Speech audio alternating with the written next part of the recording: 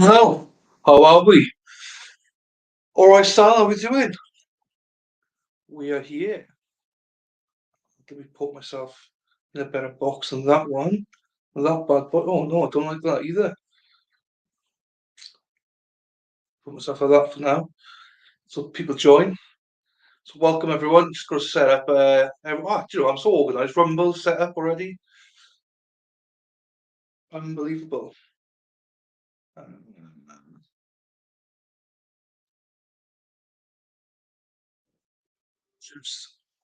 someone. Anyone that's new to this trial as well, I did a little short video. You could, it's only like 8 minutes or whatever it is. You can dash onto that if you want, because it's not going to wait. Probably going to start about 5 past, something like that. Going to wait a few minutes, see if we drum up some business. I've just tweeted out, so hopefully some people do come in. Why have I got this now?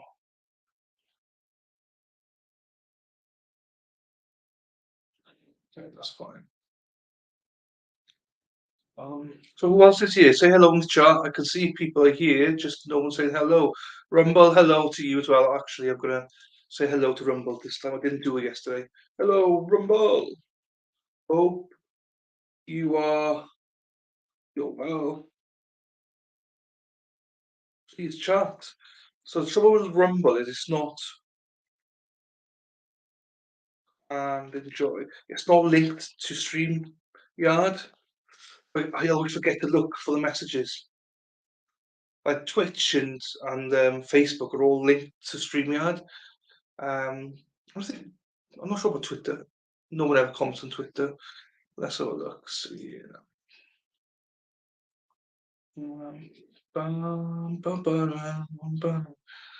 So I've got to sing myself instead in case I get copyrighted. Where's my profile there? Has it gone live? Yes, it's live now on Twitter. Happy days, 0 views. Brilliant. Right. So we're super excited. Day two. I'll say there's a video. If you do want to watch it, it's just quick, very quick best bits thing. You can watch it tonight, tomorrow, whatever, doesn't matter. But I thought it was quite funny. Um, I'll try and do some clips when I get a chance. Spider Girl, how are we doing, Spider Girl? Are you going to fall asleep today, or did you have a good night's sleep, Spider Girl? I hope you did. I know you were tired yesterday. There's nothing worse than being tired. Oof. I was tired. I was dropping off earlier on. Oh no. Oh, right. Sorry, Lil. Hang on. Let me put this right. Lily, how are you? Can you hear me? Yes, can hear you. Perfect. Yeah. Brilliant. Good. Hang on. We got Big Mike here. Big Mike, how we doing, son? Nice to see you back. I thought we'd lost you forever. What do you mean, Bay? I'm here, man.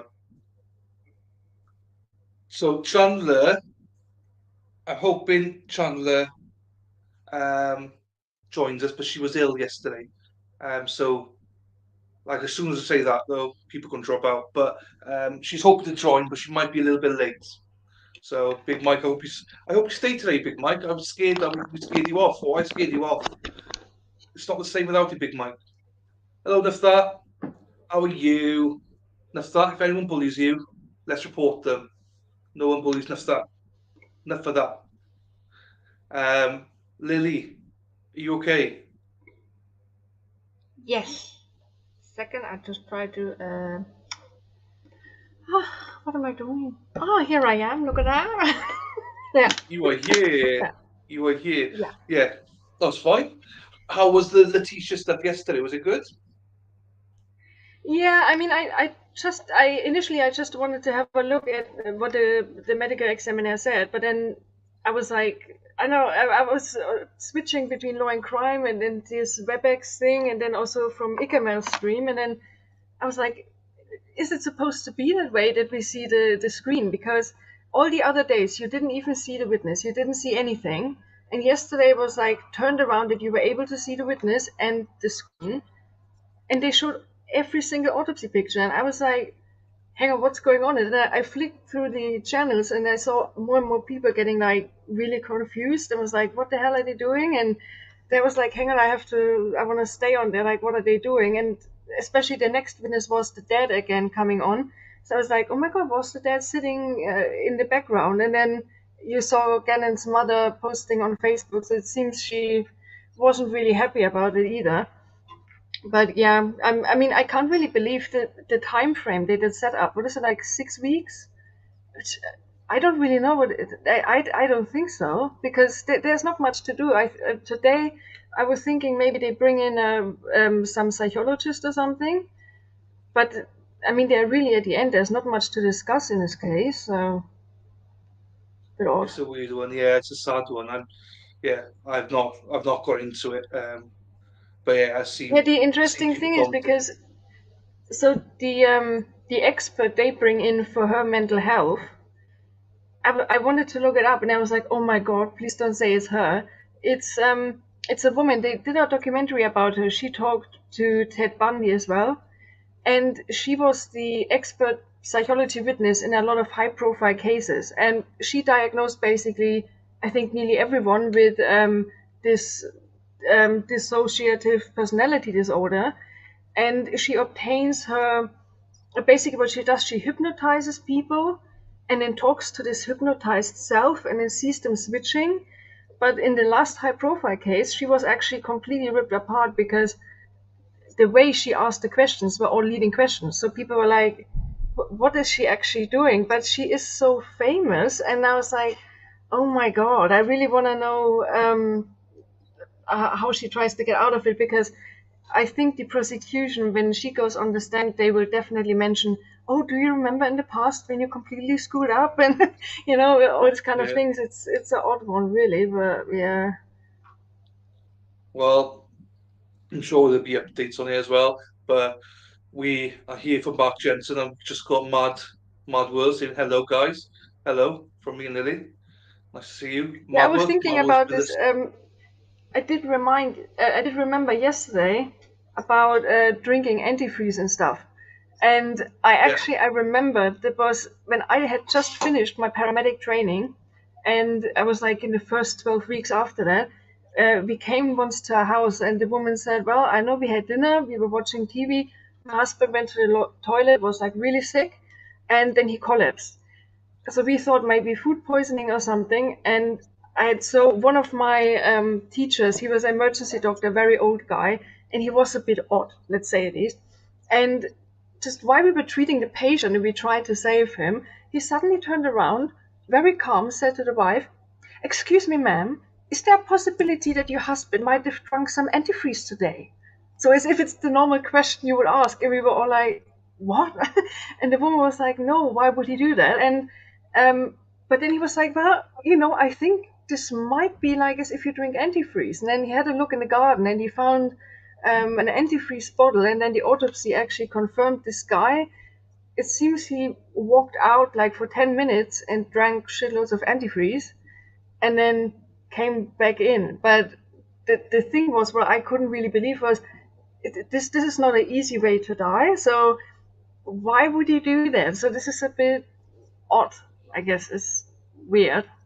But it was the only case. Like my colleague, he worked for 25 years in emergency service, and he said he had never seen a case of antifreeze. I was like, okay, this is not the number one you learn in your education, like, jeez. mm, yeah. You don't hear too much about it. It's a bit scary when you think about it.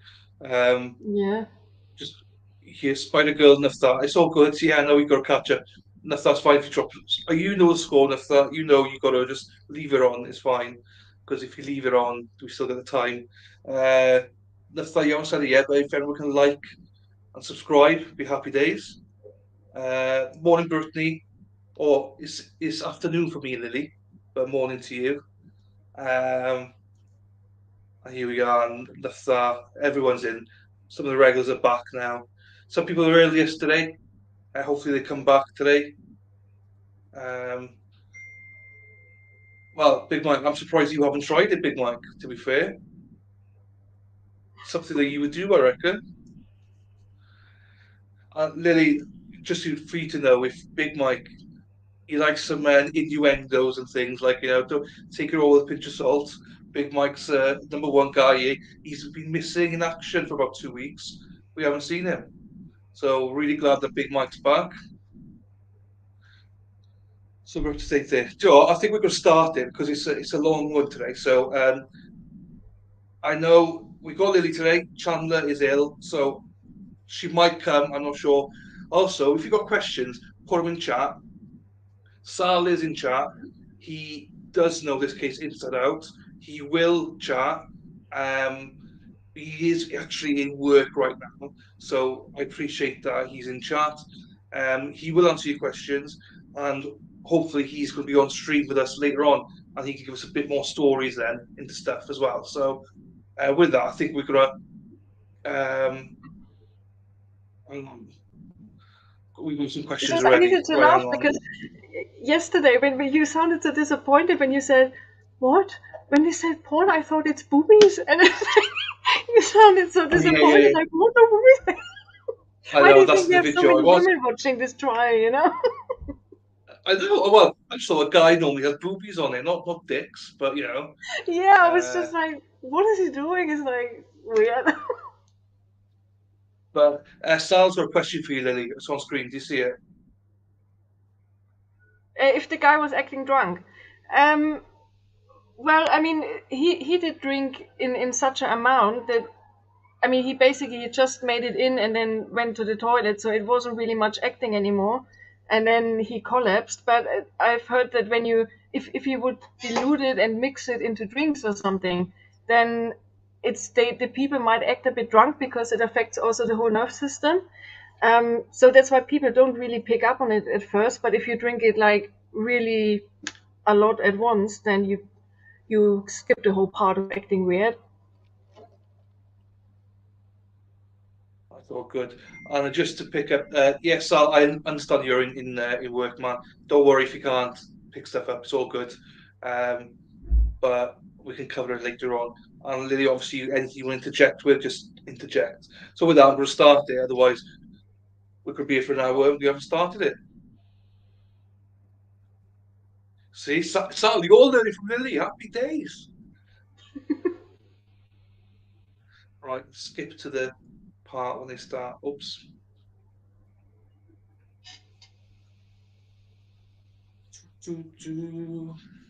So we're nearly there, right? And I've got to keep an eye on Rumble. People tell me Rumble because no one's in chat, but that's fine. There's 3 people watching in Rumble. Rumble, I normally get a lot more viewers on Rumble than do YouTube. Oh, fuck off. Don't start this now.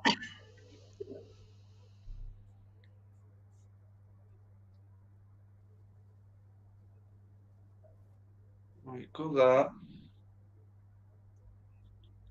That's better there. For me, anyway.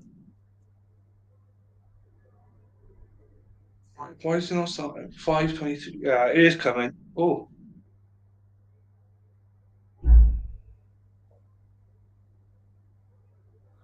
There's an announcement at 6 o'clock. Oi, oi! Here's Karen Edwards. Carowin's from my neck of the woods. Cheap internet. No, it's good internet, my son. It's one of the best BT fibre, boy. So welcome to Carowin. He's dropping in now and again. So Carowin's just down the road from me. He's got an interest in this as well, which I didn't know about, which is great.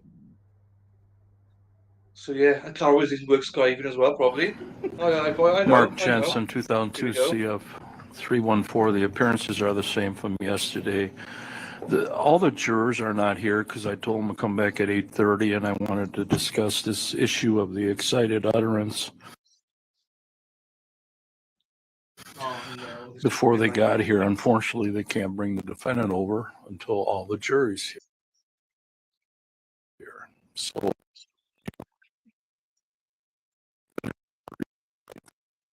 to be here. You're gonna wait. Have to wait for him. All right, then we will Thank you. wait. So I should have told the jury to be here at 8:15, and then Well, I had no place else to be anyway, so I'm okay with me. Well, the best thing to do this is we could just skip it now to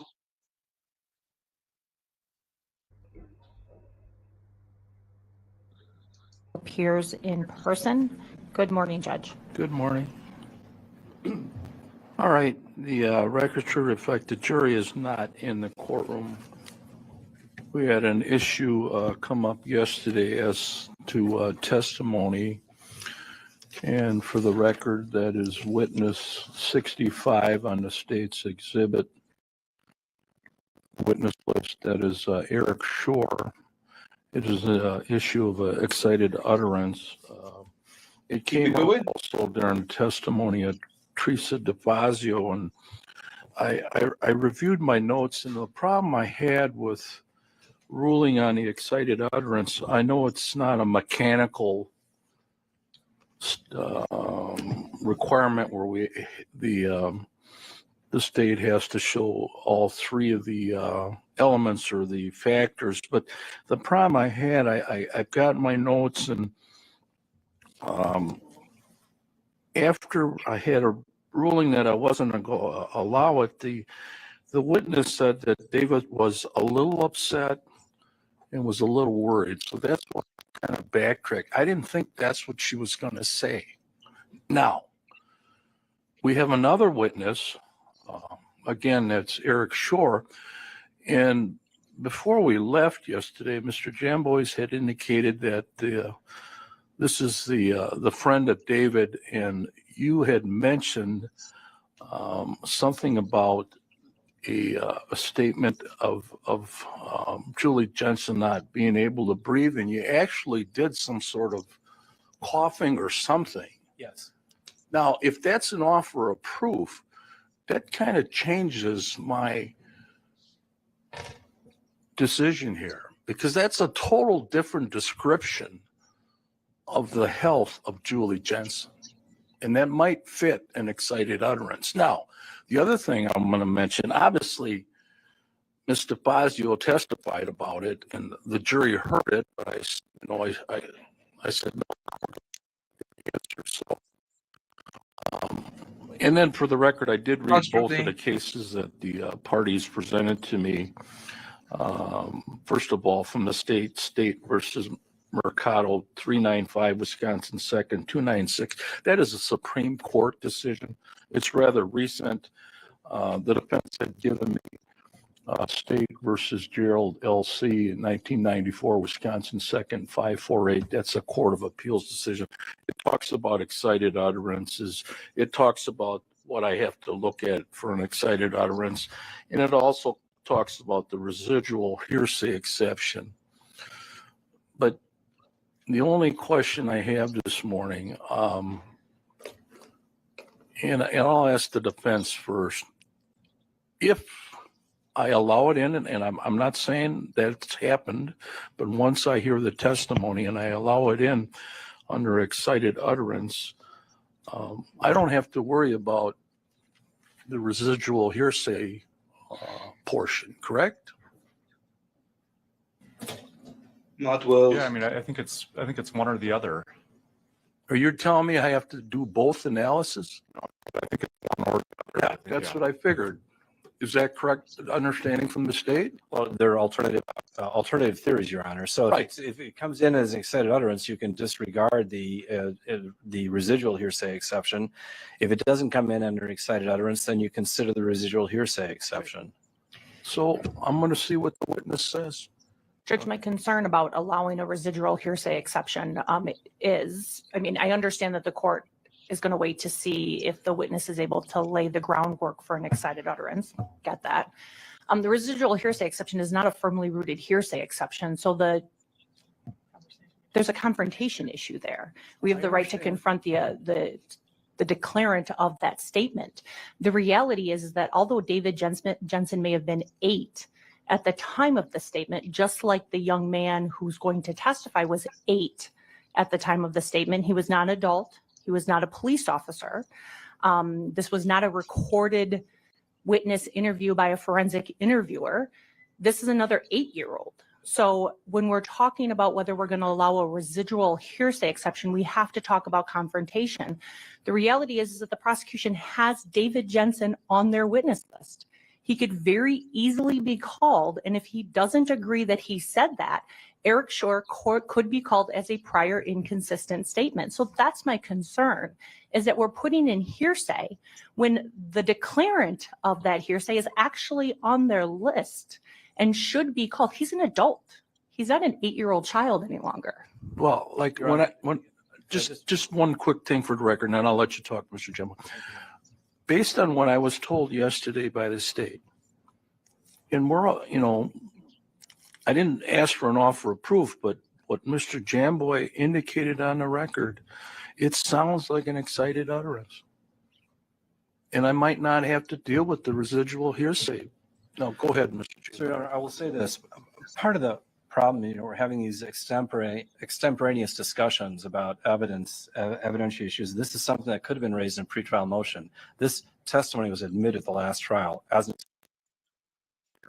And it was my understanding that if the defense is going to be challenging any of the previous evidentiary rulings by Judge Schrader, they were going to bring a pretrial motion on the issue. And we could have had then briefing on this subject. So let me just respond to defense counsel's argument about the confrontation clause. Let me be very clear. The confrontation clause has not one single thing to do with a conversation between two 8-year-old children. A confrontation clause only applies to testimonial statements. There's no court that has ever ruled that a statement, that conversations between two 8-year-old children is ever going to constitute a testimonial statement.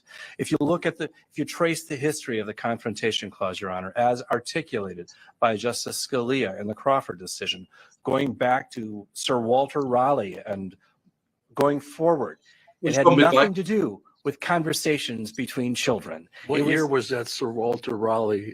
Well, I don't know, but it was based on the Marion statutes, which were established in 1503 and 1508 during the reign of Queen Mary. And I believe Sir Walter Raleigh's trial was in the 16th century.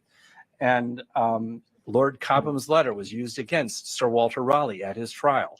And so this conversation between David Jensen and Eric Schor on December 3rd, 1998, bears no resemblance whatsoever to Lord Cobham's letter in the trial of Sir Walter Raleigh. And it bears no resemblance whatsoever to anything that's been deemed a testimonial statement by the United States or Wisconsin Supreme Court. Now, in terms of the issue of excited utterance, I could offer a further offer of proof, and that is the prior testimony from the last trial, where let me get you the page numbers, page 6 of the transcript. Let me get you the transcript date. This is the January 28th, 2008 transcript, page 6.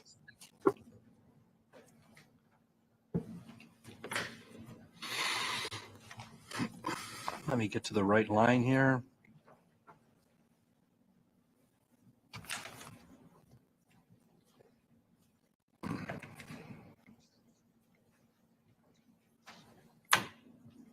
Come on, get on with it.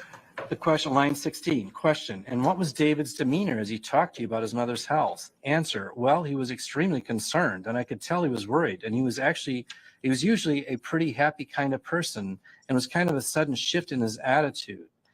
And then the next question is, can you tell us what David told you about his mother's health? And then there was the objection on hearsay grounds.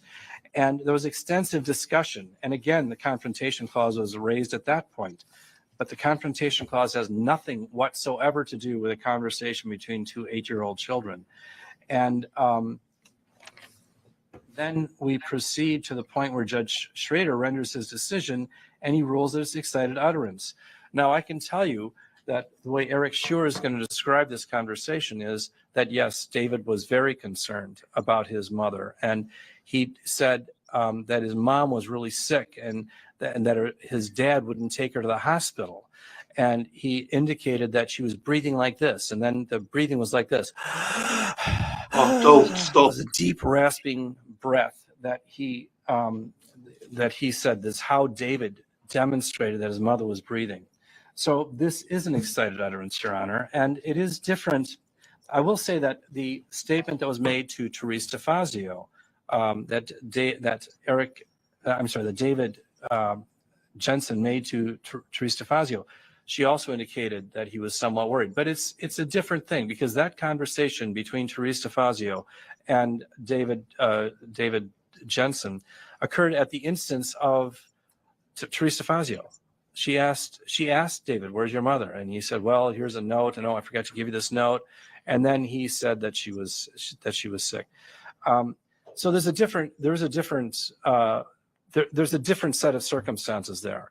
But the circumstances that surround the conversation between Eric Schur and David Jensen clearly reflect that it's an excited utterance, and it's a conversation between two 8-year-old children. It's not a testimonial statement. It has nothing to do with the confrontation clause. You know, I don't want to keep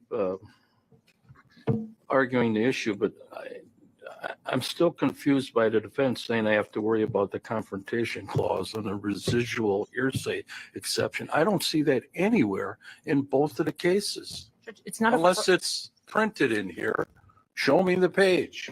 well, I can't tell you what you're looking at specifically, Judge. Looking at the case that we were going to all read last night State v. instead of Mercado. watching Gunsmoke. I don't watch Gunsmoke. I don't think I have that station. But State v. Mercado deals with a video recording of a child by a forensic interviewer. And in that case, it actually talks about how the prosecution has to make that witness available for cross-examination. It's dealing with a sexual assault case, and it relates to hearsay as it relates to children in sexual assault cases. That's not this case. This is not a statement to an adult on a video recording. So Well, the that's what Supreme Court case would trump that case. I was talking about State v. Mercado. That's the Supreme Court case. Yeah, but And I'm not talking, not in the decision. but that case has nothing to do with what we're talking about here, Judge. That has to do with the video recording of children and that statute, which requires the prosecution then to make that child available for cross-examination. What that statute allows is the prosecution to play the video on direct without calling the child, but then they have to have the child available for cross-examination. It also talks about the standards that you have to have in order to do that. Like the child has to notate that they know the difference between right and wrong. They have to notate that if you don't tell right from wrong, that there could be a consequence of that. There's a number of things that you have to actually go through to determine that a video can be played on direct. So that's what that case is.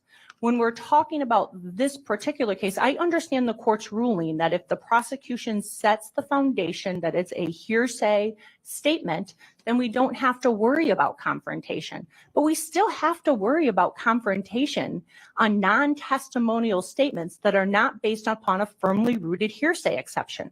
Excited utterance is a firmly rooted hearsay exception. So that's not what I'm talking about. And even Judge Schrader, in his opinion, acknowledged that the residual hearsay is not a firmly rooted hearsay exception. And what they talked about at the last trial is that David Jensen was available to testify. And if the prosecution wanted to make him available for cross-examination, they would notify the defense and then he would be available. He never testified. So in fact, the jury never actually got to hear from the declarant. And that's what I'm worried about here, Judge. I'm worried that we're using a residual hearsay exception to bypass calling a witness to allow the juror to hear from the declarant. Your statement is in the record. Again, we're going to deal with the excited utterance first. And obviously, attorneys know for the record, we got to have a startling event.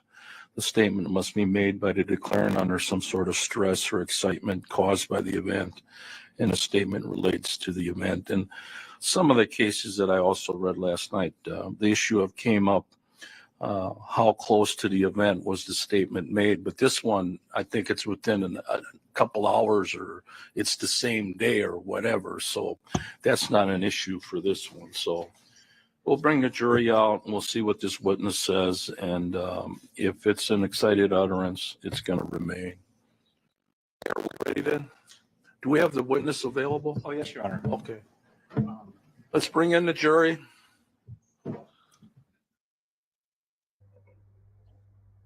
He already sounds so annoyed. He's just like, oh. No, this judge is very good. He put him in the place yesterday. Yeah, and on the video, at the end of my video, you see the lawyer attacking him. But he was so cool. The judge was so cool. He just handled it. I like this judge a lot. So far, He anyway. doesn't bother with any bullshit or anything. He's just like on point. Yeah. And that's what you'd like to see. And he's very clear to the point so far, anyway. Judge Shred. Oh, you talk about Schroeder or this judge? Oh, Schroeder. Oh, sorry, Madwell. And now, sorry, I'm a bit lost in the chat. I have to go and get myself a coffee.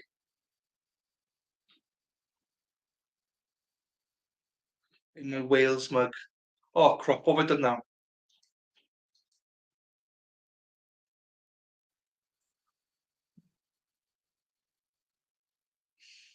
Panicking. No, that's very good. Can you see my Wales mug? Ever see my Wales mug? Oh, that's nice, isn't it? We need to get our Jim Griffin mug. I've ordered it, but I've not had a tracking thing. So I ordered it, so I don't think Jim's... because it comes from Haters, whatever, but I've not had one. I go. For the jury. I was too early, for me, it's too early to say that. I'm always going to be like innocent, but there's a few things that's a bit dodgy as well. You know what I mean? So,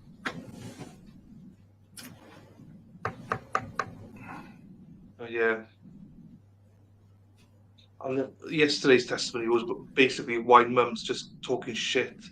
To be quite honest with you.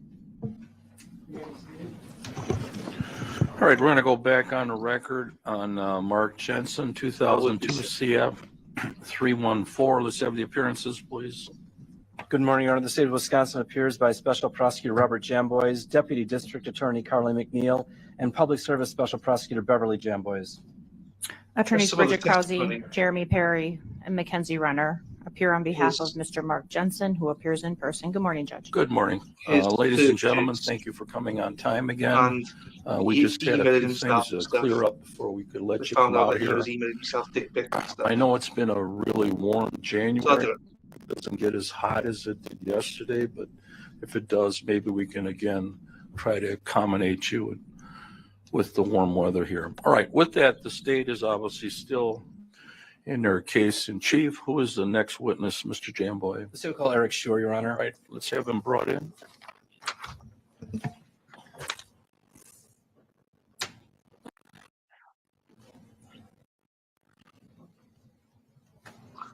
So yeah, I'm looking in my spam and junk. I can't see it.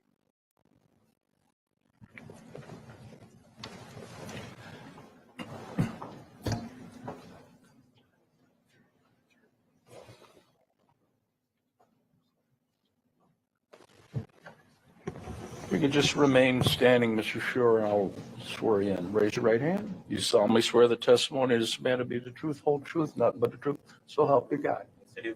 Get as close as you can to the microphone.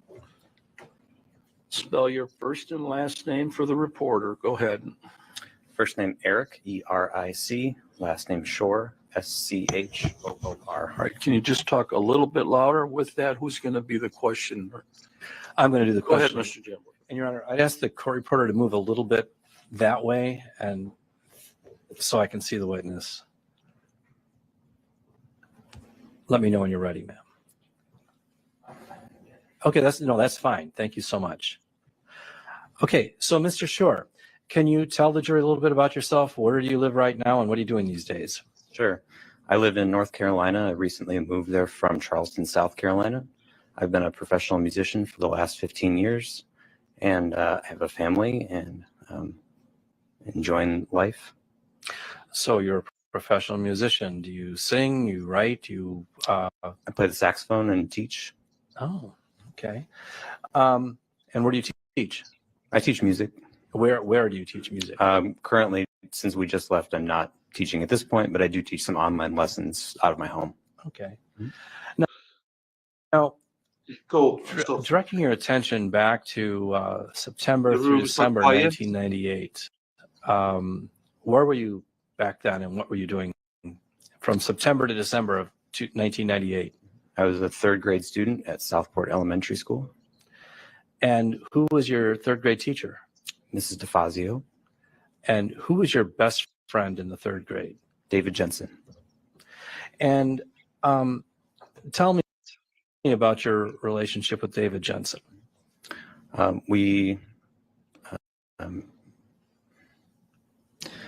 been friends at least for that school year, and we would see each other every day in school and outside of school on the weekends at each other's homes.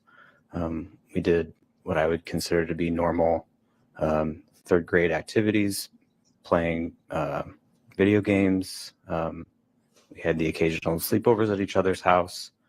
We would play outside. Did you have an arrangement for Wednesdays? I did, yes. What was the arrangement that your mothers had worked out for you two on Wednesdays? I would go to the Jensen home after school on Wednesdays, and the following Wednesday, David would come to our home, and we would alternate every other Wednesday in that fashion. So you knew David pretty well. I did. You considered him a close friend. I did. Now, did there come a time, and tell me, what kind of a child was David Jensen? David was a very positive and energetic kid. He was funny. He was, I'm not sure how else to describe him. He was funny and positive and physically active and pleasure to be around. A rather happy child? I would say so. Now, do you remember a time in early December when you noticed a change in David's demeanor? Yes, I do. Tell us about that day. There was a day at school that David informed me about his mother's health, and Well, tell me what his demeanor was like when he was talking to you about this. he was, instead of his normal upbeat, positive self, he was very grave and concerned. And What did he say to you about his mother's health at that point? he told me that his mother is sick and that his dad will not take her to the hospital. Did he mimic or show you any of her symptoms when he was talking to you? He did. He demonstrated her breathing at the time to me. Can you demonstrate what he did? I can. He demonstrated a breathing that was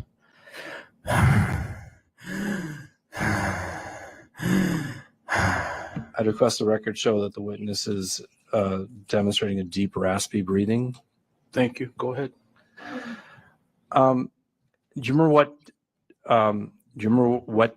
Did you remember hearing about the death of Julie Jensen? I do remember hearing about her death, yes. In this conversation that you had with David, or when he was telling you about his mother like that, do you remember how much time elapsed between the point where David was telling you that and the point where you heard that David's mother had died? The conversation took place somewhere between 1 to 2 days before I was informed of Julie's death. Now, do you recall anything that had happened on the Wednesday preceding Julie's death? Specifically on Wednesday,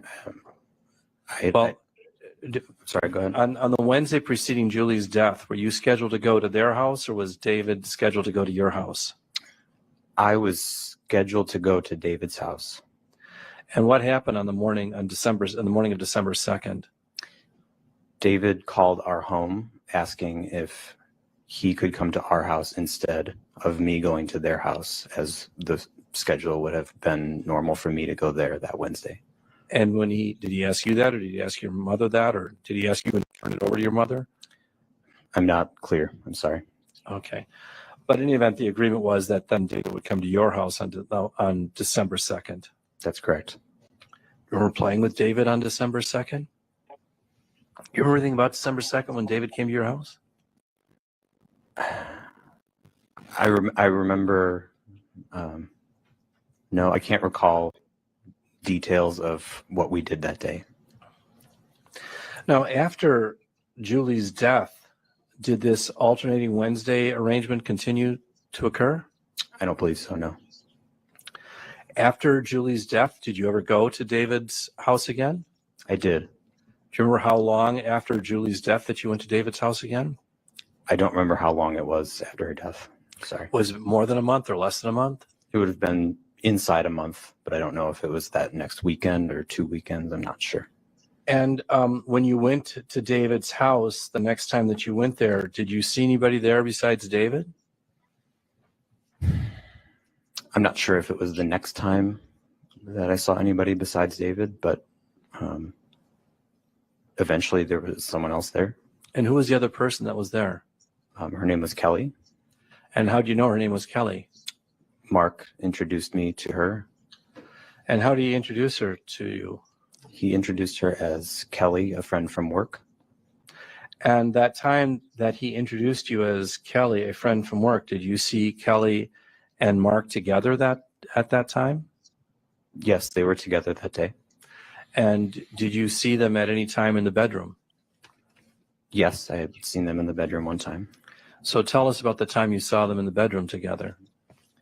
I was walking past the bedroom door and saw Kelly laying on their bed.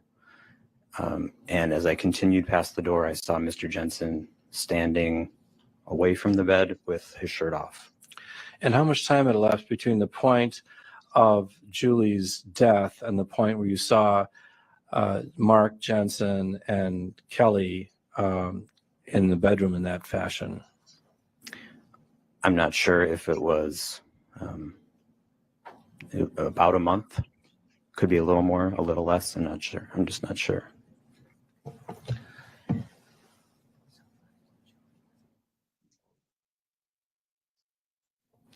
So when you would go to visit David at the Jensens, can you tell us how Julie was when she was there with you? I remember Julie being very positive and engaging with us as kids. She was not an absent style parent. She was not an absent style parent that just left us to our own. She cooked food for us or took us somewhere else to play if we were going to go to a park or, for example. So you would say that she was more of an involved parent than a hands-off parent. Yes. Would you just, how else would you describe her? Just think of some of the adjectives that apply to her as a mother and as a person that was watching you and David. Positive, upbeat, kind, sensitive. Did you ever play with Douglas when you were over there with David? Occasionally, sure. Did Oh, David that's seem big, Mike. very So, close to his mother? Yes, And his mother seemed very close to him. yes.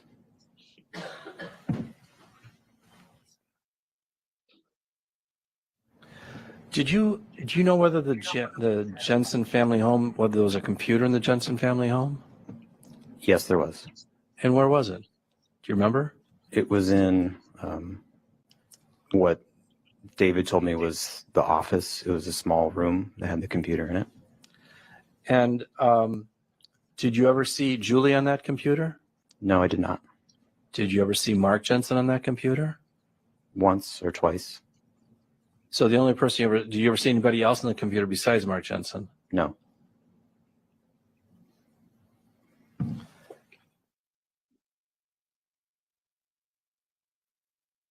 Thank you, Mr. Shore. I don't have any further questions. Cross-examination? Mr. Shore, I want to talk to you a little bit about that time you saw Kelly Labonte at the Jensen home. Okay. You told this jury today that you saw Kelly Labonte laying on the bed. Yes, ma'am. You also testified about this case in January 28th of 2008.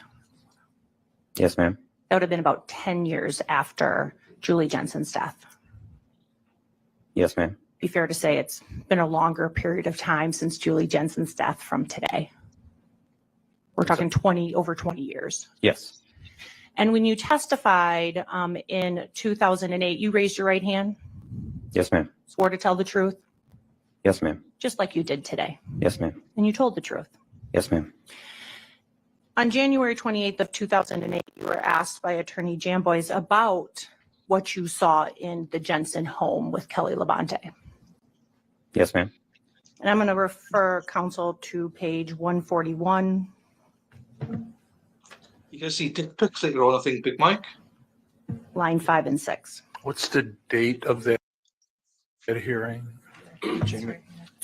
January 28th, 2008. Go ahead. And Mr. Shore, you were asked, and what were they doing? And your response was, from what I can remember, they were standing there. Okay. You also were asked questions about anything else you had seen on that day. Okay. And you said you had maybe seen them in the bedroom for 1 to 2 seconds. Okay. Okay. You were also asked if you observed them embracing, Okay. and you advised that you had not seen them embracing. Okay. Sir, I also want to talk to you about the times you saw the Jensens in their home. Okay. You said that you were friends with David Jensen. Yes, ma'am. You were also a neighbor Relatively. in the same kind of area. Within a 10-minute drive. Yes. You weren't across the street. Correct. So your parents had set up, or your mothers had set up this Wednesday schedule. Yes. That's not the only time you were at the Jensen home. Correct. You also went on the weekends. Correct. And would it be fair to say that on the weekends is when you mostly saw Mark Jensen? In relation to, Wednesdays during the week. I can't be sure. I'm sorry. That's fair. And when you were at the Jensen house, I think you said you did things that normal kids would do, video games, right? Yes. Playing outside, Yes. being in the pool. We were in the pool on occasion. Yes. And when you were in the pool on occasions, Miss Jensen was not in the pool with you. As far as I can remember, no, she was not. She would kind of watch from the outside. I can't recall where she was at the time that we were in the pool. So you don't always remember seeing her. You're asking if I remember seeing her while I was in the pool? Correct. I cannot always remember seeing her while I was in the pool. You did see, though, Mark Jensen in the pool. Yes. He would be in the pool with you and David. On occasion, yes. Not every time, Correct. but if he was home and available, he would also be in the pool. On occasion.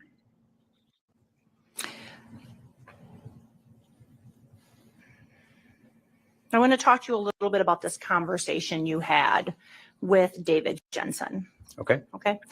The first time you talked to anyone about this case would have been a few years after Julie Jensen's death. I'm not sure what you mean. Talk to anybody about anything that had happened? That was a bad question. The first time you talked to any law enforcement or the prosecution in this case would have been a couple of 2 to 3 years after Julie Jensen's death. As far as I can remember, it was years after that I talked to law enforcement. Yes. You never talked to Detective Ratsberg in December of 1998. As far as I can remember, I did not. And the first person you actually spoke to in this case was Attorney Jamboys. I can't remember if that was the first person I spoke to or not. Do you remember going and speaking to Attorney Jamboys with your mother sometime in 2003? I don't remember if it was 2003, but I remember having the conversation. Yes. And no law enforcement was present at that time? I can't be sure if there was or was not. At that time in 2003, you would have been what, 13 years old? Yes. You didn't write out a statement? I did not. You didn't write the things that you would remember being told? I did not write anything like that. You didn't write how you observed David Jensen to be breathing, mimicking his mom's symptoms? I did not write that. No. Since the time that you met with Attorney Jamboys and your mother, you've spoken to other people about this case. Sorry, can you repeat the question? You've spoken to other people about this case. At some point, yes. And you've heard other people talk about this case, Yes. including people that you went to school with. It's hard to recall if anybody I went to school with talked about this case. I don't have a memory of anybody talking about it. I mean, did you overhear parents talking about the case? Also hard to say. I don't recall. You never wrote down any notes when you were 8 years old as to what David Jensen. That's correct. You never wrote down any notes when you were 8 years old as to what day he told you this. That's correct. I did not. You told your mom about what you had heard, From David? correct? Yes. And a police detective spoke to your mom. I can't be sure of that. I don't know. You weren't home when they spoke to your mom? I don't know. That was back in 1998. I don't know. No, I'm just saying that the incident happened in 1998. Is that why you don't know or don't remember? I don't know when detectives spoke to my mom. And when the detective, you don't know when, but you do know your mom did speak to a detective? I'm not sure. I don't know if she did or did not. Did you talk to your mom about this case? Have I ever? Yes. Yes. And since the incident in 1998 and since your conversation with Attorney Jamboys sometime in 2003, 2004, you've never written a statement as to what you heard That's correct. or what you saw. That's correct.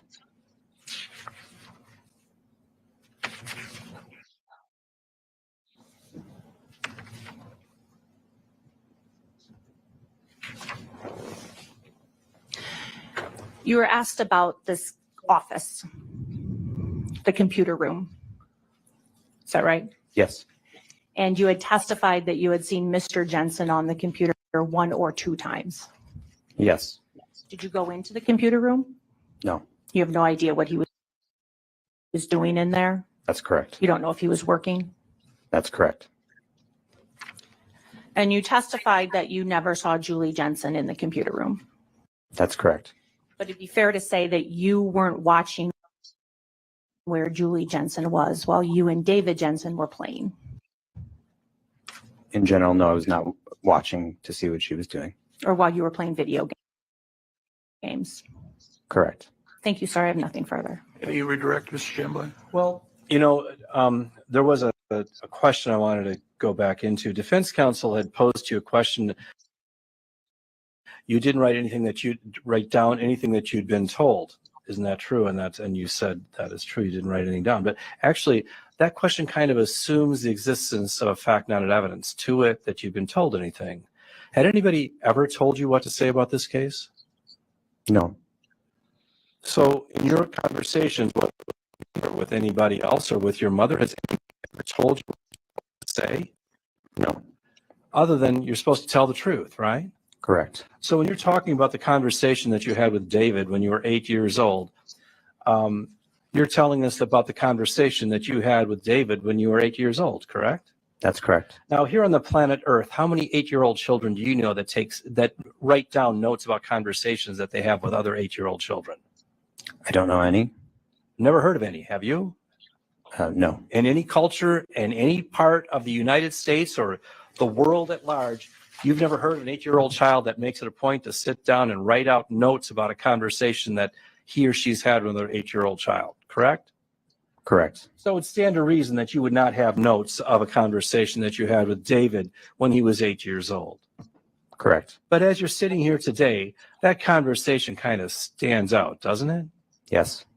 You've never had a conversation like that with any other 8-year-old child at the time, did you? That's correct. I did not. And David's demeanor was quite a bit different when he talked to you about this, wasn't it? Yes, it was. It was something very serious and grave to David, wasn't it? Yes, it was. Did he appear to you be frightened and concerned? Objection, Judge. I think he's leading. Why don't you rephrase it, Mr. Jambo? What was his demeanor when he was talking to you? Objection asked and answered. Well, you went into it on cross, And he trying just to question. asked Can that I question. finish? Sorry, Judge.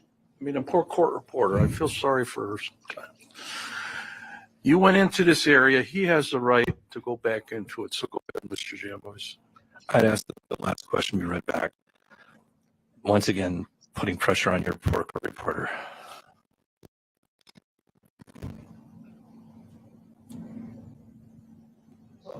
You know the question. Just ask again. David's demeanor was grave, concerned, nervous, worried. And now those are among the reasons that you still remember that conversation today.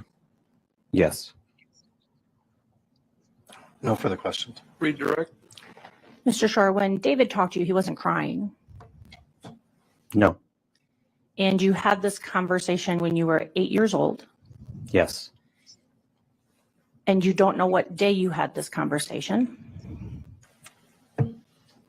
I can pinpoint it to within 48 hours of December 3rd, but I can't be sure if it was one day before or 2 days before. So you don't know what day you had that conversation. Correct. You don't know what time you had that conversation. The exact time? Correct. Correct. You don't know where you were when you had that conversation. I do know where I was. Where were you? I was at school on the playground. So you were at school on a playground with David Jensen when you had this conversation with him. Yes. And I understand that you wouldn't have taken notes in 2000 or 1998, sir, but at no point have you written down what you remember from that day. Correct.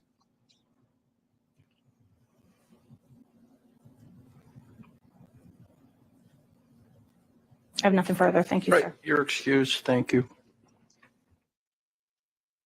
Go to the stand. What number is that for me?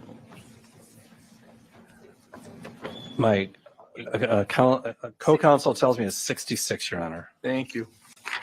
She's got the list.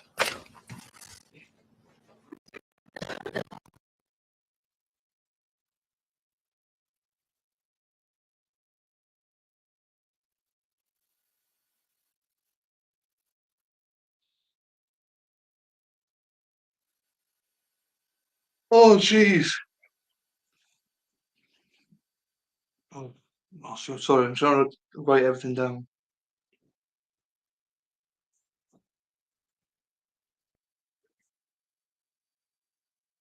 Sorry, who's this one now?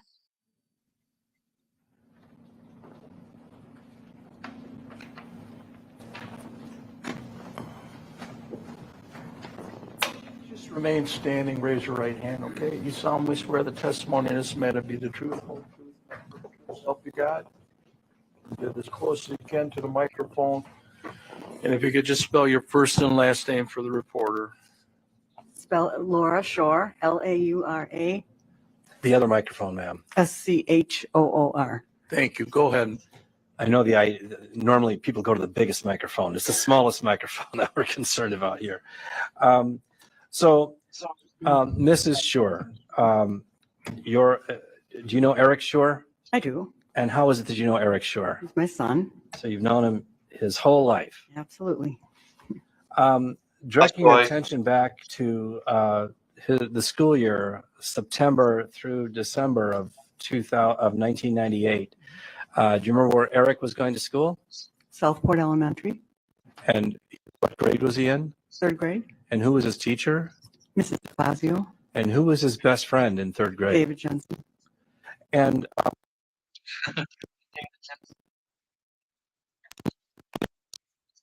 tell us what your recollection, what your memory was of Julie Jensen.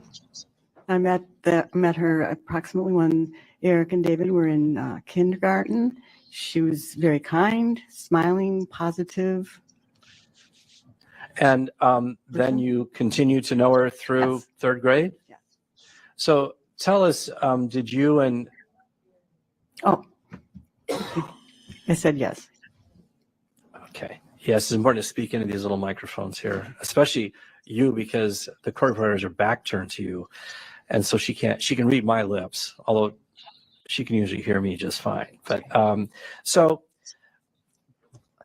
tell us about any arrangement that you and Mrs. Jensen had with respect to your children playing together. We would exchange homes on Wednesdays. So tell us what that means.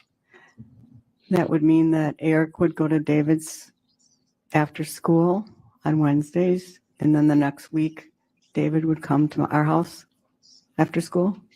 And then when the children were done playing, like when David would come to your house after school on Wednesday, would somebody pick David up, or would you deliver David back to his parents' house? Julie would pick him up. Okay. And when they were playing at her house, you would pick Eric up? Correct.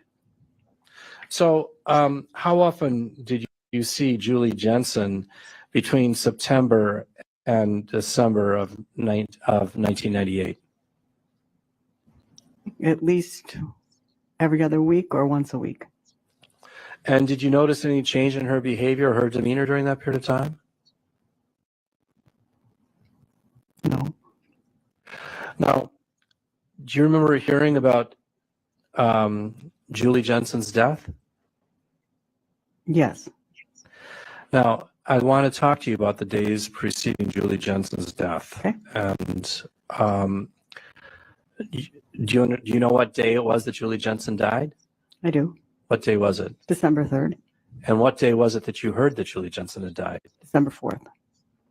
And was it early in the morning or later in the day that you heard that Julie died? It was approximately, let's see, probably 9 o'clock in the morning. By that time, Eric had gone to school already? Yes. So switching gears to December 2nd, do you remember anything unusual that happened on December 2nd, which was a Wednesday, correct? Yes. Okay, so the Wednesday Oh, preceding December 3rd, December 2nd, can you tell us what happened on December 2nd? David called our house in the morning before school and asked, and Eric answered the phone and talked to Eric directly and asked if he could come to our house after school instead of Eric going to their house after school, as that was the original plan. And do you know why David was asking this? He said his mom was sick. And did you agree that David could come to your house on Yes. December 2nd? And do you recall him coming to your house on December 2nd? Yes. Yes. Did you notice anything unusual about David on December 2nd? No, they played in Eric's room. I didn't. And then the next day, David and Eric went to school, December 3rd. Yes. And now, anytime before you heard about the death of Julie Jensen, had you had a conversation with Eric about a conversation that he had with David? Yes. On December 4th, the morning before school, Eric came to me and said, "Mom, David told me his mom is sick and she's breathing." And he did a deep kind of thing, and his dad won't take him to the hospital. So that you're sure that conversation between you and Eric occurred on the morning of December 4th. Yes. And later later within the hour or so, you heard that Julie had Within died. a couple hours. Yeah. hmm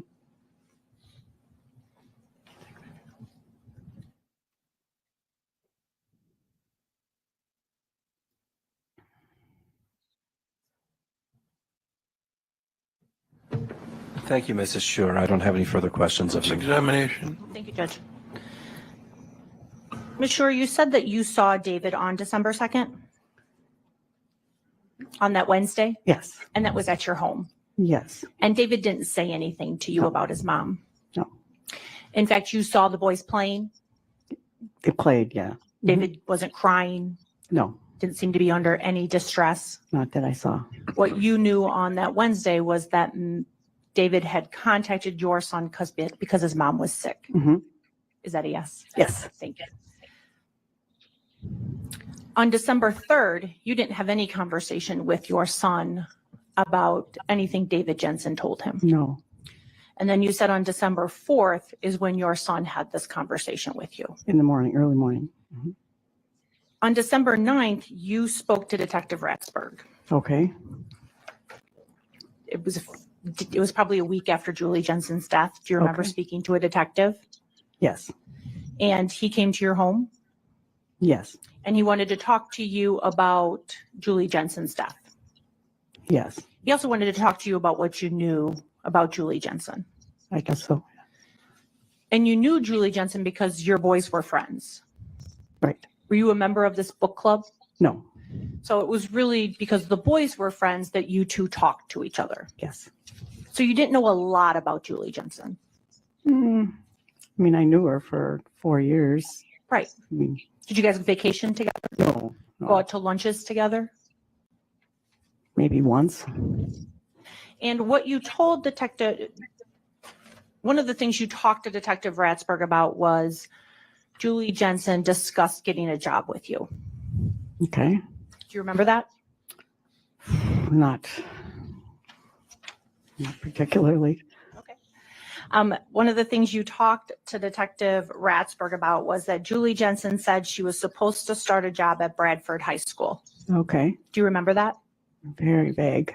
Do you remember telling Detective Ratsberg that she told you she was going to start on She does. December 7th? No, I don't remember that specifically. That's fine. But you do remember talking to Detective Ratsberg Yes. and him asking you questions. Yes, but I don't remember the conversation. You don't remember the questions, but you remember him Correct. asking you questions. Correct. And he was taking notes on what you said. I guess so. Were you answering his questions truthfully, if you Objection. remember? Of course, yeah. This is all irrelevant unless, is there some prior inconsistent statement? It's, I don't have to just cross her on inconsistent statements. No. but she's got to cross her on something relevant. How is it relevant that she spoke to Detective Ratsberg at some Well, point? maybe she's trying to see what was said to the detective at that time. We Thank had you. this yesterday. In Kind Your of Honor, one what was rule. said to Detective Ratsberg was hearsay. So if she wants to ask her about the topic of conversation, if she can ask her to Julie Well, maybe Jensen. there's a statement. I don't know. So we'll I'm- see where we're going. I'm asking the declarant what she said to Detective Ratsberg. Thank Which you. is Judge. hearsay. And so what she should ask the declarant is, did Julie ever talk to you about getting a job?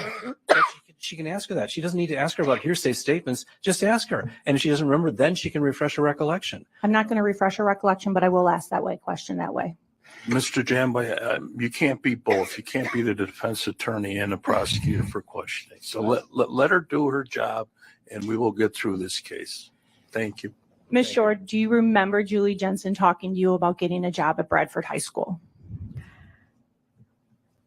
Right now, I can't remember.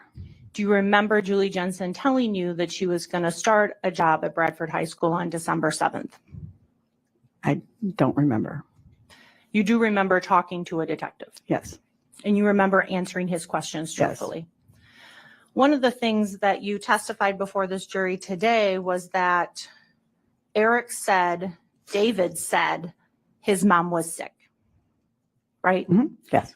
And Eric said, David said, my dad won't take her to the hospital. Yes. When you talked to Detective Ratsberg, you didn't tell him that Eric said, David said, Mark Jensen wouldn't take her to the hospital. Okay. Is that true? I don't remember. Counsel, can you direct me to the document you're referring to? Police reports. Okay, what page? Page 17 of Detective Ratsberg's report.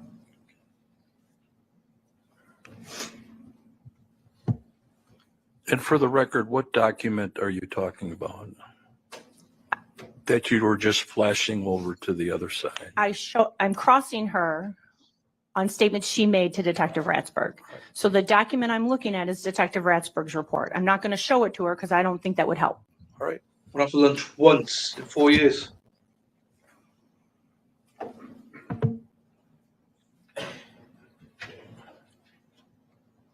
Did you talk to Julie Jensen about her concerns about Douglas going into daycare?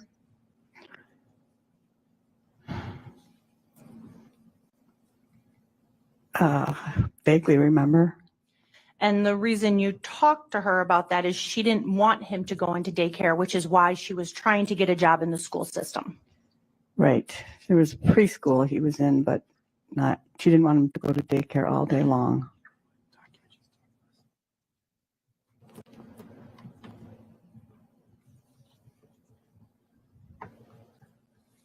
And again, you had a chance to see David Jensen on December 2nd.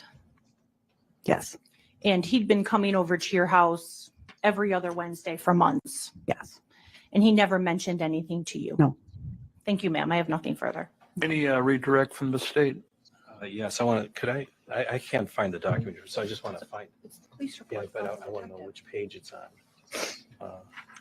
Quite quick and snappy. But this DA is an absolute arsehole. You can just tell.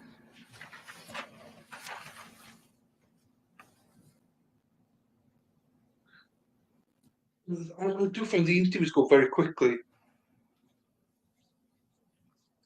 In most of them, I'm just like, well, what's the point of half these interviews?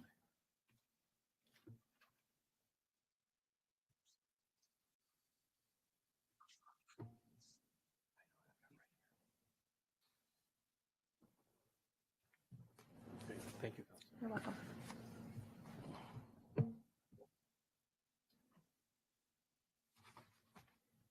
Come on, snaps now.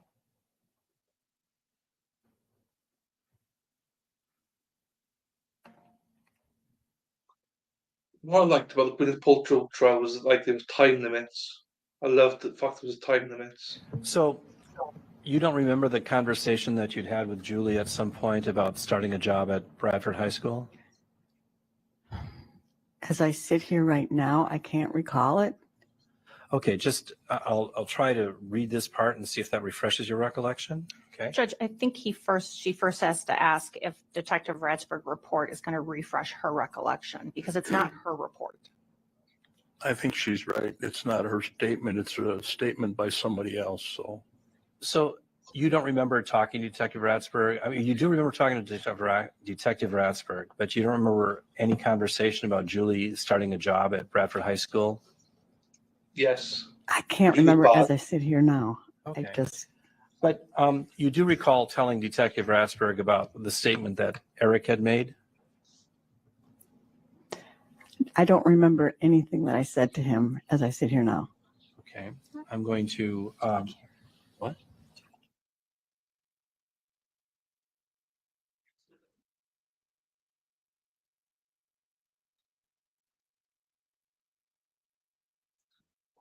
Come on. When you spoke to Detective Ratsburg, do you remember that, Yeah, say how hi, you Chuck. described the conversation that you'd had with Eric about what David had told him?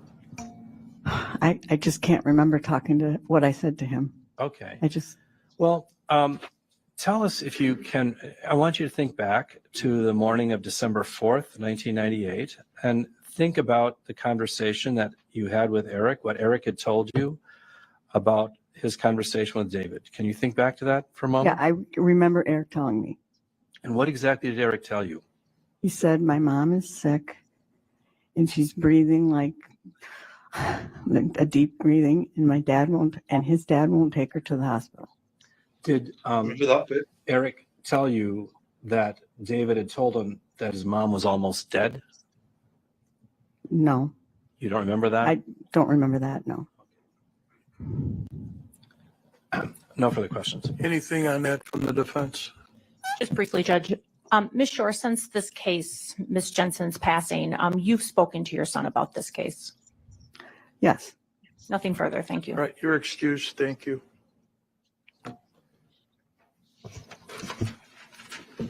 Okay. I don't know what to say so far.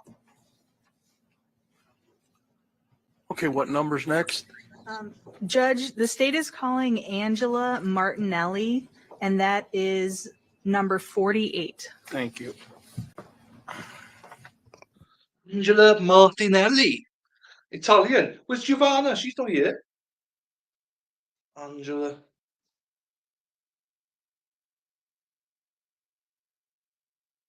Giovanni. Angela Giovanni. Right.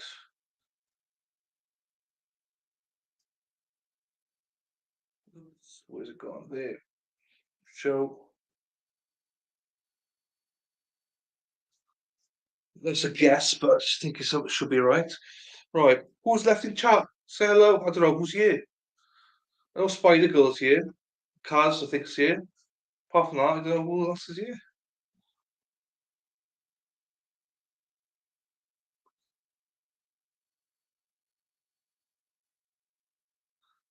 We don't bite. Standing, Right. raise your right hand.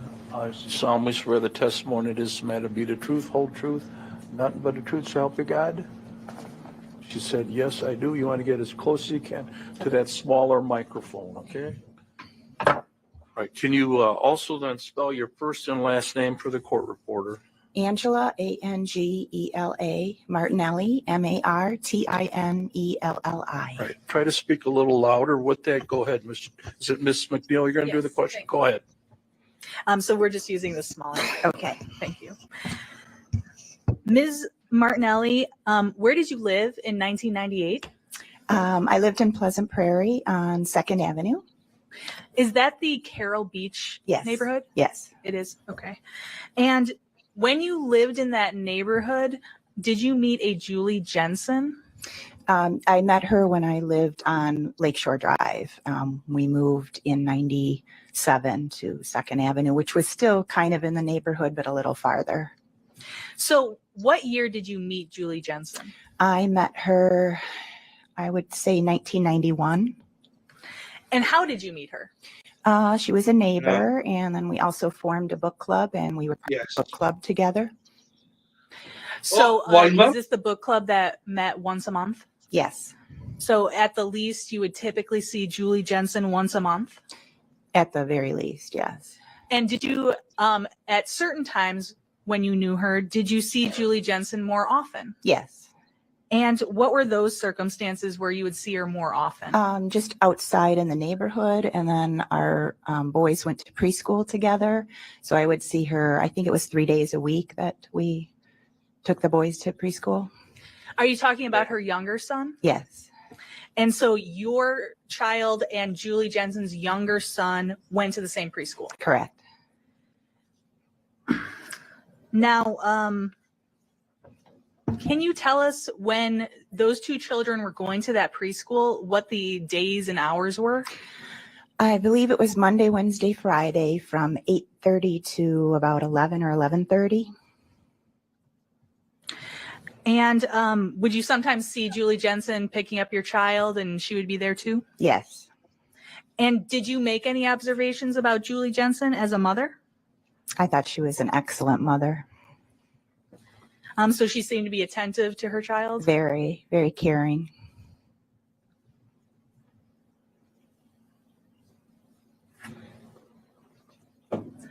And is there any point in time where you thought Ms. Jensen's personality changed in any way from what you observed? No. So now I'd like you to think to the last time you would have seen Julie Jensen alive. Do you know when that would have been? That would have been November 20th. We had lunch together with the kids. And is this a lunch where you went out to a restaurant? Yes. After we picked up the boys from preschool, we went out to lunch. So pickup time, is that around 11:30? 11 or 11:30, yeah. And then you went to eat lunch somewhere? Yes. Do you happen to remember where? Stars and Stripes restaurant. All right. And how did you end up going to lunch with Julie Jensen? Do you recall how it got set up? She invited me. She called and invited me. And when you were eating lunch, do you recall any topics of conversation or anything? I remember we were talking about Thanksgiving that was coming up and that she was baking pies for Thanksgiving. And did Julie Jensen eat lunch with you? Yes. So she wasn't refusing to eat or anything like that? No.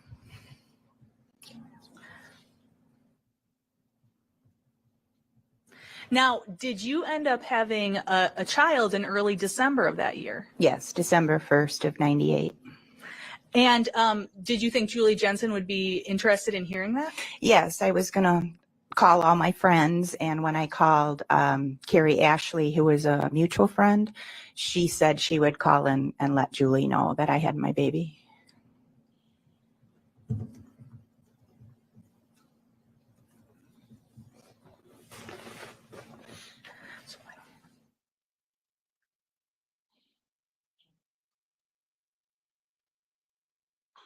One.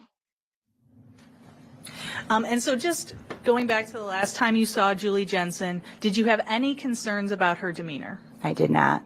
And how would you describe her demeanor? She was always a very soft-spoken, calm, just a very caring, kind person. And the children were actually at the lunch, her youngest child?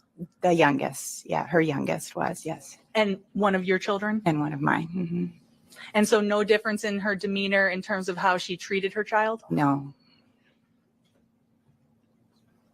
I have no further questions. Cross-examination.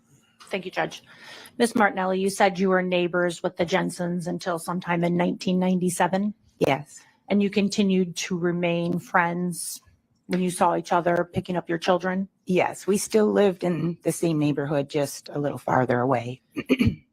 And although you knew Julie Jensen and did this book club with her, your families didn't like vacation together. No, we did go over to their house for dinner. So you knew Mark Jensen also? Yes. Now, you said you've known Julie Jensen since 1991 when you were in the same neighborhood. Yes. And the last time you spoke to her was this lunch on November 20th of 1998. Correct. And you both had 3-year-olds at the time? Yes. It'd be fair to say that when you have a 3-year-old and you're eating lunch, you're also helping your 3-year-old eat lunch. Yes. Make sure they're eating their food. Yes. Make sure they're sitting still, Yes. not running around the neighborhood Correct. or around the restaurant. And that's something you and Julie Jensen also did. Yes. Now, she said that she was making pies for Thanksgiving. Yes. She never mentioned any concerns about eating or drinking when she was talking to you. No. In fact, Julie Jensen's the one that did most of the cooking in that Jensen household. I don't know. And for Thanksgiving, she talked about how she was going to make the pies. Correct. When you talked to Julie Jensen, you didn't have conversations about problems in marriages. No. And Julie Jensen never complained to you about any problem in her marriage. No. She never talked about any affairs. No. She never said on November 20th of 1998 that she was afraid of her husband. No. She also never talked to you about depression No. or her own depression. No. You were at the November Book Club? I was not. You were not at the November Book Club. Were you at the October Book Club? Yes. And did you miss other book clubs? If you remember. Rarely. It's fair to say that the people in the book club sometimes missed book clubs. Yes. They might have had family issues, Correct. work obligations. Yes. Did you keep track of who came or didn't come No. to a book club? No, not really. Had you been at book clubs at the Jensen's house before? Yes. You never saw any unusual behavior at the Jensen home? No. Never saw Mr. Jensen angry with his wife, No. yell at his wife, No. demean his wife? No.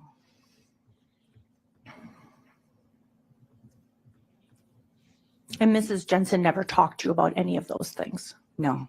Never expressed any concern? No. And that includes on November 20th? That's right. Thank you, ma'am. I have nothing further. Thank you. Anything else from the state? No, Your Honor. All right, you're excused. Thank you.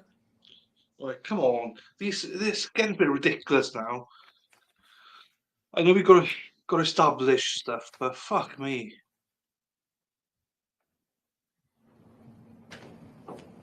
Our next number. That would be the state is calling Joseph Manji, number 46. Thank you.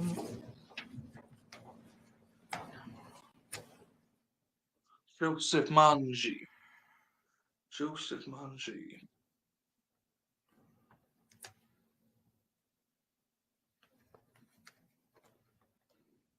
I don't know. There's so many other things they could talk about. Why are we talking about like 25 years ago when obviously they don't remember what happened? And if they do remember, it's like, do you really remember?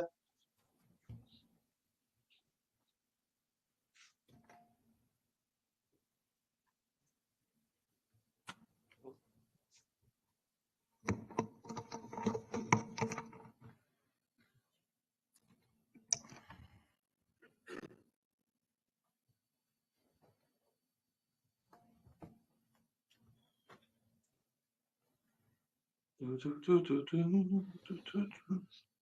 if you could remain standing, sir, I'll swear you in. Raise your right hand. You solemnly swear the testimony in this matter be the truth, whole truth, nothing but the truth, so help you God. I do. Thank you. You can have a seat.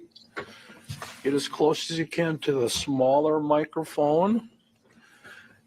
And if you could spell your first and last name for the court reporter. It's Joseph Mangi, JOSEPH Thank you. That's what I Who's had. doing the questioning? I am Judge. Go ahead, Ms. McNeil. Mr. Mangi, during your career, did you work in the Kenosha Unified School System? Yes, I did. Can you tell us about your career in Kenosha Unified? It is. My wife and I came to Kenosha in 1970, and I taught reading and study skills at Washington Junior High for 1 year, and then was appointed the Dean of Students at Lincoln Junior High the following year. And 2 years later was appointed the assistant principal at Bullen Junior High. I was there for 3 years, and then I was appointed principal at McKinley Junior High. And then that was 7 years, and then at Lance Junior High for 2 years, and then Bradford High School for 18 years from 1987 to 2005.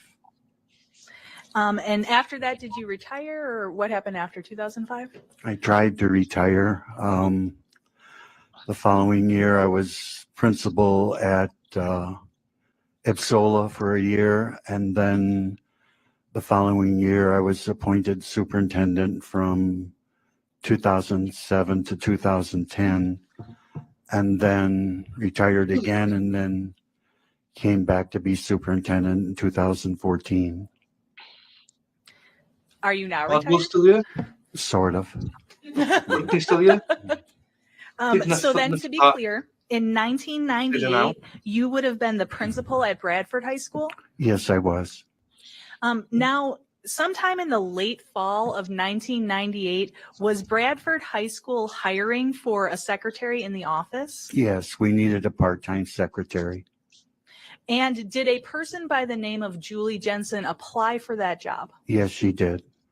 Were you part of the interview process? Were you one of the interviewers? Yes, I was the main interviewer.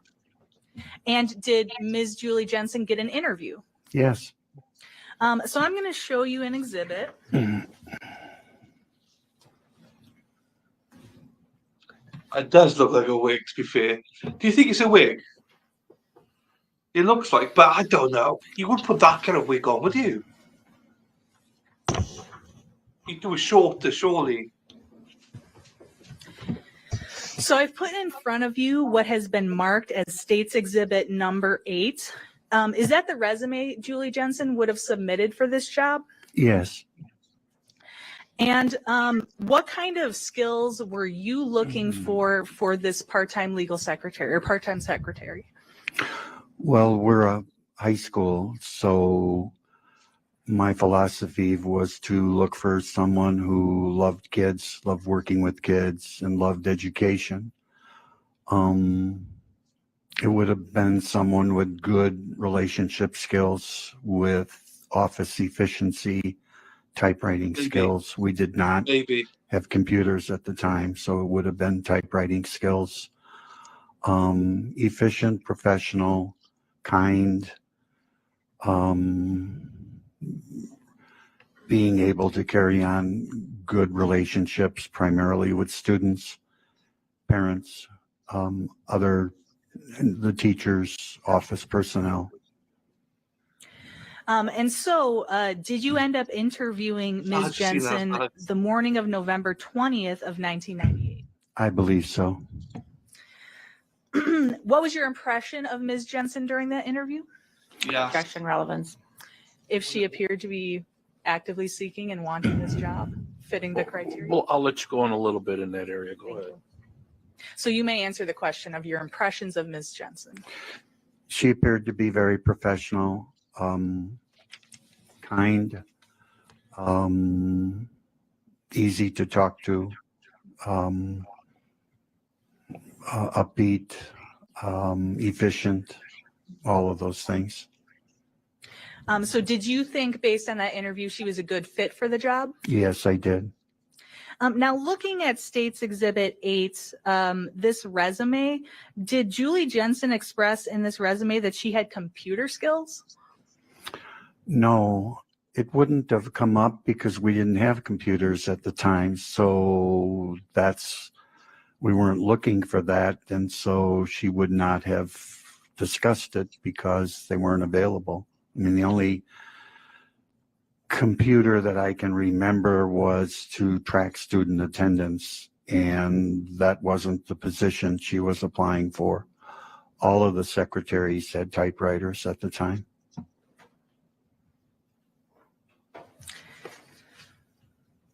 Now, as part of your trying to figure out whether Ms. Jensen was a good fit for this job, did you learn about her volunteering at Southport Elementary School?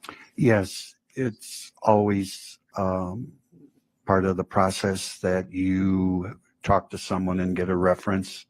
So I did call the Southport principal, and he was very positive about her work at the school as a volunteer. And now, in terms of this particular job, was there a minimum number of people you had to interview? Yes, there were 3. The minimum number of candidates, the policy is you must interview 3 candidates for any position. And so she was the second of the 3 candidates. And so once you were done with the interview process and you had interviewed the number of candidates you needed to, who did you decide to hire for the job? Julie Jensen. And in order to hire her, how did you try to contact her? I called the home. And so I want you to think to that time period when you would have called the home. Would that have been sometime the week of November 30th? Yes. And so after Thanksgiving? Yes. Thank you. Thank you. We interviewed Julie Jensen November 20th. That was Thanksgiving week, I believe. And so the following Monday, I may have interviewed the 3rd candidate. And so I would have called the home to inform Mrs. Jensen that she had the position, and it would have been either Tuesday or Wednesday, the middle of the week. I don't recall exactly which day, but probably the Tuesday or Wednesday of that week. Okay. And so November turning into December, Tuesday is December 1st and Wednesday is December 2nd. Is that Yes. accurate? So you think one of those 2 days? Yes. Now, when you called the Jensen home, did Julie Jensen answer? No, she did not. Okay. Who answered the phone? I believe it was Mr. Jensen. Okay. So it was a male who answered the phone Yes, it was. and sounded like an adult. Yes. You knew she had a husband. Yes. And do you recall whether he identified himself or not? I identified myself. Hello, this is Joe Mangy, principal of Bradford High School, and I'd like to speak to Julie Jensen. We'd like to offer her the position of the part-time secretary. And so your belief was you were telling this to her husband. Yes. And what was his response? His response was, she's asleep. She's going to be asleep for a long time. And he left. How would you describe the laugh? Well, it wasn't a loud guffaw. It was, making light of the situation. I mean, I wasn't anticipating a laugh, so it was disconcerting, but it definitely was a laugh, like you would make light of a situation or whatever. Now, you would have called during normal daytime hours, correct? That's correct. So you weren't calling very late at night? No. It would have been during the school day. So did you ever end up actually speaking to Julie Jensen to offer her the job? No, I did not. So what's the next thing that you learned about Julie Jensen? It was a day or two later that I learned that she had died.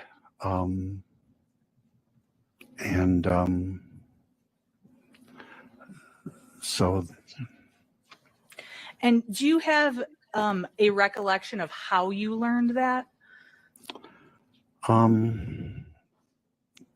it's hard to remember. I believe it might have been, I live in the neighborhood, and when I could, I would take walks after school hours. Many times I'd come home at 4:30 because there was always an evening event at Bradford. Tuesday nights were girls basketball, Thursday nights were wrestling, Wednesday nights were swimming. And so I would go back to the school because the kids needed to see their principal supporting them. At least that's how I felt. So it may have been a neighbor in the neighborhood. It may have been the nurse, Mrs. Labanowski, who also was a neighbor and was our school nurse at Bradford. So do you think it was still during the school week and not a weekend that you learned she had died? Yes. Now, after learning that, did that cause you additional concern about that conversation you had had? Yes, it did. And so what did you do, given that you had this additional concern? Well, I spoke with Mrs. Labanowski, the nurse, because she seemed to have known Mrs. Jensen. And then I spoke to the police liaison officer at Bradford. I believe it may have been Detective Rick Bentz. I remember speaking to him. And he said, well, it's Pleasant Prairie. We don't have jurisdiction there. You need to call the Pleasant Prairie Police Department and share your concern. So that's what I did. All right. And so what were your concerns in that moment that caused you to call the Pleasant Prairie Police Department?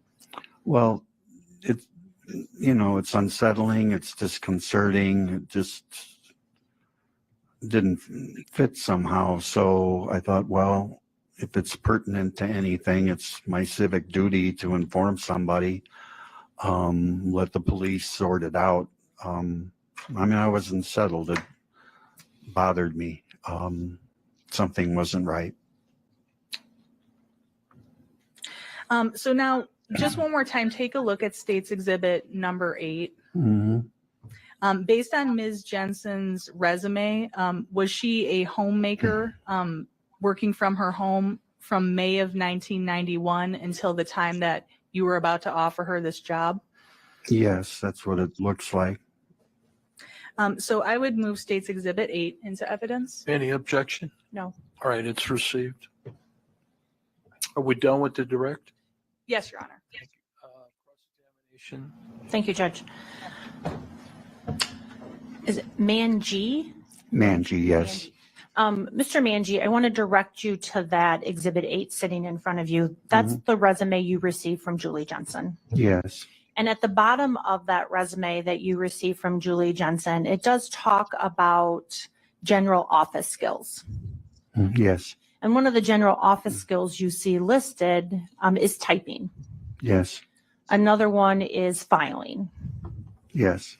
And the last one on there says online security order entry. Okay.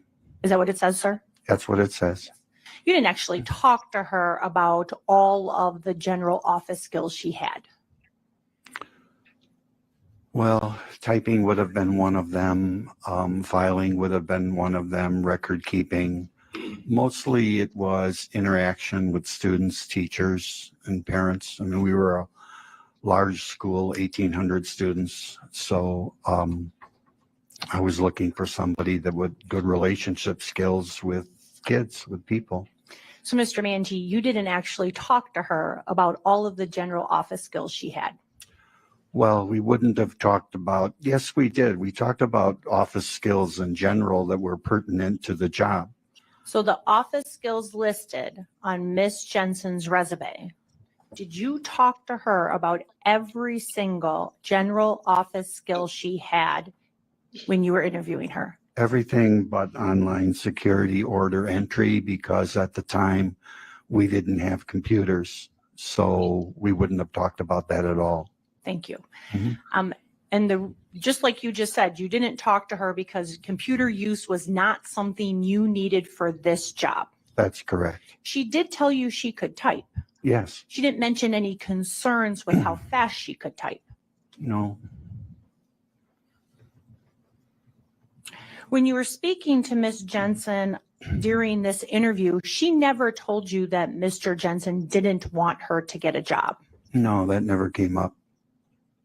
And at the end of the interview, you didn't offer her the job. I couldn't because she was the second of three candidates. I had to wait for the third candidate to be interviewed. So at the end of the interview, you didn't offer her the job. No, I wasn't able to. You didn't pick a start date. No. You told her you'd get back to her. Yes. Now, you testified that the week of November 30th is when you called the Jensen home. Yes. And just to clarify, November 20th of 1998 was a Friday. I believe so. Yes. And then you were going to complete the rest of the interviews the next week, Thanksgiving week. Yes. And it was the week after that that you contacted the Jensen home. Yes, because the third candidate need to be interviewed. I don't remember. That was Thanksgiving week. It was hard to, to interview people Thanksgiving week. So it may have been that week. The third candidate, it may have been the following Monday. But then it would have been Tuesday or Wednesday, I believe, as best I can recollect, the middle of the week.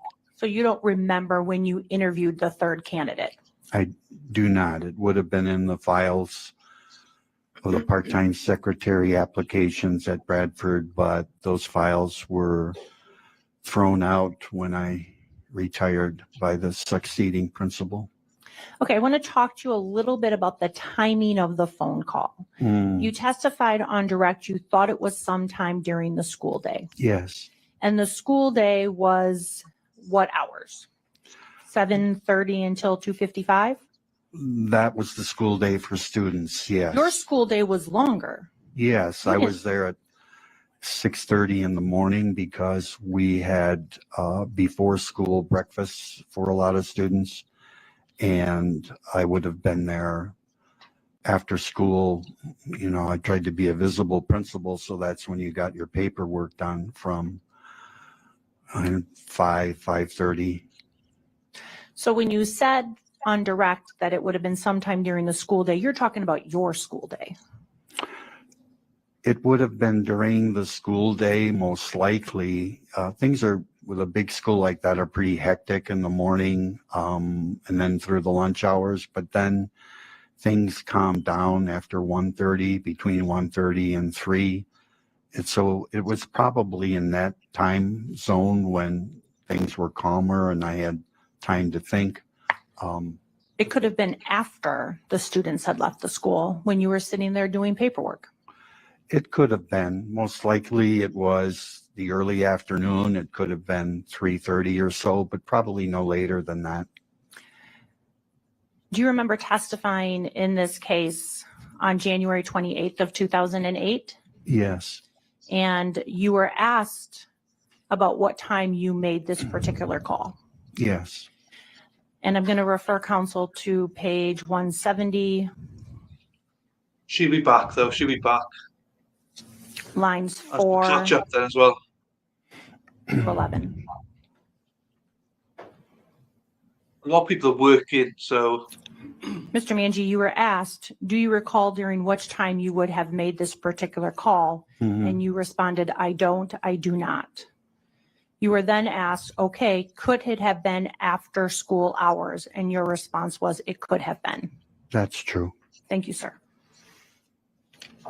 Now, I want to talk to you a little bit about this conversation you had when you called the Jensen home. Okay. Okay. You identified yourself Yes. and you said, I want to offer Miss Jensen this job. Yes. And the individual on the phone advised you that Miss Jensen was asleep. Yes. And I think your testimony was asleep for a long time. Yes. And then that person left. Yes. And you said it wasn't a loud laugh, No, like a guffaw, I think you said. that's correct. It wasn't that. And it wasn't a long laugh. Well, I mean, it was a laugh. I mean, it wasn't forever, but when you're not expecting something, Hey, Brittany. it was like Welcome making back. light of the situation kind of laugh. Or have you been here all the time? I'm not sure. So Spider Girl thinks yes. So it Sal was in thinks light yes. of, it was I like making no. light of the situation. Yes, That's what you got from the laugh. that's what You don't I wear a wig like recollect. that. Yes, that's what I You- got from it. Thank you. You had never met Mr. Jensen. No, no, never. You'd never spoken to Surely him on not. the phone. No, Didn't know his voice. Nope. Didn't know his demeanor. no, Didn't know if he had a nervous laugh. no.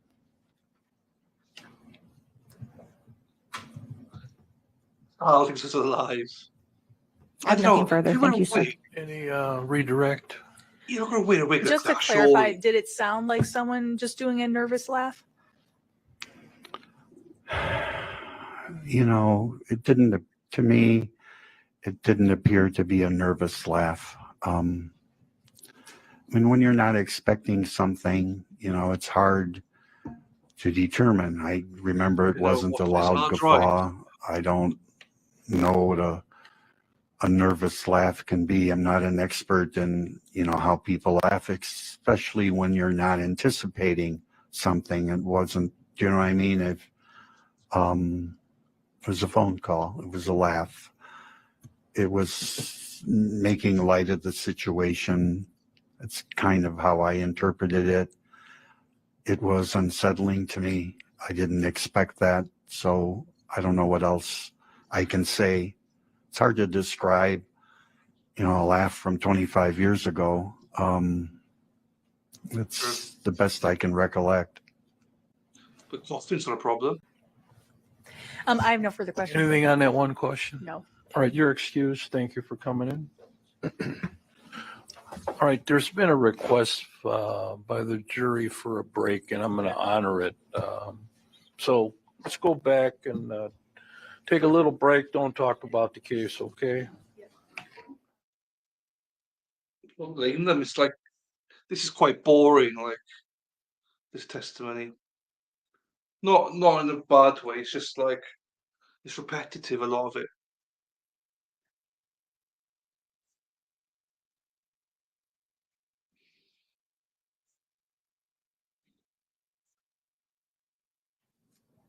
Sal, we got a question.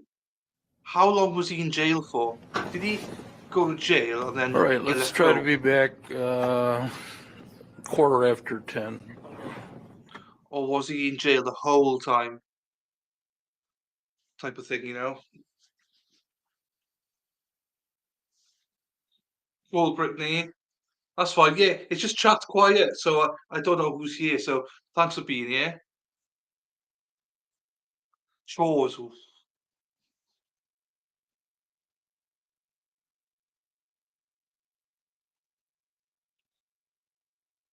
Oh, so yeah, anyone else in chat, just say hello whenever you get a chance. Okay, that's something I wanted to ask you because there was a question yesterday. People weren't sure if he was there for like whatever it was, 15 years or something straight in jail. So that's interesting. Yeah, so I think Spider Girl's right. I think once we get to the whole forensic side of it, it's gonna really get interesting. But they've got to lay the foundations. We've got to go through these days. We know that. So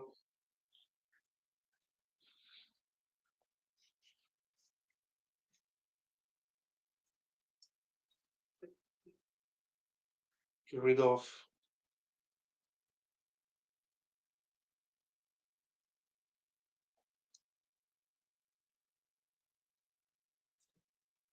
Remove a witness. Wow.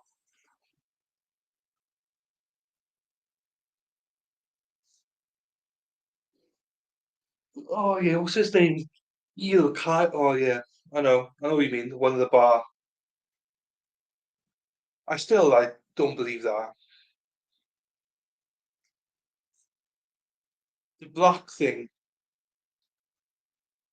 What is the black thing he's wearing to the what? Do you mean the headphones? If it's the headphones, it's because it's echoey, and you can't hear everything. That's what I presume that's for.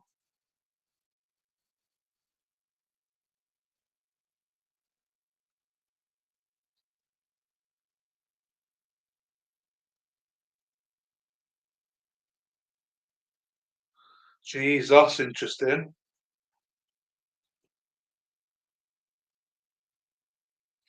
Jesus. Revoked it. Oh, that's painful.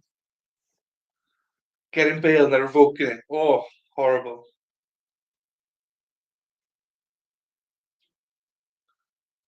Yeah, the whole system's mad. Mad. Lily's gone. Oh, back on my own. Hmm. There's a lot we don't know. So, Sal, obviously it's easier for you to tell us in person than it is here. There's a lot of stuff we don't know that I'm intrigued about.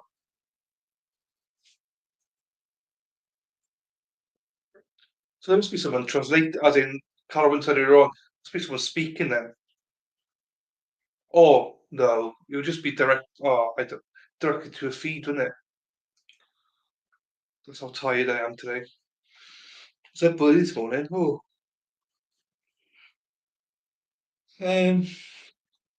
All right, what else we got here? Anybody here that does not like the video, please do so. If you've not watched the recap from last night, please do so. It's only like 9 minutes long. So during the break is ideal for it.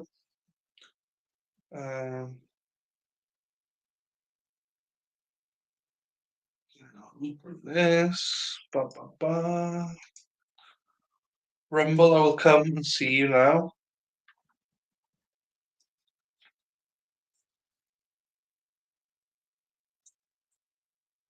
Thank you to whoever just liked it. Appreciate that.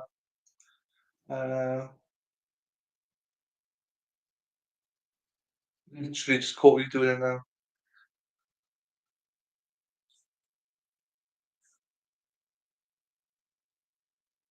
So I think if I've seen one, the ice cream man, he had them on, but only to listen to the judge and the lawyers when they were having sidebars.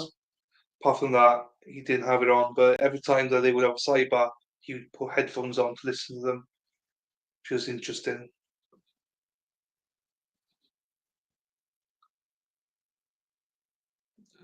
So is that right? Rumble. I'll see if anyone's in Rumble. Let's see. Rumble. I don't try and keep my applications open because it doesn't help with the feed.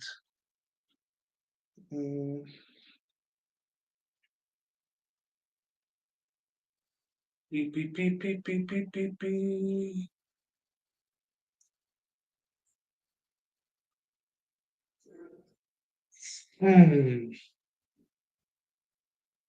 Where's that gone now? Where's my live feed gone?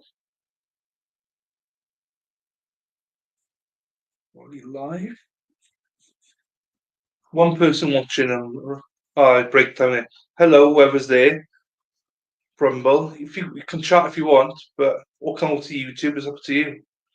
Alternate channel on YouTube. No, it's fine. Don't appreciate it. I appreciate you guys being here. Because I want to stream anyway. I want to practice. I want to get better at it. But also, I need watch hours. So, more people are here watching, the better. So, I appreciate you guys being here. Appreciate the case. I'd heard about the case, but I'd never watched it. And then people started telling me a little bit about it. And because I didn't want to cover the Letitia one, it was more of a case of, well, let's do something then, because there's no other trials on. That's proper trials. So let's do it. Hence why I did it. Have you watched the Johnny Depp one, Brittany? Johnny Depp and Amber Heard. Is that? And also, have you watched Rittenhouse as well? Those are two I want to stream.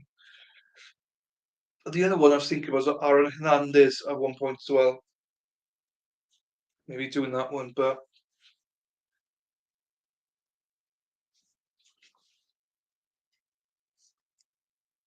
And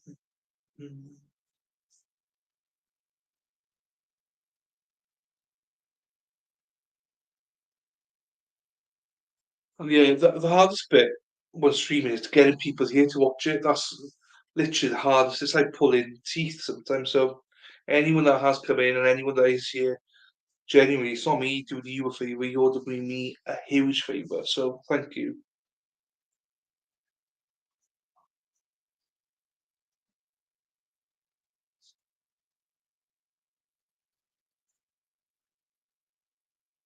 Yeah, yeah. I remember Zach's ex was using it. You're right now. Sal, you see, Sal's on it. He's on.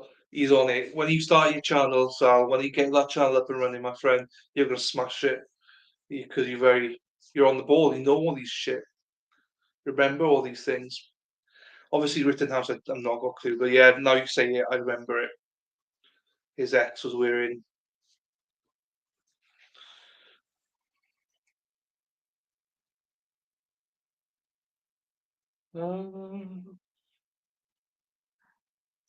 So for those that are here for Chandler, I'm sorry, she's ill, unfortunately. I know. You still got Salome here. Lily's buggered off, but Salome here. Oh, he is, but never watched the trial. I will be watching it. I'm thinking about doing it probably later on in the year because we've got the next few months are okay for trials in terms of Idaho 4 and things like that.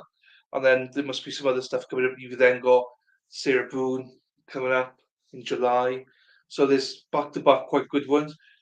And also Aussie Overlord is doing the Rittenhouse one right now. So he's got thousands watching it right now. So yeah, I'm probably going to do the Johnny Depp one first. Because people are quite keen. But I say that people are keen for me to do this one, and you know, don't know where they are. But yeah, probably do Johnny Depp first, and then Rittenhouse more. I don't know, winter, just because we'll say some good trials coming up. I think. But I am excited about the Rittenhouse one because I've heard of him now, but I don't know anything about him or the trial, and also Judge Schrader in Wisconsin. Watch that clip of him losing his shit, and I love it. So I'm looking forward to that one. And I like people recommending trials. It's just you just got to fit them in. That's the struggle sometimes is fitting things in. Because look at the Murdoch trial, 3 weeks. It turned into 6. Do you know what I mean? So at least with trials that you have been done before, right. Like this was going to be 3 weeks, pretty much bang on 3 weeks. So it's going to be finished probably on a Thursday, just before the NFL draft. So yeah, I hope anyway, because I think there's one day missing from it. So we shall see. Pat McAfee shows live. If everybody wants to watch that one, I love Pat McAfee. Do not leave me, please. I got 8 people here. How many have I got Rumble now? No one. They left. Bastards. Bastards. Quick job and bothered today. You normally catch a few people on Twitch, but I couldn't be bothered. On Twitter, you always get like 3 or 4, and then they leave and come.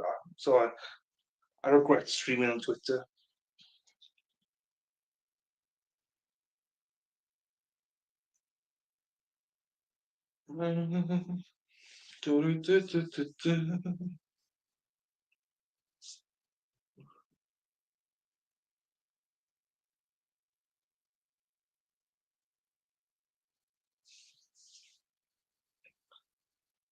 Okay, it's fine.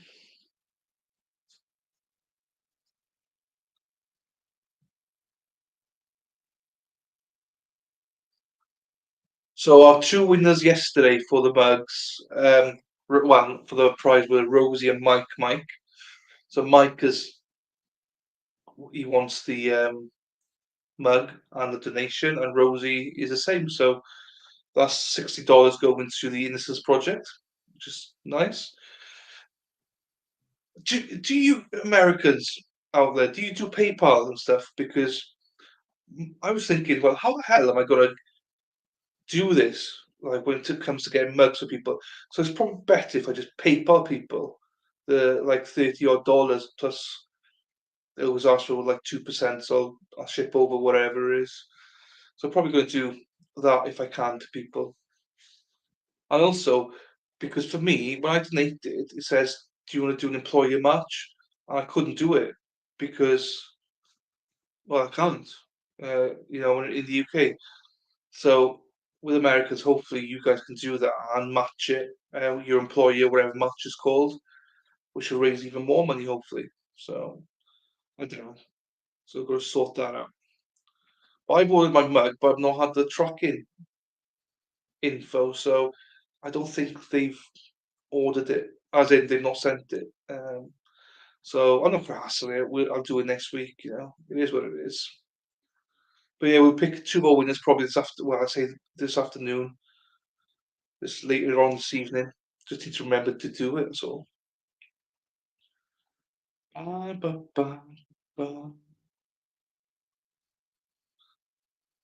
say over breaks because it's like people do need a break, so give them that due.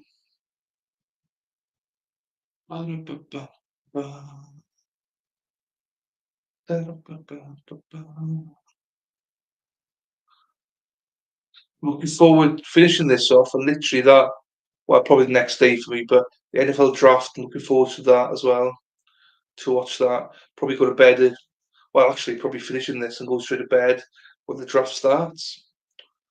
Probably get up early in the morning and just watch it on the Friday morning. Yeah.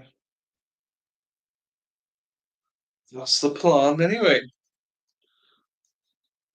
Any NFL fans in here?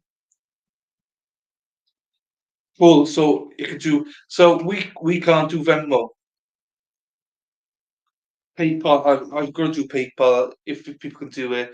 I've got that set up. It's easy. So we don't do Venmo. It's only PayPal. I think that's that we can do because everything else is not compatible to the US. It's a nightmare. So I'll probably just do that. It's easier for me anyway to do it that way because then people could just email Jim directly or his office directly. So if we can do that, that'd be a bonus. And hopefully they can do the match thing as well to give them even more money. I lost 4 subscribers today. I don't know why I lost 4 subscribers though. It's a weird one. Who won today? Mad World. We've not done it yet, mate. Dude, we're going to do it this afternoon, I think, probably. We can do it now if we want, but I was thinking of doing it this afternoon, after lunch or something. The 2 at the same time. But I was just saying, Rosie and Mike both got in touch. So they're both actually ill at the minute. Because Rosie's normally here, but she's not here. So she's ill. So she might be ill today as well. Both want to donate to the Innocence Project. So I was just talking to Brittany about it's easier for me to PayPal it to people the money because for a couple of reasons. One, they can then do it and get the email and send that directly to Jim with all their address. I don't need to collect addresses and stuff then. I also, when I bought my mug, it said that I could do employer's match, but because it's from the UK, I couldn't do it. So hopefully people in the US would be able to match like the employer's match thing. So to raise even more money for them. So yeah, if it works, hopefully.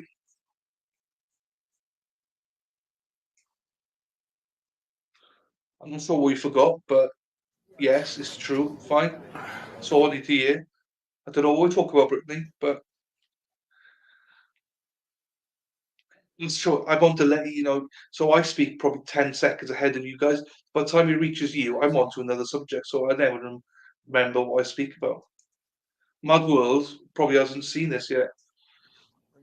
She's in. She's not Mad.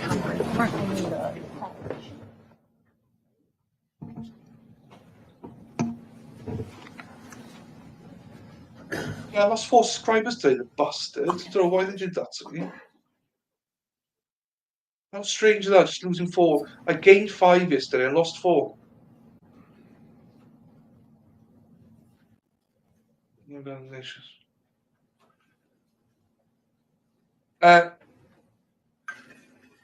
Well, so whoever wins, I'm just All going to right, we are hopefully back on the PayPal. record again on Mr. Jensen's case. The appearances are the same. The jury's back in the courtroom. Ms. McNeil, who is the next witness? Kimberly Noble, Your Honor. Formerly known as Kimberly Shaw. Was it a case that you couldn't hear me, Brittany, or something? Was my audio off or something? Brittany, what did she? Do you say Brittany Shaw? Or Kimberly Shaw?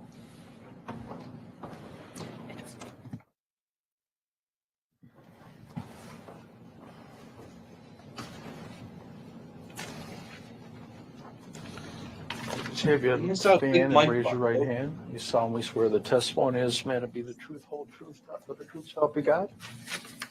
Try to get as close as you can to that smaller microphone. Okay. And then spell your first and last name for the reporter. Kim Noble, Kimnoble. Thank you. Go ahead, Mr. Jamboy. Thank you. And Ms. Noble, did you know a person by the name of Julie Jensen? I did. Tell the jury how you came to know Julie Jensen. I lived in the same neighborhood as Julie, and we were in a book club together. And she babysat for my daughter for the first 2 years of her existence. So what year was it that you first met Julie Jensen, if you can recall? We moved into the neighborhood in 92. And how was it that you first came to meet or know Julie Jensen? Introduced by neighbors. So when we would go outside, we would talk, and then we joined a book club together. So between the time of 1992 and the time of Julie's death in 1998, about how often would you see Julie Jensen? We moved down the street a little bit in 1996. So at that point in time, it became more for just book club, which was once a month. But prior to that, when we lived very close, we would see each other outside.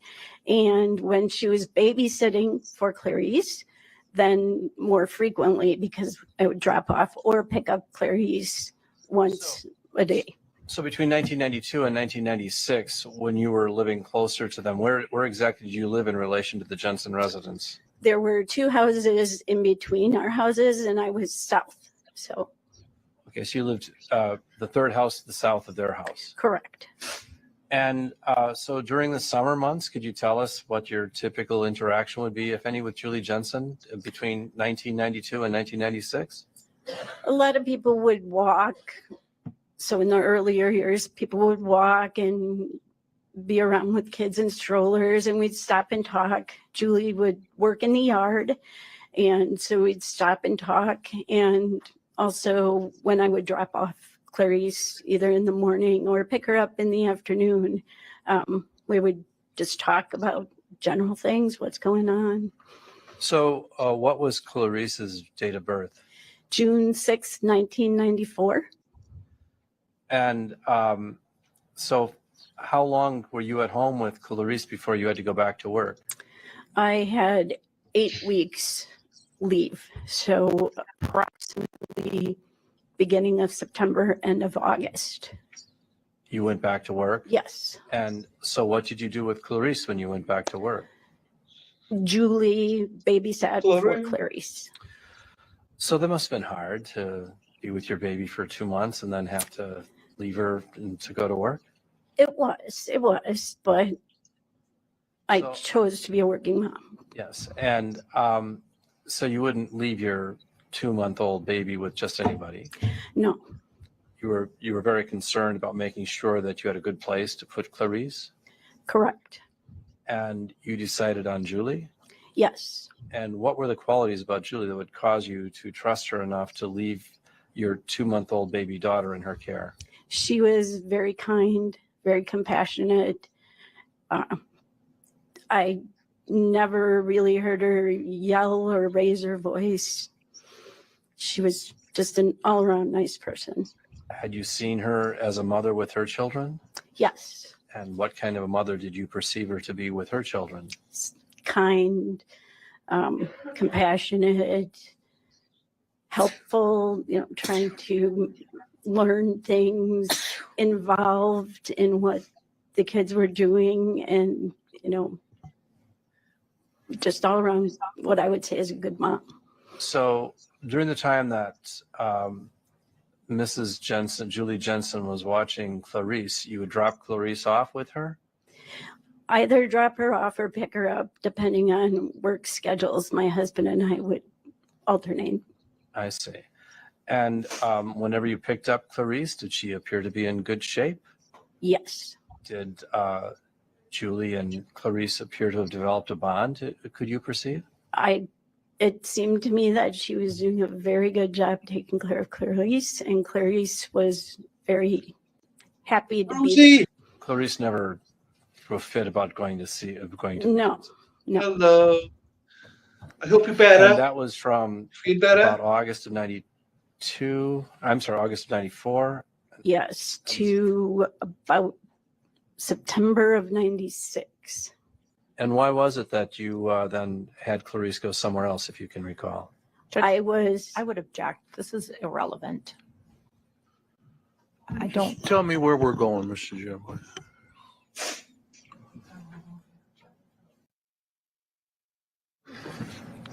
Well, Your Honor, if you'll recall the opening statement that was made by defense. Did recall it.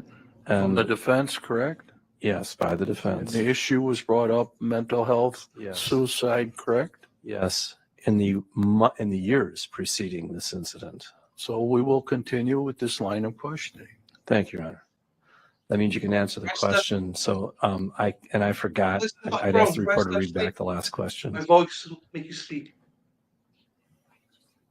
Look at that though, the banner. Are you? Hold on. What are you doing there? Work. How are you going to watch this when you're in GME?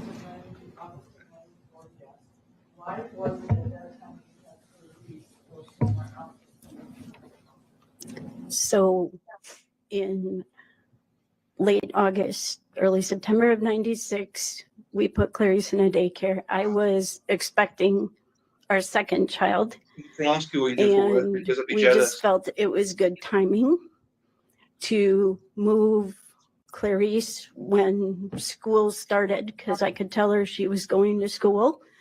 And that way, with the second one on the way, we could put them both in the same daycare. Lucky bitch. So it was not because of any problems or complaints you had about Mrs. I never Jensen. got you. No, not at all. And did you remain friends with Julie Jensen from 1996 up until the point of her death? Yes. Still on the Did you list. see any change in her? And you saw her at book club on a regular basis? Correct. Did you ever see any deterioration or change in Julie during the time that you knew her? I did It's not. a wine man.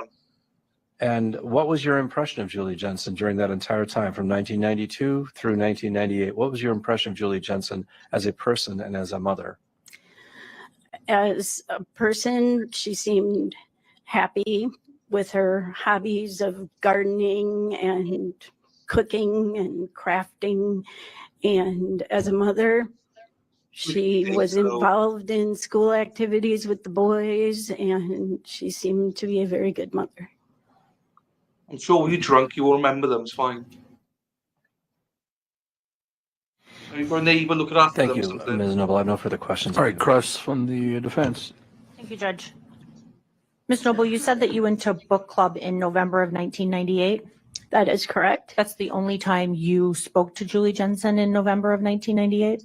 It is the only time I recall speaking to her. And then you would have been at book club in October of 1998? Correct. Do you specifically remember Julie Jensen being at that book club? I don't specifically remember her being there. You were there. I was there. Do you remember any other dates that you might have had a conversation with Julie Jensen in October of 1998? I do not remember any other dates.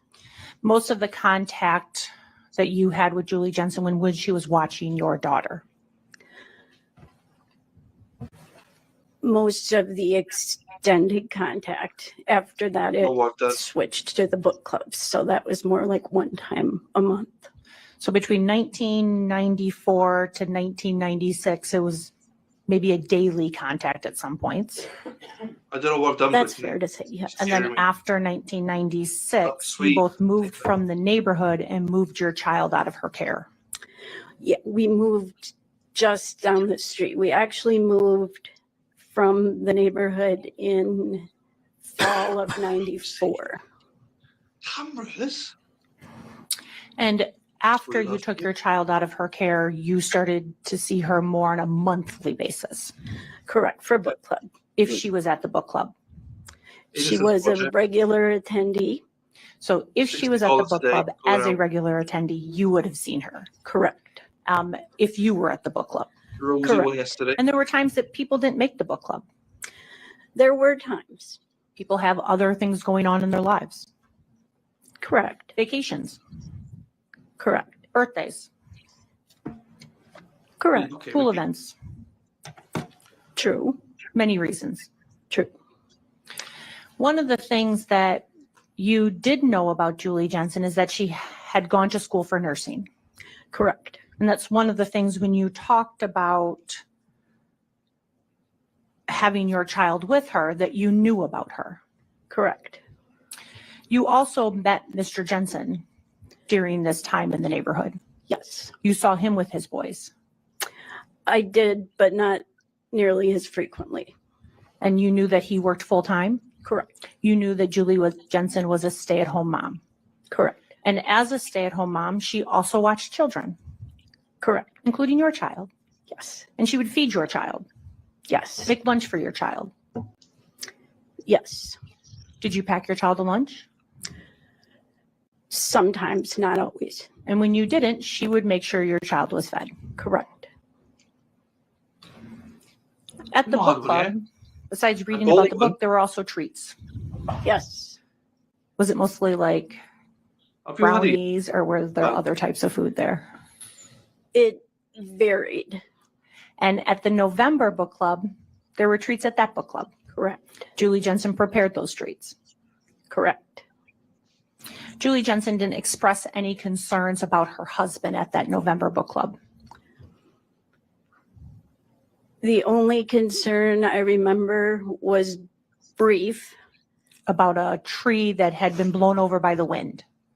The cover from the spa blew up because of the wind and hit the tree.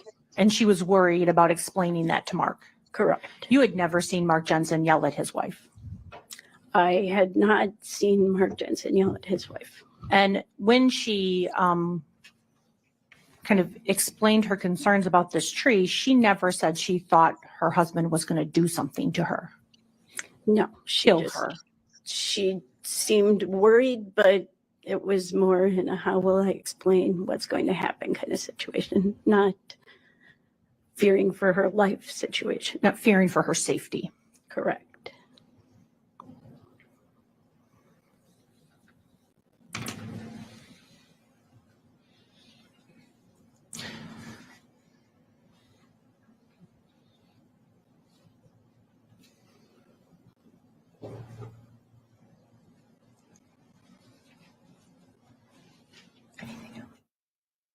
Nothing further. Thank you, ma'am. Redirect.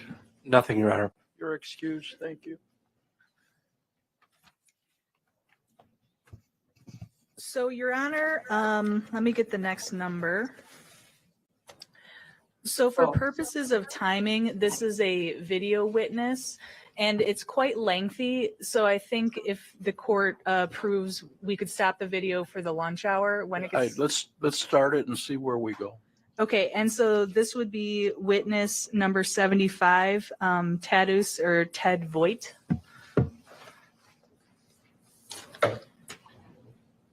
Jan, I have the document.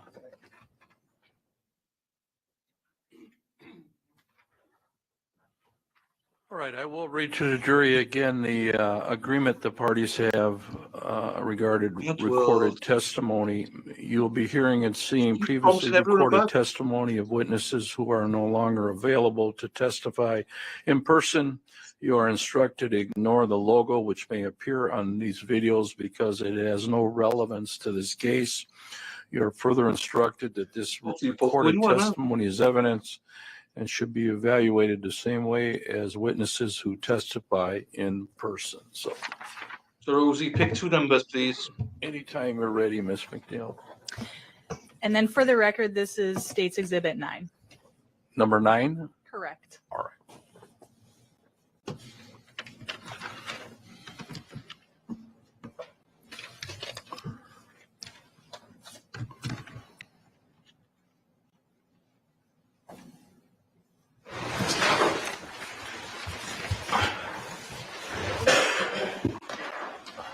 For the record, can you please state your full name and spell your first and last name?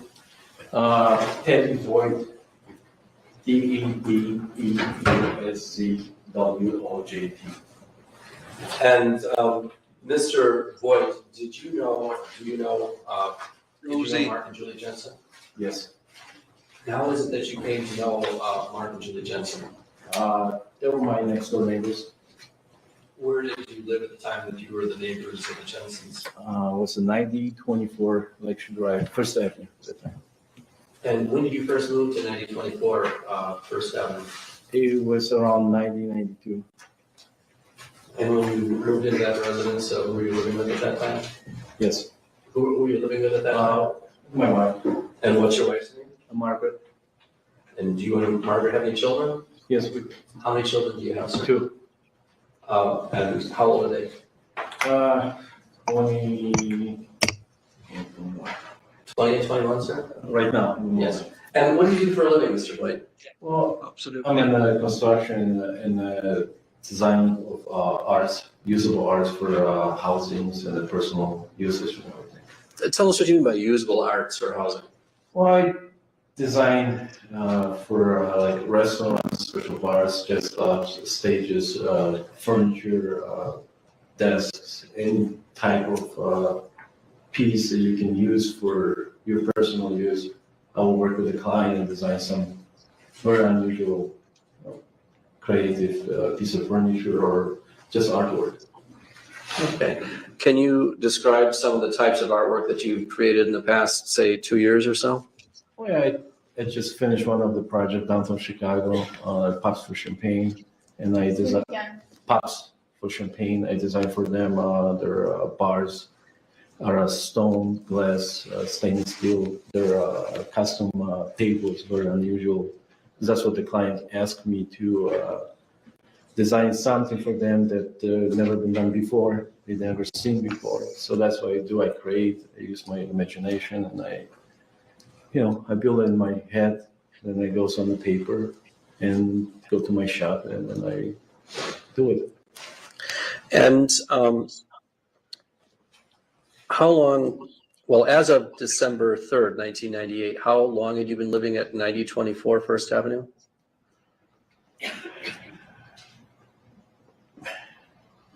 I think so. It's got to be 12 years. Now, if you can tell the jury, if you can remember, how was it that you first met Julie Jensen? Well, actually, about 2 years before we built our house, we moved to our house. I bought the lot across the street from Julie Jensen. And what year was it you bought the lot across the street from Julie Jensen, if you can remember? What year was it? Yes, do you remember? Probably 1990. Okay. And so what was it about buying that lot across the street from Julie? To build a house on it, because actually it had existing foundation. And since we started building, then across the street, that lot, there was, at the moment, new construction going on, which was Julie's and Mark's house. And then on a daily basis, us coming into the construction site and leaving the construction site, we saw Julie And actually, one of the occasion, Julie actually came out to our construction site and introduced herself. She helped us a few times. She will check on us. We'll stay there a little bit longer, like 9 or 10 o'clock. She was like asking, are you having a problem or some other stuff? You know, we were just working long time, long hours. So just check on you and being a good neighbor and seeing how you were doing. No reason to look out and, you know. So did you come to view Julie Jensen as a person that was a friend of yours? Yes, more than a neighbor, I would say a friend. And after you built that house across the street, at some point you then apparently built a house next door to them. Yes, there was, I think so during the construction of the house across the street, I noticed there was a sign next to Mark and Julie's house for sale. And I called the number, and actually there was Mark's telephone number. It was their lot. And we started talking, and they sold me the lot. And then I built a house there. Now, is that the first time you ever spoken to Mark Jensen, is when you were? No, I did spoke to him before. So you'd also come to know Mark Jensen before you built your house there? Yes. And in the years that followed as you lived there, did you occasionally socialize with Mark and Julie Jensen? Yes, we did. Yes. Tell us some of the circumstances under which you've socialized with them. Well, the basic stuff was just, I like the neighborhood, that's why we moved there. There was very like family-oriented neighborhood. They had the kids, we had the kids. So when you, on the weekends or when you come home early or something, always there was somebody out there. You could talk to Mark, Julie on a daily basis. They're very friendly people, very nice people. Did your children play with their children? Yes, we did. We had a couple of times dinners together. We went, I think so, a few times to Shawnee's restaurant on Highway 50. And, no, I just, nice people. You enjoyed their company? Yes. Now, did there come a time in 1998 when Julie started to describe to you some problems that she was having in the household? There was a few weeks. I think so. It was about 6 weeks or 5 weeks before Julie died. I noticed the difference. Noticed in her behavior. So what was the first time, if you can tell the jury, what was the first time that you noticed that there was a change in Julie's behavior? Well, the biggest thing was I was leaving to work, I remember the morning, and I was, just getting ready, getting the stuff in my car, and I noticed that Julie was sitting in the front of the house on the bench, and she was like leaning down with her hands out on the railings, and she was crying. So, I just, because we've been friends, we talked a lot before, so I didn't hesitate. I just come up and I talked to her. Now, this occurred approximately how long before she died? I would say 5-6 weeks. I cannot tell you exactly, but that was about the time. It was fall already. So when you were talking to her, did you approach her or did she come over by you? I did approach her. I was very concerned. I did approach her because I don't think so she didn't even see me. And when you approached her, as you got closer to her, what did you see? Well, when I approached her, I said she had her head down, the hands kind of spread out, and you can hear her cry. And then she pulled her head up. She had tears on her face, she was all red. And we started talking. I started asking her what's going on with this, and she didn't want to say what was the problem. She didn't want to just, in the first thing. And after probably, I think it's a minute or 2 minutes of discussion, I asked she started kind of waving her hands and saying they had another big argument this morning. She had it with it. The situation in the house has got very intense. They will have a daily arguments, few times a day. You know, and one of the biggest things she said, contribution to those arguments is started when Mark got his new job. He like kind of changed, and one of the things which she said at that time, at that moment, she said she thinks Mark has got another woman, and that's why this thing is going on like this. That's why she's getting so much pressure from him. Did she describe to you, if you can recall, what kind of pressure Mark was putting on her? Well, one of this pressure was go get a job. He tell her to go get a job. This is one of the things. I think so. Douglas, the youngest son, put him in the daycare, which she really didn't want to do this because understanding they had in the house, which you told me, that she was contributing to the house by babysitting, by taking care of the kids. She was, you know, daily basis. I mean, she was really, the kids was the major thing for her. Did you ever see Julie interacting with her children up until that point? Mm-hmm. Did you ever see what kind of a parent she was with her children? Oh, she was a great parent. She was really, I mean, you saw her every day with the kids, playing in the front, playing in the back, spending time in her garden. The kids will be there. The dog was there. You know, great picture. If you were to describe Julie as a parent, how would you describe her? Was she a good parent or a bad parent, a great parent? Very loving mother, very great parent. So how long did this conversation that occurred between you and Julie last this morning, 5 or 6 weeks before she died? Yeah, it's probably less around 45 minutes, half hour to 45 minutes usually. And was she tearful during this entire thing, or was she just giving you her side? She was tearful in the very beginning. Then she got really upset about it. That's why I said she was waving her hands. She didn't know what he wanted from her because there was always something. He will come up, and then by the time he gets from work, there were another argument and another argument.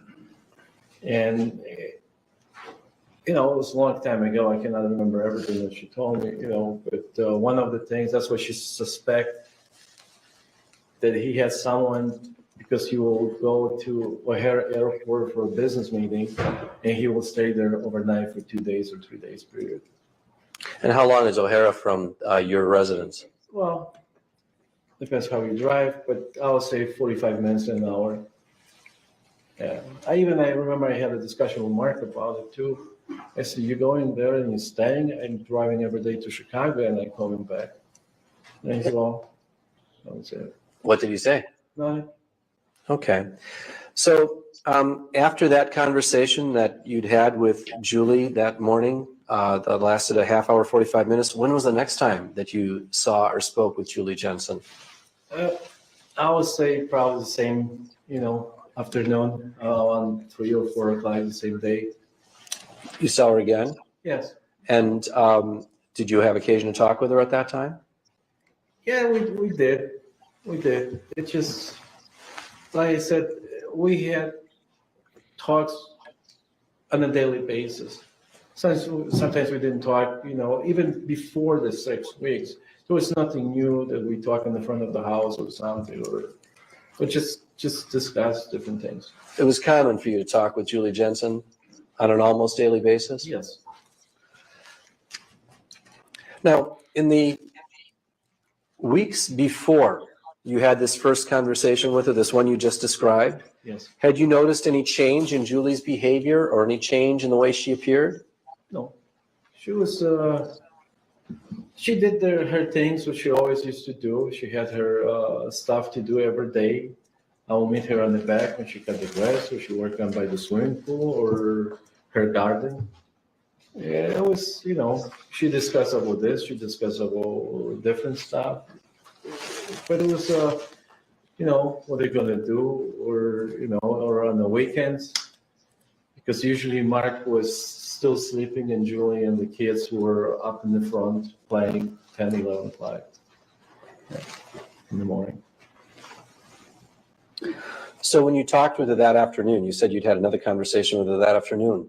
Did Julie appear to be in better spirits or about the same when you talked to her? Oh, she was down. That's why I noticed, I mean, that 6 weeks or 5 weeks, I mean, her behavior, she wasn't herself. I mean, you could feel she was under a lot of pressure.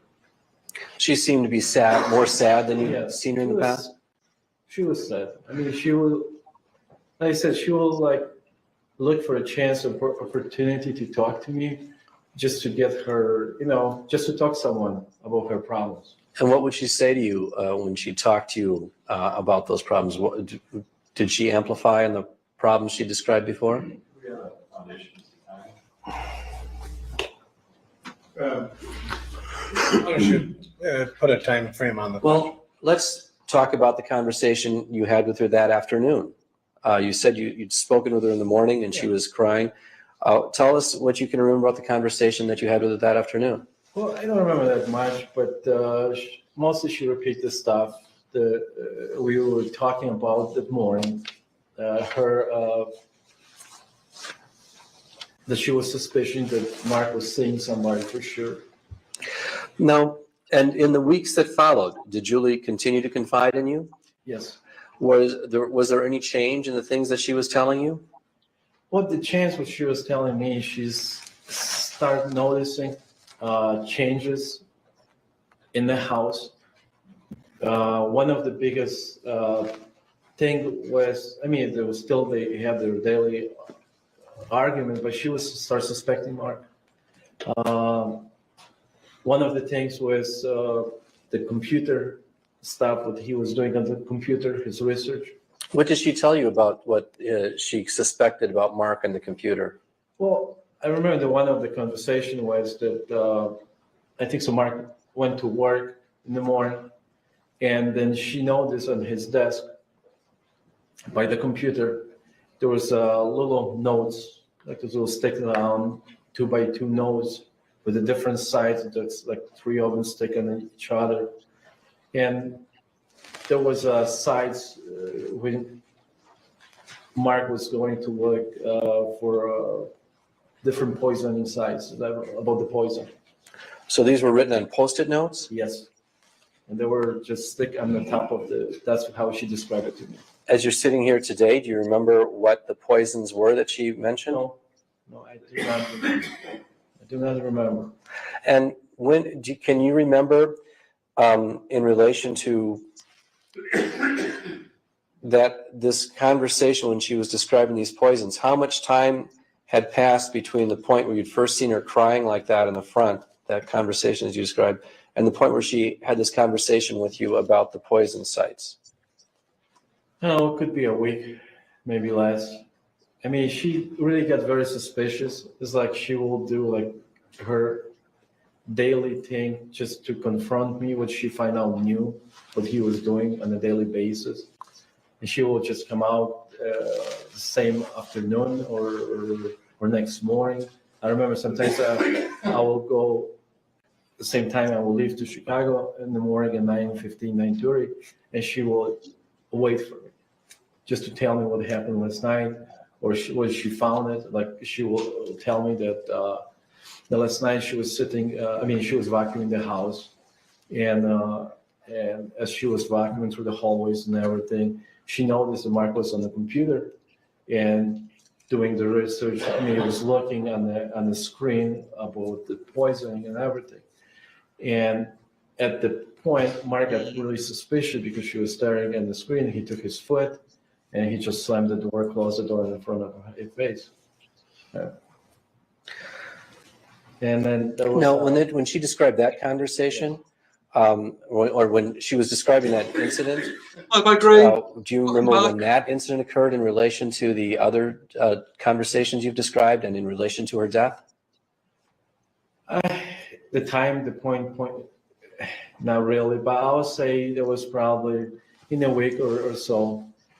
In a week after the first conversation, I saw her in the front. Okay, well, how much, if you remember when she was talking to you about how Mark closed the door with his foot, Yeah. when she'd seen that on the computer, if you remember, how much time elapsed between that conversation and the point where you discovered that Julie had died?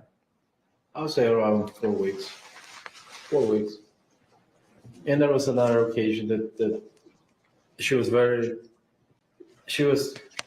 confused and scared because there was some times that Mark left to work and he left his computer on.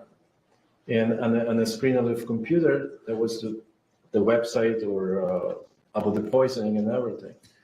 So then she will come out to me and talk to me about it. And she's like, I don't know what he's trying to do to me. If he's like trying to scare me, he's playing with my mind, or he just forgot to turn it off. He will just leave it on all day long. For her to see it, or she couldn't figure out what was going on. Well, did she discuss with you what her various suspicions were? Yes. What were the various suspicions that she had? Well, her various suspicions was that he's trying to poison her, or he's trying to drive her nuts to take away the kiss from her, because that's what one of the arguments they had, that he was scaring her that she was an unfit mother. He will take the kids away from her. And was that how did Julie feel about the prospect of Mark taking the children away from her? She was furious. She was really upset about it. And then one of the things was that Mark was pushing her. He said, pushing her to go get a job, go see a doctor. That put doctors in the school. I mean, there was like daily talks between me and her about it. She was telling me those things on a daily basis because that's the things they were arguing. She said that Mark was pushing her to go see a doctor? Yes. How many times did she tell you about that, if you can recall? I'll say it's got to be at least 5, 10, 15 times, a lot of times.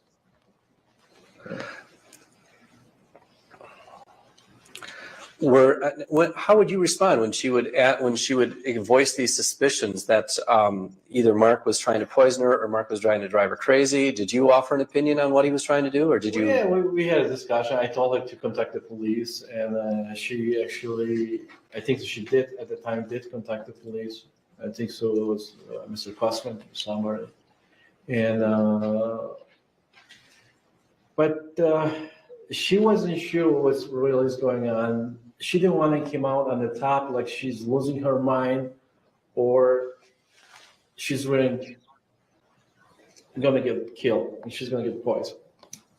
She just didn't know which it was. She didn't know which one is. She was thinking that, well, what happened if he's just playing with me just to take the kids away?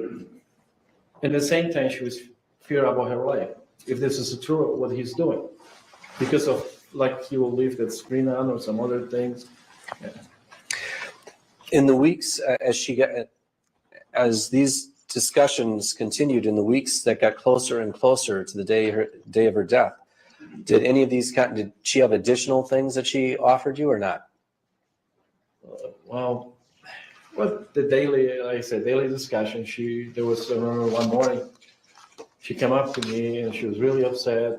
I think so. Mark was out of town, and she said, "You know what happened? We had an argument like 3 or 4 in the morning. He will call me 3 in the morning, and then finally I realized that somebody's calling, so I picked up the phone and he started arguing with me. Where you been? What you been doing? Why didn't you answer the phone?"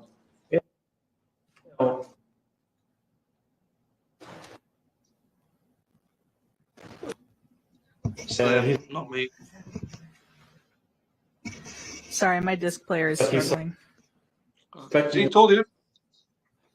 Something.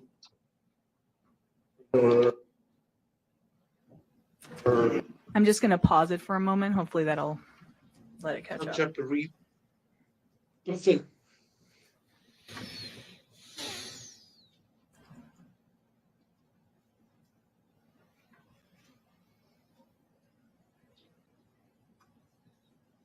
So, Migraine, welcome. A few more people. I'm not sure if it's still here. I'm not sure if Rosie's a day winner.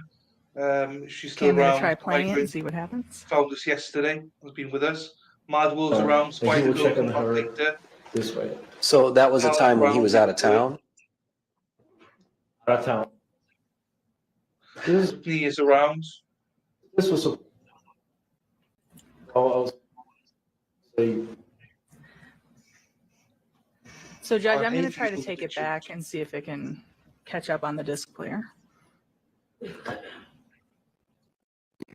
Sorry, what was that? Hi. So Rosie, this is Migraine. She joined yesterday. She subscribed yesterday, and she's got very good insight into everything. So, and Migraine Rosie's day winner. She's from the UK, so it's me. So she's lovely. We both would get on, I think. And Madwell is here as well. And Brittany was here.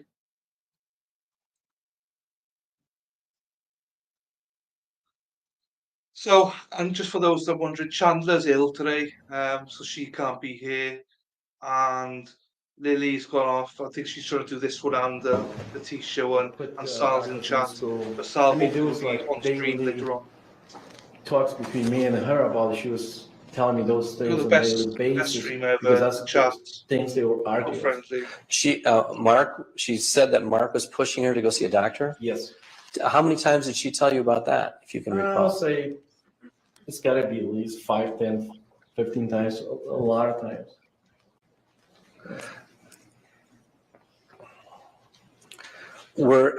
How would you respond when she would voice these suspicions that either Mark was trying to poison her or Mark was trying to drive her crazy? Did you offer an opinion on what he was trying to do, or did you? Yeah, we had a discussion. I told her to contact the police, and she actually, I think she did at the time, did contact the police. I think so. It was Mr. Kosman somewhere, and but she wasn't sure what's really is going on. She didn't want to come out on the top like she's losing her mind, or she's really gonna get killed and she's gonna get poisoned. She just didn't know which it She was. didn't know which one is. She was thinking that, well, what happened if he's just playing with me just to take the kids away? And at the same time, she was fear about her life. If this is true, what he's doing, because of like he will leave that screen on or some other things. Yeah. In the weeks as these discussions continued in the weeks that got closer and closer to the day of her death, did any of these did she have additional things that she offered you or not? Well, what the daily, like I said, daily discussion.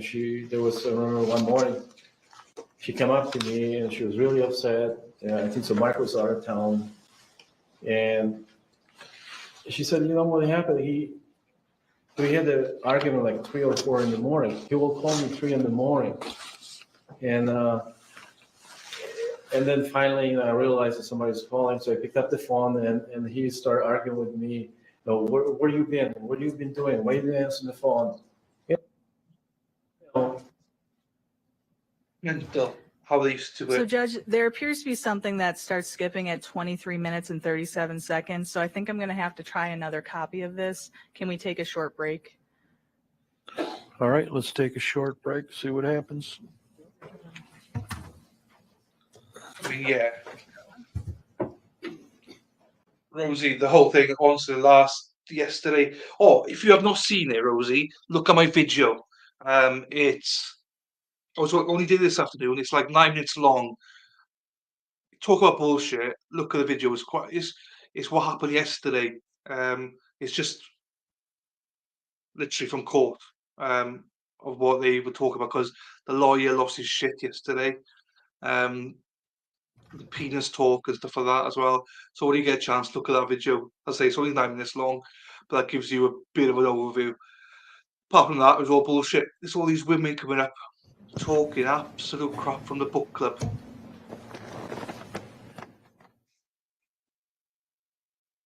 Yeah, there we are. Literally, that's all you need to watch. It's supposed to be funny, but apart from that, it was just the women saying, yeah, about some letters and this.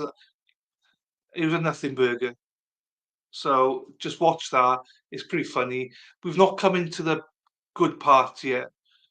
Sal was saying probably day 4, day 5. So we're just going through laying foundations at the minute, so it's quite boring, but it has to be done.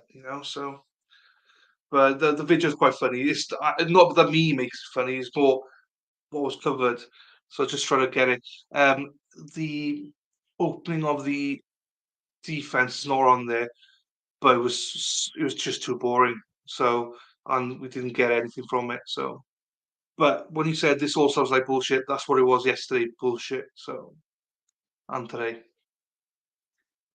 And yeah, so I don't like. I'm not a big fan of these videos, Migraine, from um years ago.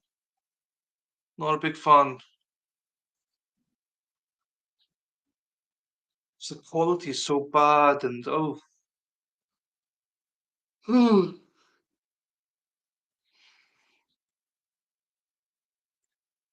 5, 6, yes. So I'm hungry as well. I'm hungry now.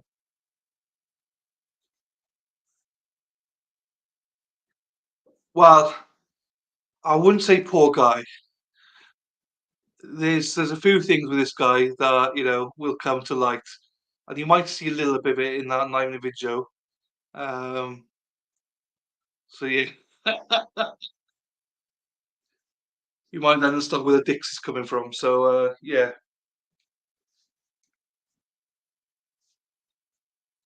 But yeah, Mehmet and Steph McGarry, congratulations on winning. You got to Friday to claim it, otherwise I'm just going to put it back in and pick more winners. Because you're all supposed to have me on Twitter and you're all supposed to be watching this, and if you're not, then tough. I think I've advertised it enough.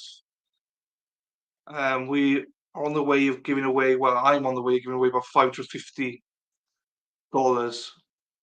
to between the Innocence Project and the Stephen Smith Fund. Yeah, I mean, it's not to say she's not meant. Do you know what I mean? We don't know, but yeah, apparently this is nothing. I mean, Migrant just says it there. Sal says the same. We ain't even touched the surface yet. We don't even scraped the surface yet. It's going to get wild, apparently. I want to win the car. Well, if you ask Rosie nicely, she might give you the mug because she doesn't want it. So that's better than nothing. Yeah, there we are. Ain't nothing right. Yeah. Mad World as well. You've been here every day so far. If you're here for the whole trial, I'll get you a mug. Don't worry about that.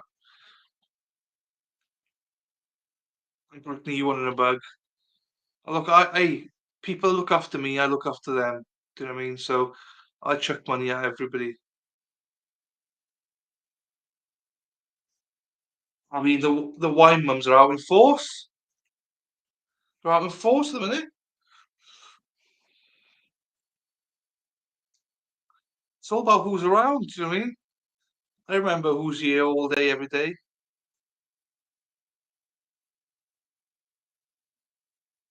First rule of the book club. Yeah, yeah, yeah.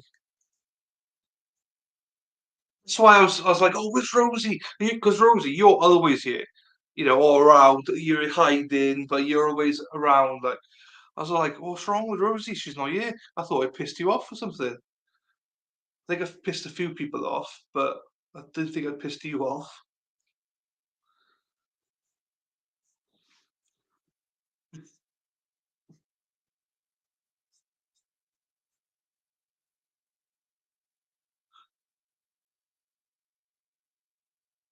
There, yeah.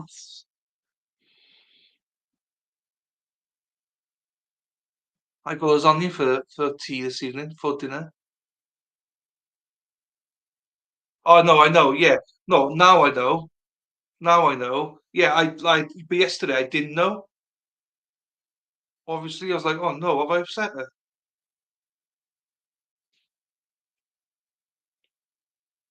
Well, that's how. So I think that's what Chandler's got today, stomach bug. And actually, the winner yesterday, Mike, with you, he's got exactly the same. Weird. He's ill as well. Just one of those things, I think. I hope it's not spreading because I don't feel great either, to be honest.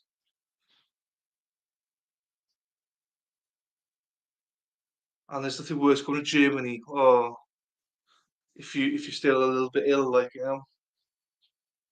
on the Steins ruined the Easter. Yeah, I can imagine. It's shit, isn't it? Like obviously I'm self-employed, so now I don't get an Easter break. This is my.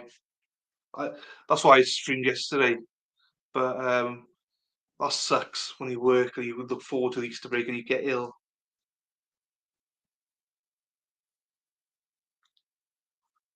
Like I'll be honest with you, Margaret. I thought you were a chick. Are you? You now you said man flu.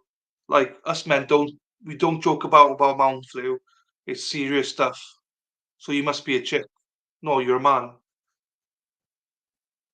No, you're a man. You know it. Man flu. Like women don't understand. Man flu is the worst. You women don't know how lucky you got it. Whew. Luckily, no one's around me when I say that. My nieces aren't around me. My sister or my mother aren't around me when I say that. No, I thought you were a chick. I thought you were a woman, migrant. So you're a man. Wow. Didn't know that. Surprises me sometimes. I thought Mad World, right, was a man, but then turns out it's a woman. Like, that they don't. I mean, they get pregnant, do all like, oh, pain. Get a life. Man flu. You're out for weeks. And people that don't know I'm a sarcastic prick. I am joking because someone's bound to bounce on it and go, oh, look at this dickhead. No, but man flu is real, let me tell you. Oh, one of the things I think this chart is always quite good. And also, Rosie, Big Mike's back. Big Mike is back. He's not. He was here this morning. Well, I say this morning, our afternoon, but he's taking his, I think, girlfriend out for lunch or something. Then I can tell you, it's not going to be as bad as what we have. No, I can look. Obviously, I would not want to be a woman, to be quite honest with you. I was in surgery today, see the doctors, and people are picking up period thingies, those sticks, because they're giving away for free. So they're like, "Can we have some of those period?" Like, I don't know what to look. There's a thing now because one of my nieces, she's 16 now, and the other one's becoming a teenager, and obviously all this stuff. So I'm like, oh, I keep out of the way when it comes to these things. Over my nose, happy days. I love that. Avocado toilet, amazing. Nice to get demographics up as a man here as well because it's normally just me. Now we're talking. Guys, so my other niece is 3 years old, and I've stepped on Lego several times. The worst thing is when you shout out, fucking hell, and you hear her saying it back to me, fucking hell. It's like, oh shit, don't say nothing. But it's painful, you're right. Jesus, it's painful.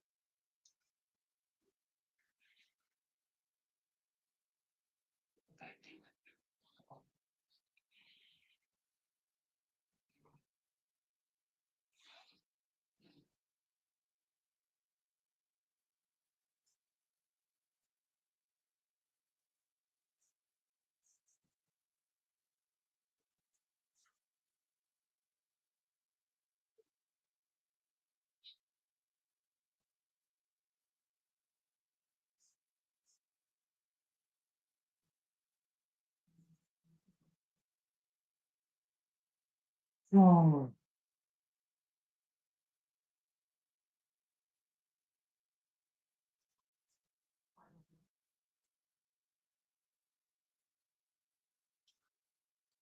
No, I sometimes do, but because other people want breaks as well, I try, because some people leave and you know they want their breaks.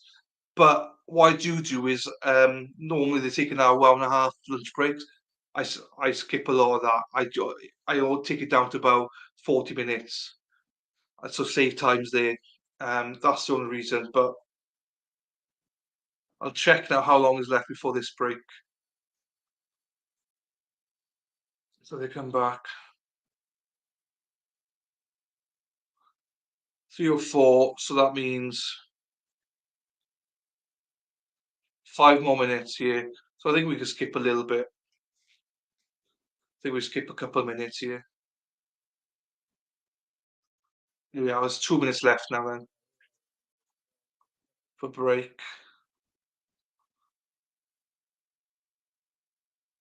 Oh, and then about 35 minutes there going for lunch.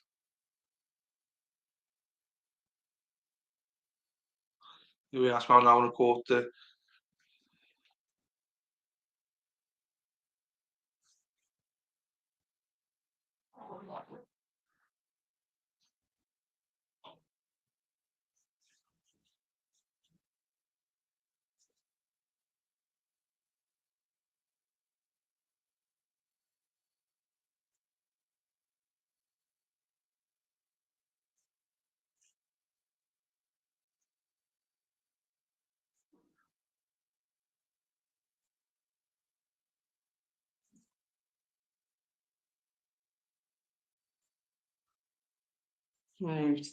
So yeah, they'll be starting back up in a minute now. So because it's not long to go, I'm going to dip out to get more water then. Yeah, no worries, Rosie. No worries. You catch up with it. You've seen what's on. It's a bloody shitty video. Yeah, do the catch up. I mean, literally, let's ban this.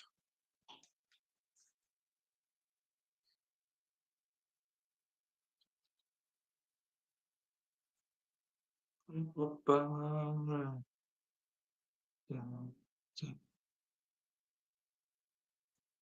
think 1 more minute, guys. Oh, they're back. The judge is back. So we are looking back.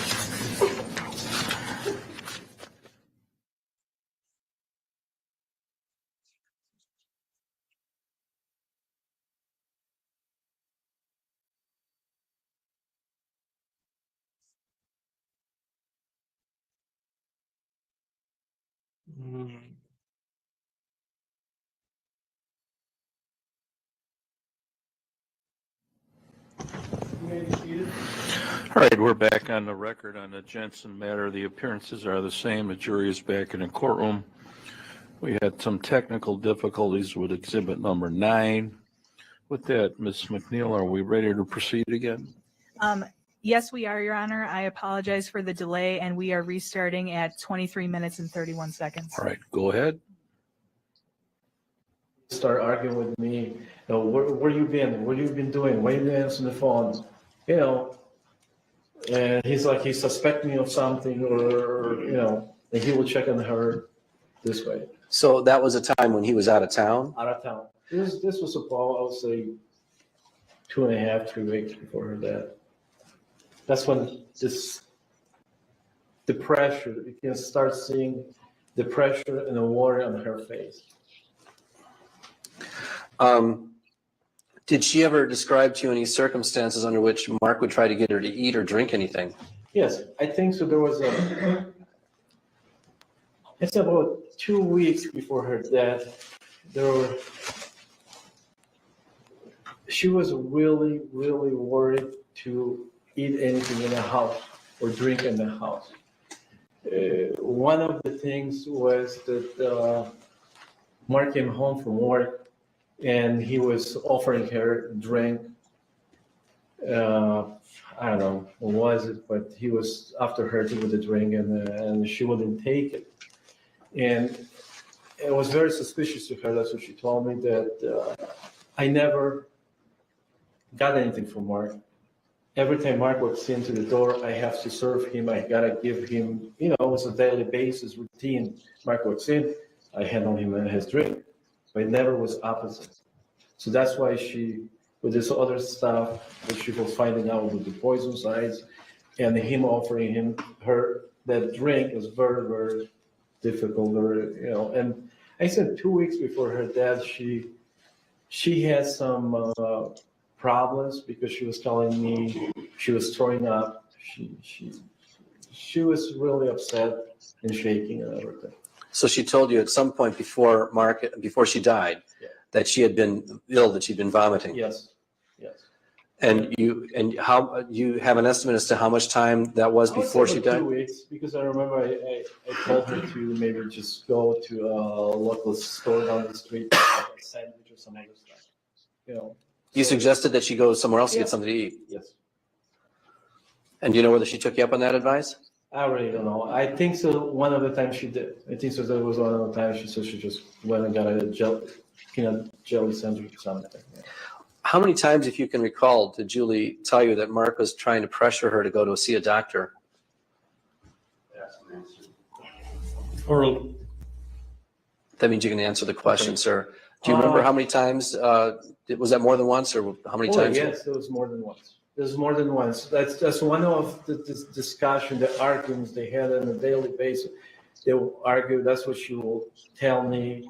There was a lot of pressure from Mark to go see a doctor, put the Douglas in the daycare, and go get a job. And I think so. She was talking about even looking in a school or some other place, putting application, and she really didn't want to do it. She wanted to stay with the kids. That's what she wanted to do.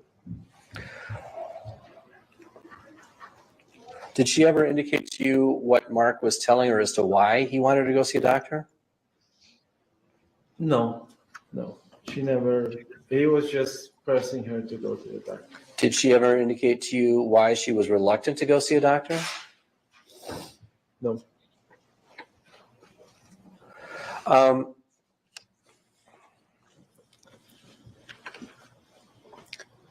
Well, can you tell us if there were any additional conversations you had with Julie Jensen in the weeks or two before she died? Well, I said there was a lot of conversation, but I think there was like a one week. It's got to be 2 weeks. It was like 2 weeks before she died, and I mean, she was really scared. She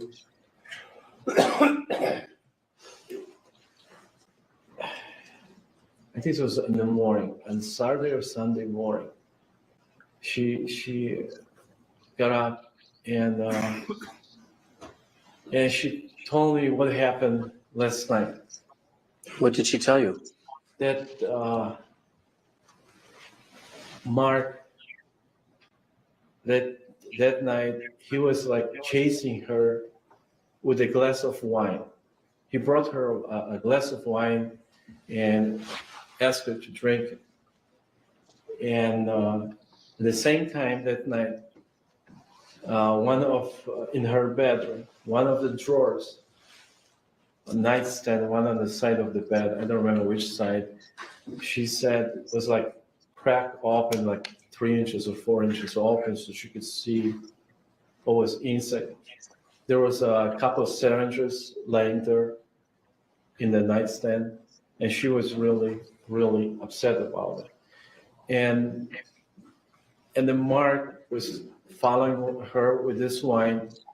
Whatever she made a move, she didn't want it. then he will like come to the bedroom, put it next to her, or drink it, have a this, and then he brought the bottle of wine, and she said she didn't want to drink it. I think so. This was like going on to 3 a.m. They had a huge fight, and she wouldn't drink it, but she was afraid that he put something in the wine, and then he's going to inject her with something else. That's why those syringes were there in the. Was there ever a time before Julie died where she gave you something to hold? There was, I think so, that what happened now, that was, I think so, on Saturday morning or something. And she kind of knew she's not gonna, she wasn't even sure she's gonna make it over the weekend. What did she say to you? Well, she was scared she's gonna die. He's gonna poison her. Somehow something happened. She's not gonna make it to Monday. And what did she say? What did she do then? Well, I think so. It was like 3 o'clock or 4 o'clock. I don't remember. It was afternoon. We had one of those talks in the front of the house, kind of the side of the house with their bedroom. They got little bushes there, and we were talking. It was a little fence, and I had a coat, and she was just standing crying. I didn't believe something's going to happen. I knew there was something going on, but cannot imagine somebody's going to die. Did you ever offer Julie any type of assistance? Yes, I did offer her assistance. I think so. One of her first of assistance, I think so, was that I was talking to her on a daily basis, and she could, she could spill her gas. She could relax a little bit. She has someone to talk. The stuff that were bothering her, eating inside, all night or all day, she could tell someone, about it. And I think that was really big thing for her, because what I noticed is like, she will wait. She will wait for me sometimes I had a little shop in the back of my house, and she will wait there. See if I'm gonna come out or I'm gonna do anything, so she could just approach me, just talk to someone. What's going on? Did you ever offer to allow her to use any of your other properties to stay Yes, at? I did.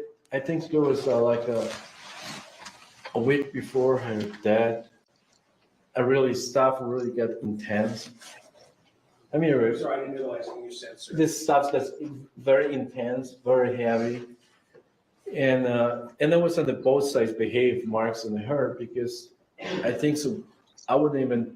Mark wouldn't talk to me, or I wouldn't talk to him at least 2-3 weeks before her death.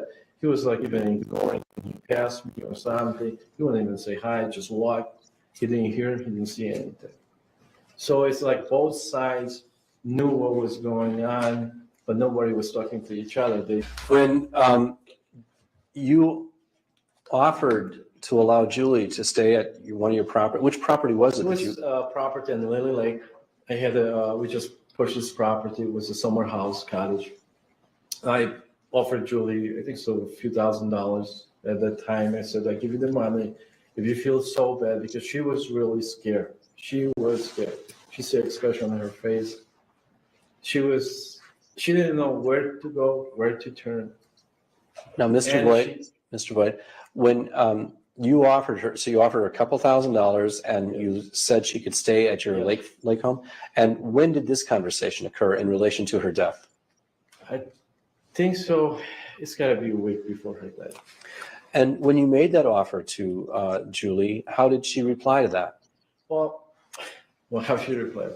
She still wasn't sure all the way if whatever is happening is really the truth, or Mark is just playing with her mentally, just to trying to take away the kids.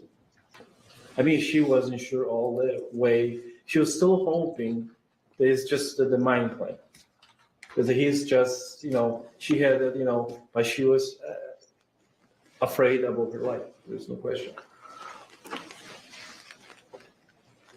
What was the last conversation that you can recall ever having with Julie Jensen? I think so was Sunday. I think so was Sunday before Julie died. It was in the morning. Me and my wife, we were in the front. You know, we spent a lot of time in the front of the house with the kids playing. And we noticed that Julie and Mark was with their kids. And we looked at them. They were, I think so they were getting ready to go for a walk. You know, I can picture the whole event, how they were standing. Mark, they were very close to each other, like nothing happened. Everything was fine. Mark had his hand around her, and they went for a walk. I think so Douglas was with them. They went for a walk. And I remember my wife said, and she says, well, you see, everything is fine, everything turning okay. It's just, you know.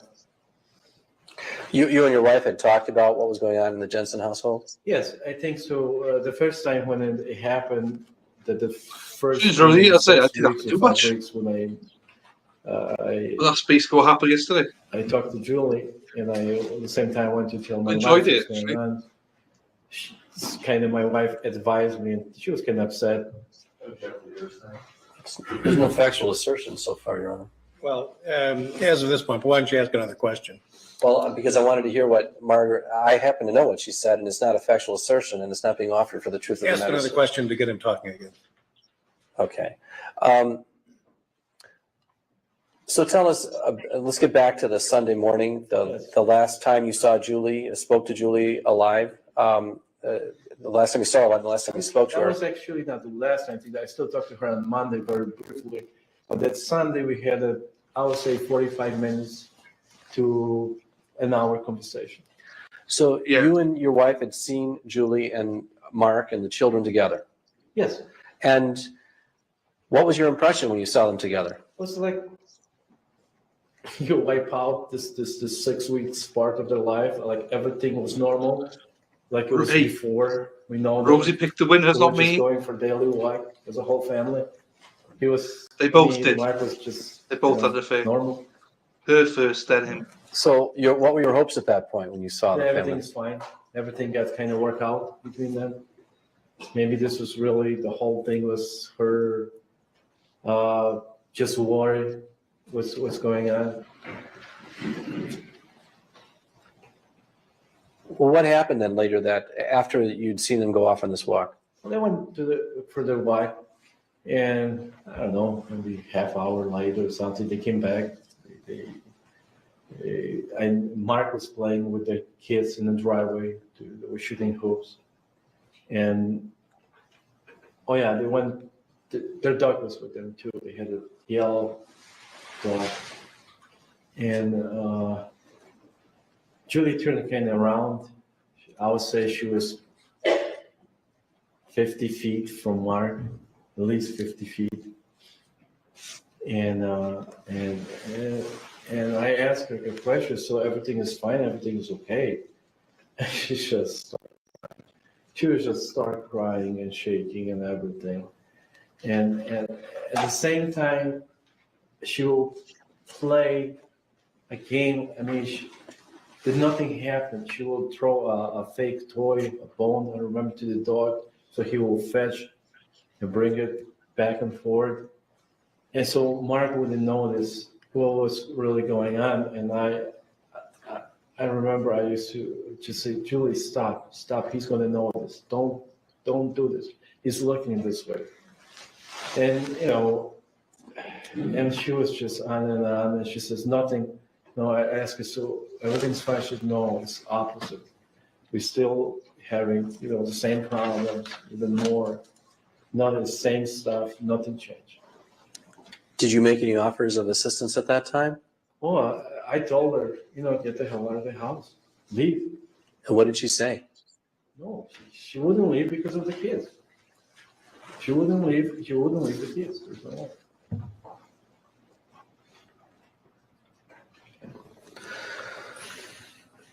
You said you spoke to Julie on Monday? Yes, I think so. I did talk to her on Monday. I'm sure I did talk. Do you remember anything about that conversation? or No, not? it was just brief, very short conversation. I know she was telling me that day or next day, I think so, she was going to the doctor. She that she agreed to go to the doctor. You don't remember anything beyond that, though? Well, no, there was things that one of the things was that Douglas was going to daycare or babysitter. I think so, daycare. She still didn't like it, but she did it anyway.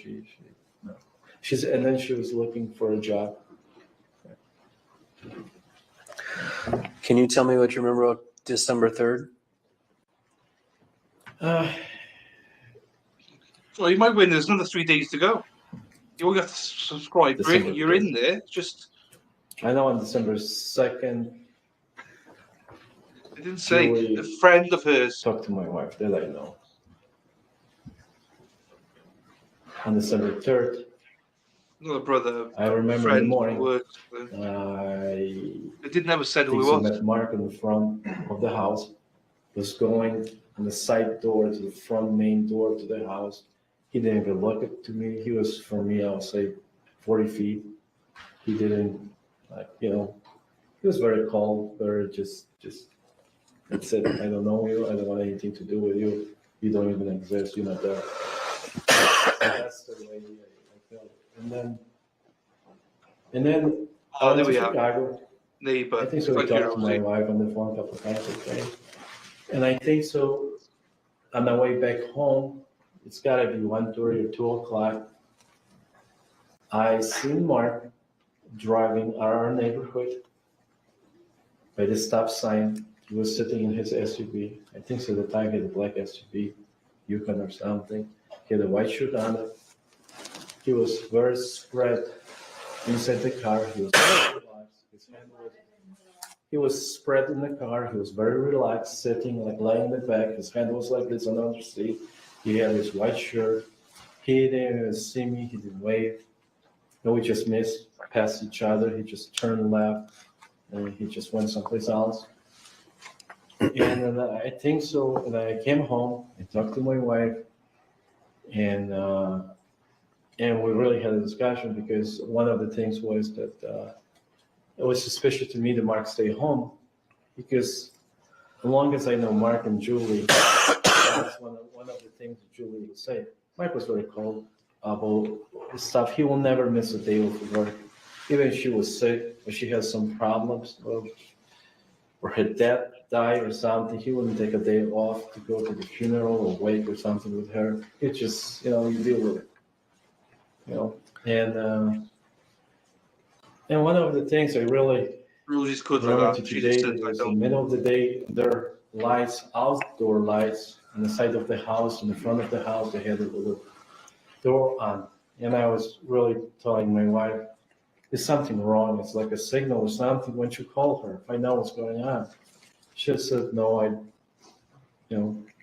we just had a discussion. And then I said, again, I don't know, it's gotta be after 2 or 3 o'clock, pulling out of his driveway again and turning south on the Lakeshore Drive, going with his SUV. What's the next thing you remember seeing or hearing on December 3rd?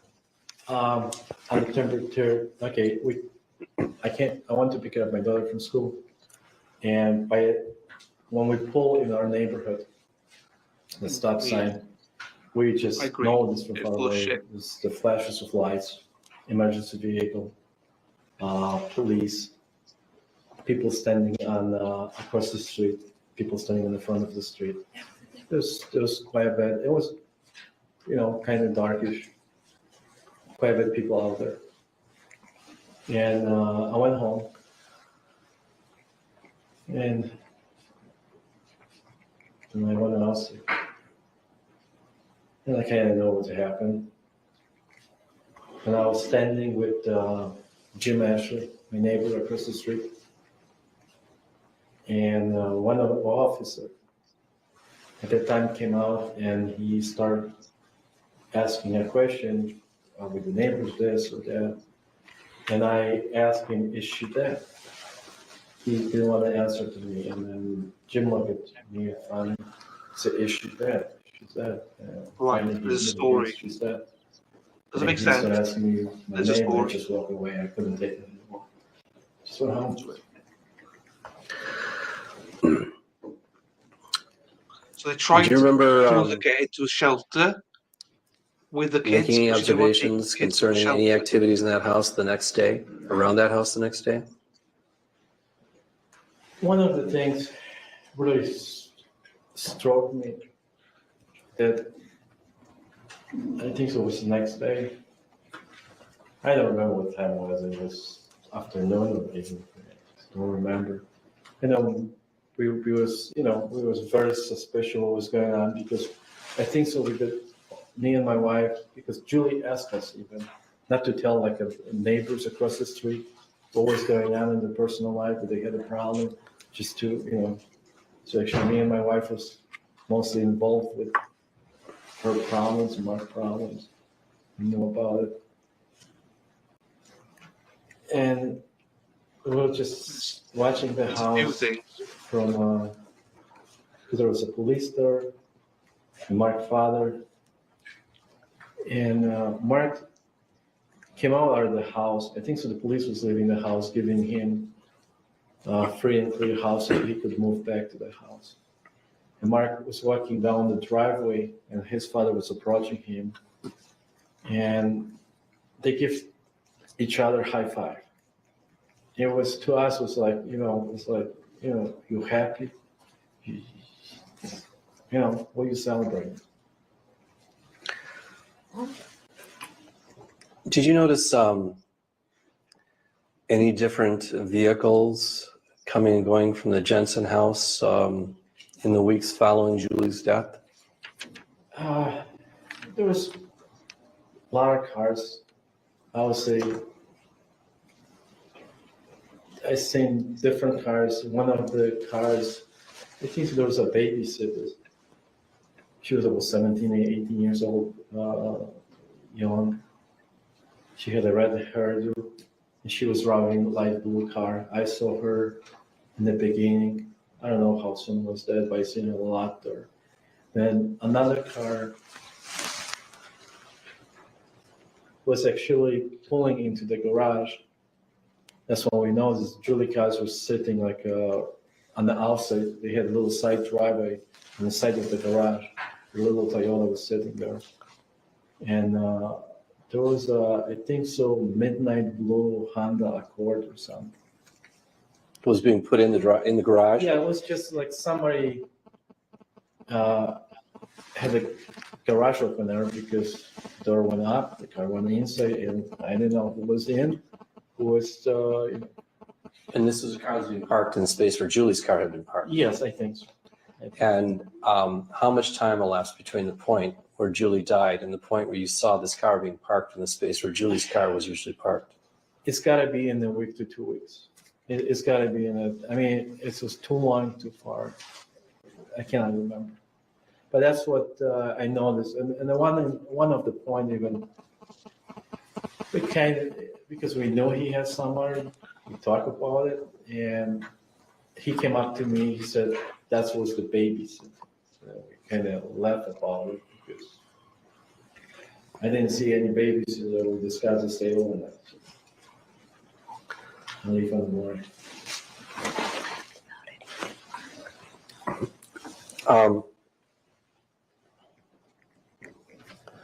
This person you described or referred to as Mark Jensen, do you see him anywhere in this courtroom today? Mark Jensen? Yes. Could you point to him, describe what he's wearing? Thank you. Did Julie ever tell you where she found these notes that you made reference to? Yeah, she found on his desk. And did you ever give any advice as to what she should do about those notes?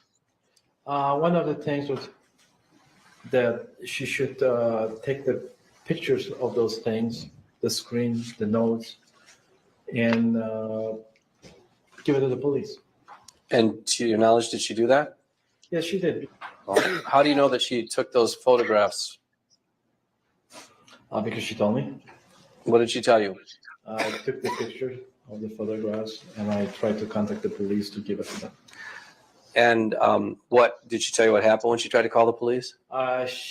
She said that she called the police. I remember very clearly. She said, I called the police and they wouldn't want to talk to me because I did have a assigned policeman, Officer Costman, to me.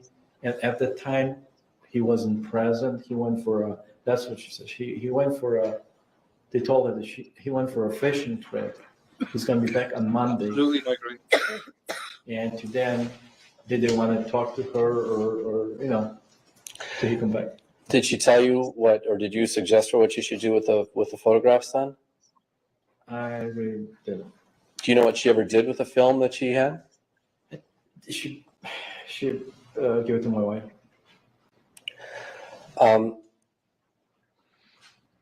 Did you ever see or know of Julie discussing these photographs with the officer? She is, yeah. Yes, I did. Tell us what you know about that, what you know personally, what you saw. Well, I was from the back of my little art studio going to the front of the house. We had a little side driveway walkway between our house and their house. When I noticed that there was a police car parked in the front of their house and she was talking to the policeman. Did you know who the policeman was? Had you ever seen him before? Yes. Yeah, Who was it? Disagree. It was Officer Costman. Okay. Yes. What did you see then? She talked to him and he was kind of upset. You can see because they had a kind of loud talk or aggravation or something. It wasn't one. And at the same time, they were finishing their talk, and she was leaving the car and walking towards me, and she was really upset. And she makes a mark like this. He thinks I'm crazy because he what do you want me to see on this picture? What do you want me to this? Because I think there was a reflection of the flash. He couldn't see. He couldn't tell anything was on this picture. So she was really upset about it. And Your Honor, just to complete the record, I request the record show that when the witness was saying she was doing like this, he was taking his right hand and moving his index finger in a circular fashion around his ear, as though the common usage is that he thinks that she's crazy. Any dispute for that characterization? No. All right.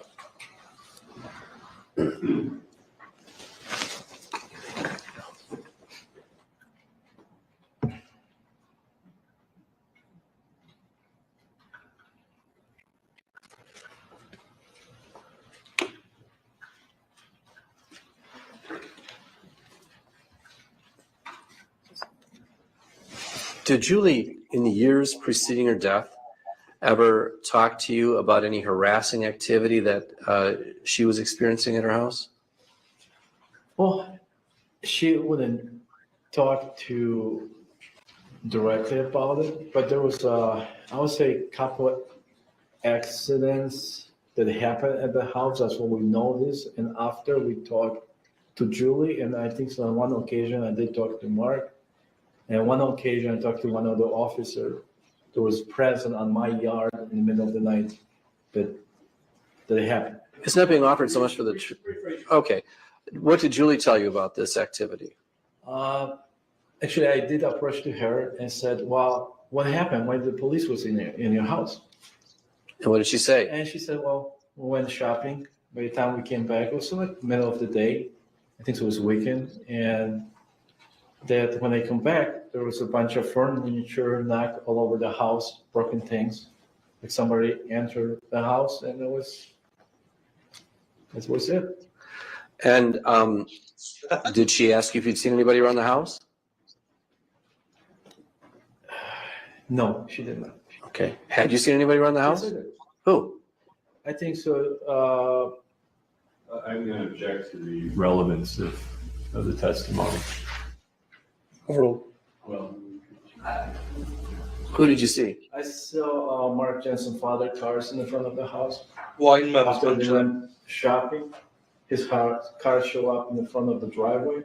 The engine was running. He went to the house. 2 minutes. then he will leave the house, and you can hear this one of, because they had like a kind of gravel, I remember, on the half of the driveway, the wheel was spinning, and he was really like taking off out of the house. And then how much time elapsed between the point where you'd seen him leave the house in that fashion and the point where the Jensens came home? And the Jensen came maybe an hour or so later, and then the police showed up.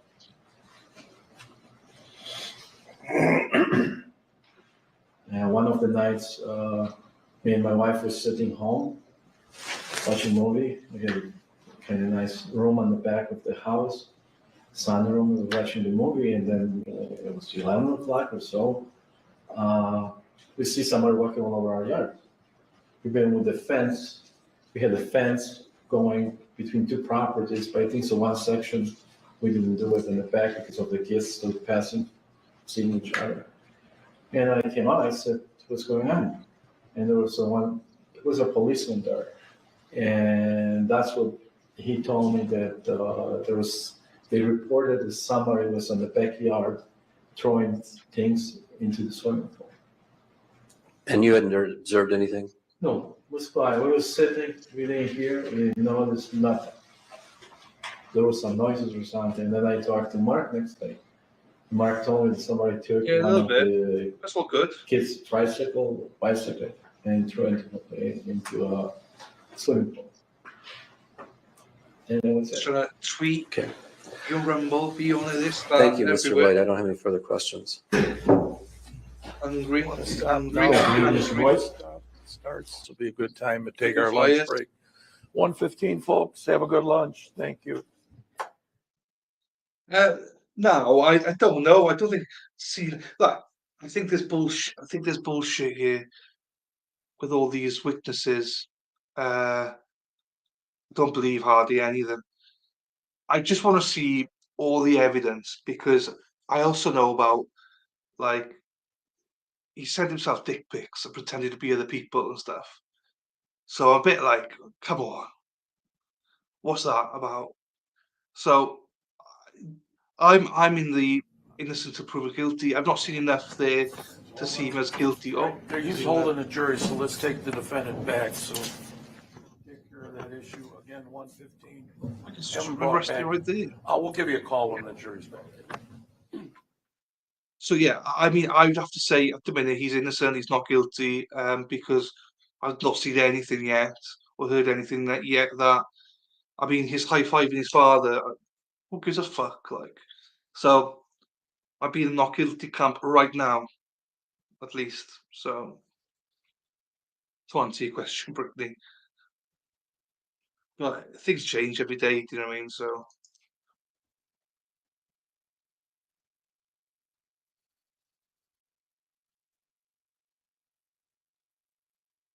right, they're going on break right now.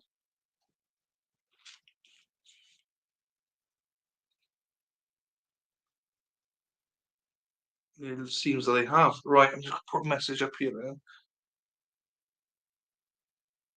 I just think it's an interesting case, and I think we're nowhere near finding out stuff yet. And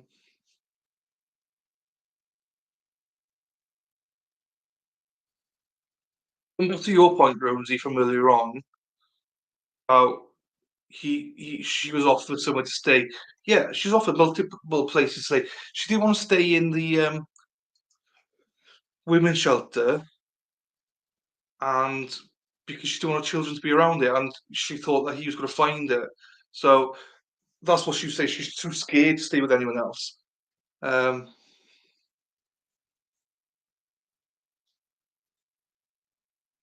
Yeah, it's 25 years ago. 25 years ago, and they're still thinking that it can. Well, I mean, that guy was 2008, I think, wasn't it? So, still.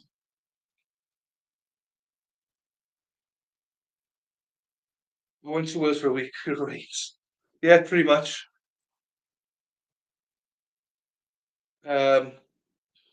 Pretty much. That is Wales. That's why I'd love to live in America. I need to get married, get a visa, and live in America.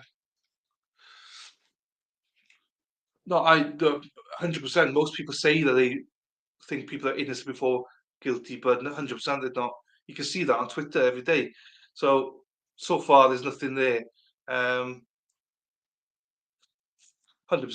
Look, there's a couple of things that he's going to have to explain. His affair, he had an affair in September, and his person he had an affair with, his girlfriend basically moved in a couple of weeks after the death, sorry. Then they got married, got a kid. So, it's suspicious, but, still nothing that says murder. Spitting a bit here. It's nice. Well, it's not nice. It's cloudy here, but it's not raining or anything, so it's fine. It was pissing down this morning, but this afternoon it's been fine. Hope the weather lasts now, because it's the worst. There's a little bit of drizzle's fine, but too much rain, I don't like it. Oh, these fuckers coming back. What are they doing?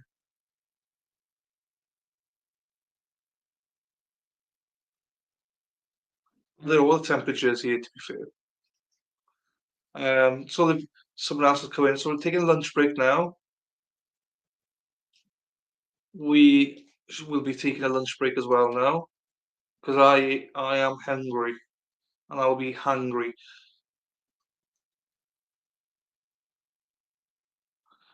So this for sure, but I mean, 2,200 dick pics. I mean, you got to have something wrong with you. Like yesterday, if you watched the video, the recap, like I was a little bit disappointed because I thought it was going to be like female boobies, So when they said dicks, I was like, fuck. But I'm glad, you women maybe you can see one. I'm not sure if they're going to show any. Yeah, I mean, 100%. Rose, you know my view on all this with Murdoch. I just doesn't feel comfortable, to send him away. And people just like, yeah, no, he's dead set. He was guilty. I don't see it, but no, I think we're all on the same page here. I think that's good. I mean, I always like to have people in here that disagree as well. That's always good. But I do think this, for whatever reason, I normally attract people that think similar. So, D small.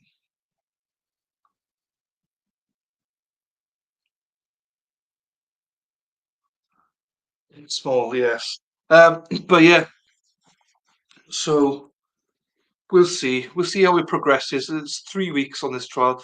So obviously you're going to miss a few days of this. So I'll have to try and catch you up with it. But I think you're missing like the days you should miss are the days that you're missing. I think Friday is going to be okay, I think, because it's when it starts with the whole, oh, here we go. I think Migraine, you were the one that said that they might show some dick pics. So, they might cut them out now. I don't know. But, if they do, well, I didn't know what to say. Like, I'd say tits and fanny. But I was like, oh, I've got to be professional. So I was going, oh, boobies and vagina. But no, I'd normally say tits and fanny. But, I want to be respectful, So, to the women out there, sure somebody will report me for it. Is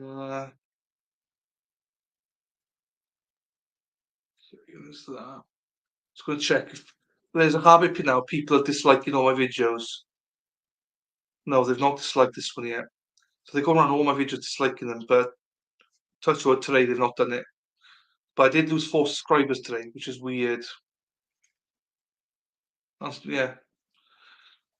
Yesterday I gained 5 subscribers, Migraine being one of them. Then today I lost 4. So for the week we're net 1 plus 1. So the small wins are the wins. Right, I'm talking shit now, and I'm ready for food. So with that, I'll come back on a quarter past. I'll be crack on with it again. So hopefully you will have dinner, and hopefully you will come back in about half an hour. Love you. See you in a bit. Ta.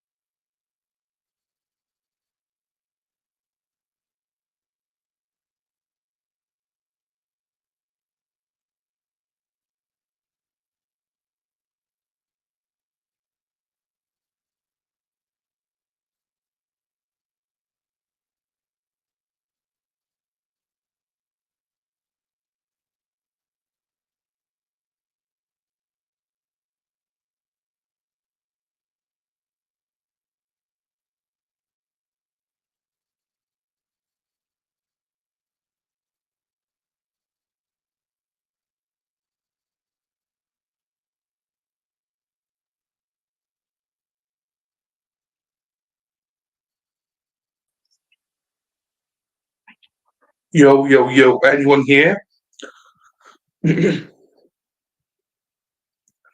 Uh,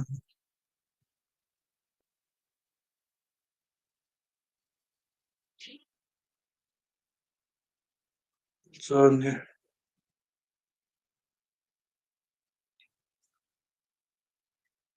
I am back now. Who's that? Who's here?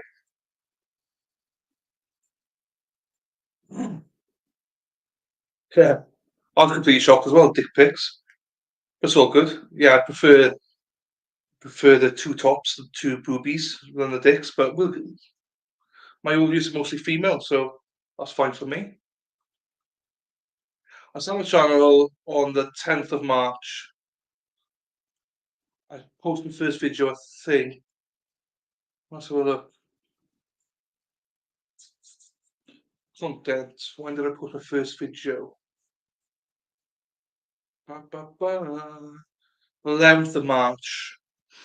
So actually, a month today. A month today.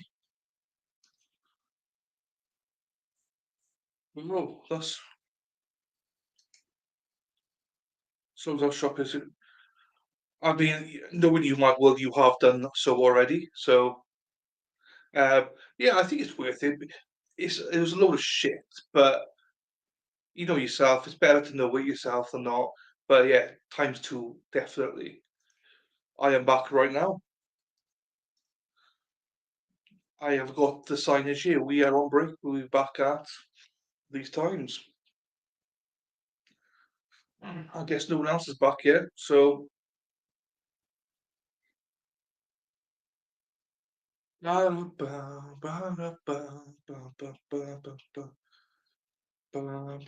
gives me time to post about the stream. What we do with our mobile phones, I do not know. Mobile phones are so bloody handy. Right, let's tweet this fucker out then. What happened there? The lights went out. Well, it's them, not me. Right, YouTube, live, share, Twitter. We are back alive. NSKERS.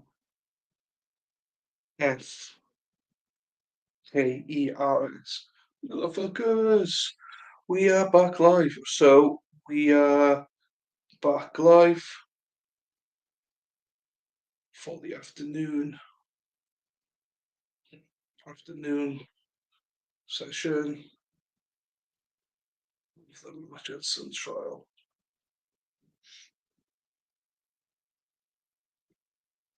Chat's been great. Mark Jensen has put down. Mark Jensen trial. Chat has been awesome. Chat has been awesome. Great seeing. Great seeing.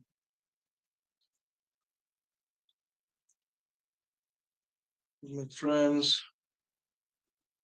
Still missing.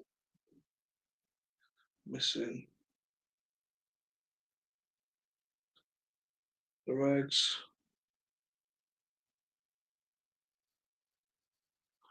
Aren't here.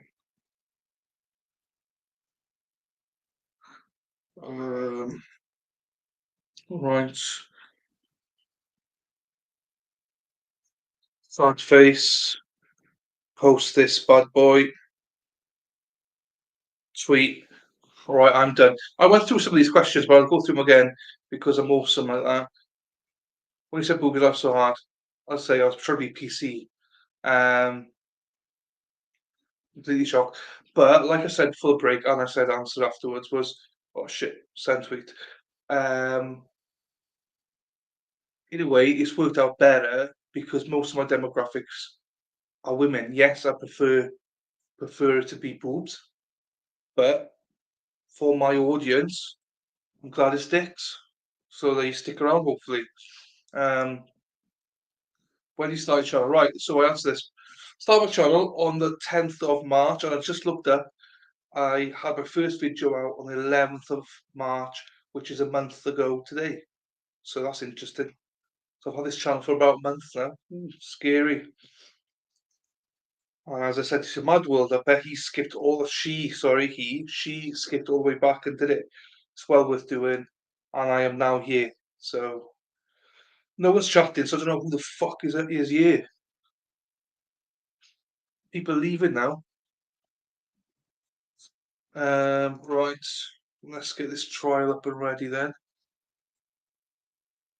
Where is the bad boy? This is it. Ba-da-ba-ba-ba. Ba-ba-ba-ba. Ba-da-ba-ba-ba-ba-ba. I'm gonna wait till 25 past because it doesn't seem that anyone's here. So then I'll play it. I'll play it after that. I'll get it to the right spot, and then we're right where you know. We just skipped like 40 minutes. 40 minutes of break I just skipped.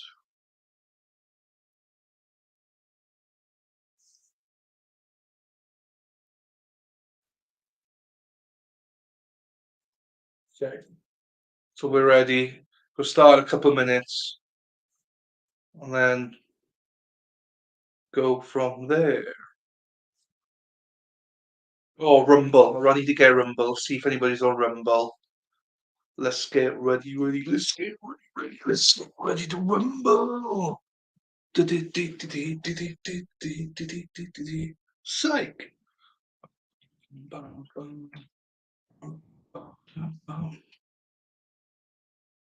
What's that? My feed.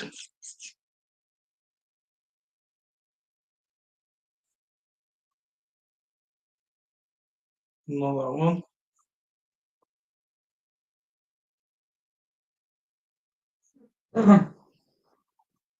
Yeah, my Rumble numbers are not too bad. My YouTube was not great, but Rumble by far is ahead in terms of the best platform for me. No one watching on Rumble, so that's fine. Oh, I've had a few likes. I've had a like. Doesn't say. Oh, I've had 90 views there. Okay, that's good. It's more than here.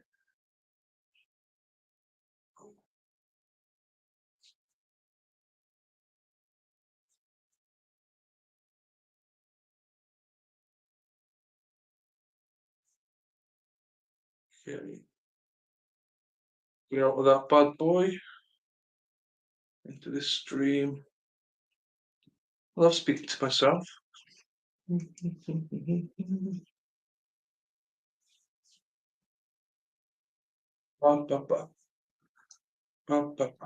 Hey, Spider!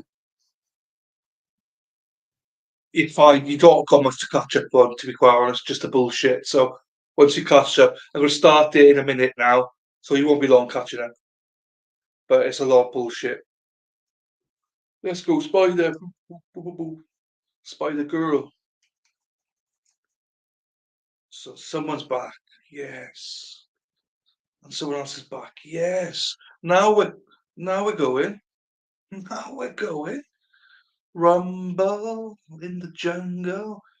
Rumble tumble in the jungle. Someone wasn't impressed because it's straight away left. Right. 1 minute.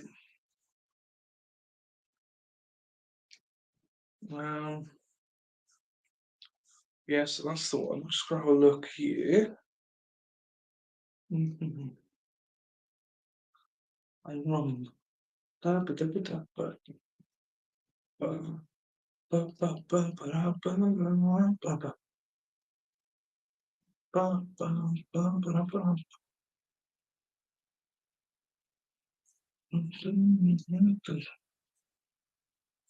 We literally have skipped 40 minutes, so this is so nice, isn't it? I had lasagna for dinner, beef lasagna. Oh, it's nice as well.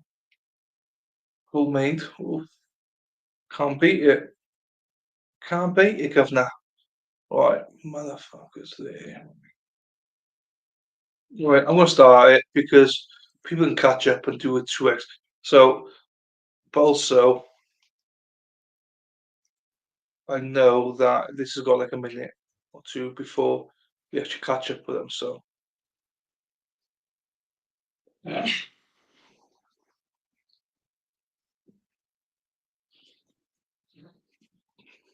here we go. Here we go. Here we go. Go go.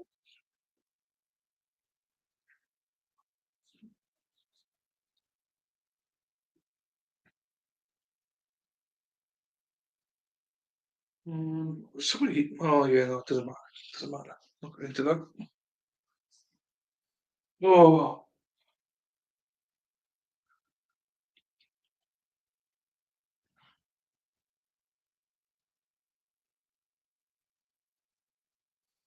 here we go.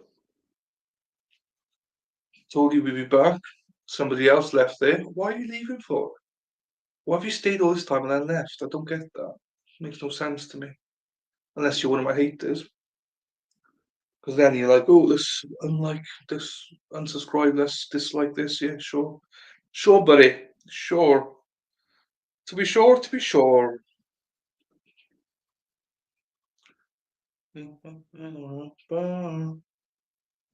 Looking back at that question now, I've been doing this for a month. I'm extremely proud of what we've achieved. I just wish we had so many people here. Erin, obviously Chrissy, Shannon, Stacey, Giovanna, Joe, Big Mike, all the day oneers, Melissa. Sure, there's others. Day one people, they're no longer following it really, which E Miller. Never knew E Miller. Never knew her first name though. That's always Sorry, I should say that always pops in. So that's good. Look at that. You get more people in here. I get so many mixed reviews about stuff. Some people hate my videos, some people like my videos, some people hate my streams, some people like my streams, some people hate my skits and think I'm a dickhead. Some people love them. I just, you can't fucking win. You can win, like. That's why I try to do so many variety stuff. Someone said to me, messaged me, said, stop harassing Blandy. It's like, I'm harassing him because he blocked me, not because I care, because he got me freaking 40 subscribers just for literally posting to him. Marketing 101, guys. I've got background marketing, know what I'm doing, governor. What the fuck? I thought they were back, Doesn't matter. We'll catch up. Mad World, it should be now. Because I've skipped 40 minutes, Mad World. So we are back, as in, it's live. Because it was an hour and a half break. I only took 40 minutes. No, I took less than half an hour. So it's now back. Now, I did answer your question, and I thought you'd gone back to exit. Spider Girl has gone back to exit, as you can probably see from her message. So, look, it's probably worth you doing if you haven't done it, just because you then take a trial. You don't miss much, though, to be fair. So, it is back. He's back in.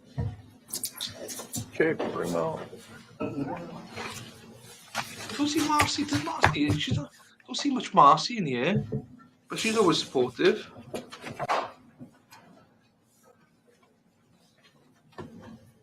Anma, as well, she's very supportive. No, she's on streams though. Right, Brittany, are you back? Right. G, are you here? No, G, are you here? Luna, I should say. Luna. Oh, Luna.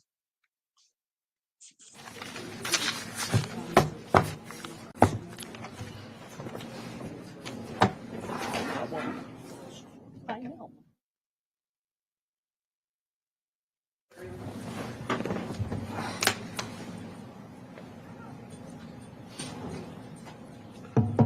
But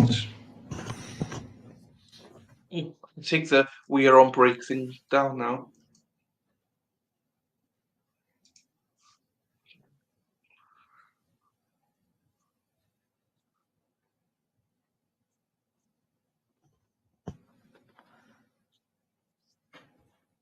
Rosie, are you here? Brittany, are you here?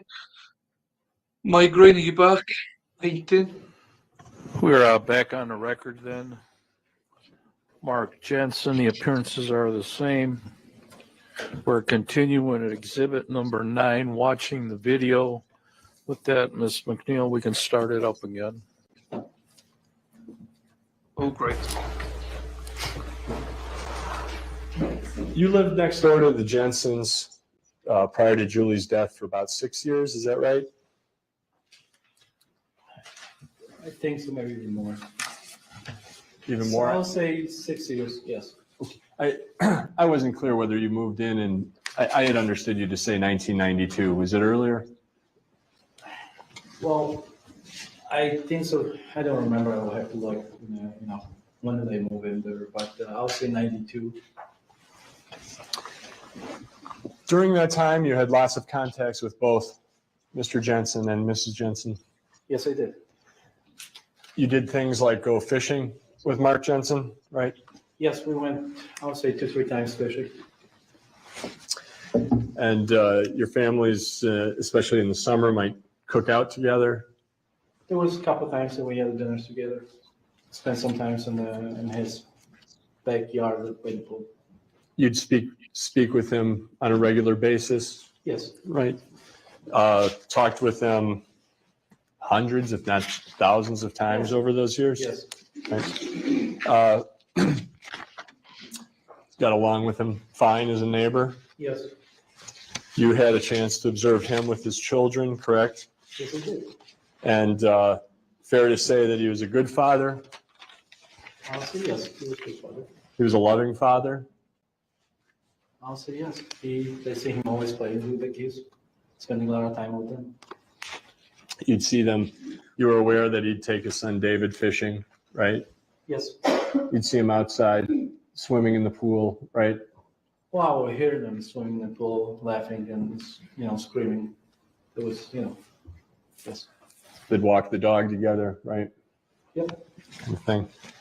And prior to the fall of 1998, you really didn't observe much in the way of problems in the Jensen family, right? Major problems or just problems? No, you didn't see any major problems, right? In terms of, and you on a number of occasions you saw Mark's interactions with Julie Jensen, right? Yes. You never saw Mark be physical with Julie, right? Never did see. And in her conversations with you, she never made any such claim like that, right? She never did.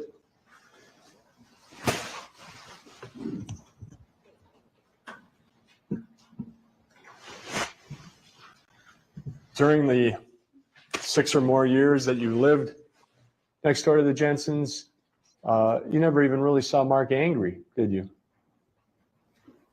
There was a couple of times he was upset. We had an argument. Maybe 2 times? Yeah, I mean, the times that I remember, that I recall it, he was very angry. I remember when I was buying the lot next door from them, that he had to sell it because he lost a job and changed a bit. Julie wasn't working at the time, and she could have been working.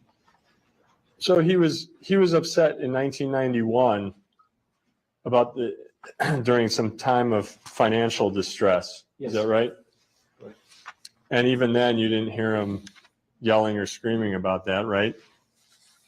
No. And did you say there was some other time in those 6 years when you saw him? Yeah, I think upset? that there was one of the times I was going into his house. I was coming into his garage inside the house. And at the same time, Mark came out and they had an argument. He was really upset. He was really, pissed.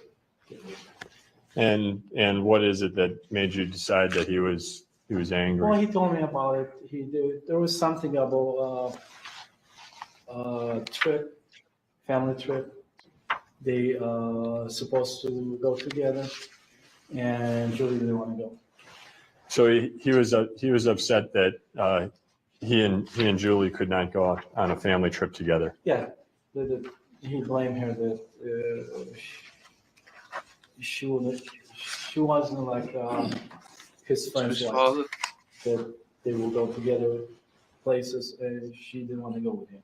And he thought that was important that they go on a trip together. Yes, And so those are the two times that you saw Mark Jensen angry in the that's six the times they just would say, yes, I remember. in the 6+ years that you lived next door to him.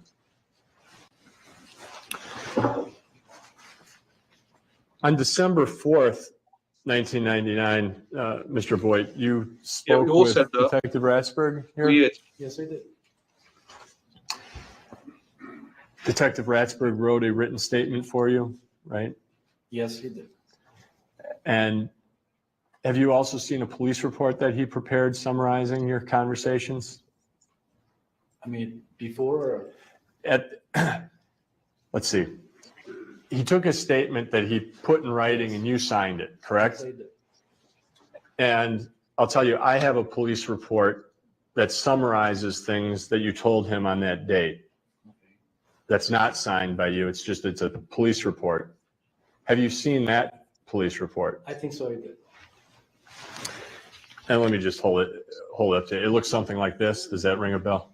No, not really. It looks like any other page. Okay. But I mean, do you remember it being typed like this or not? Okay. All right. Did you ever tell Detective Ratsberg that Mark would not speak with you and he always kept to himself?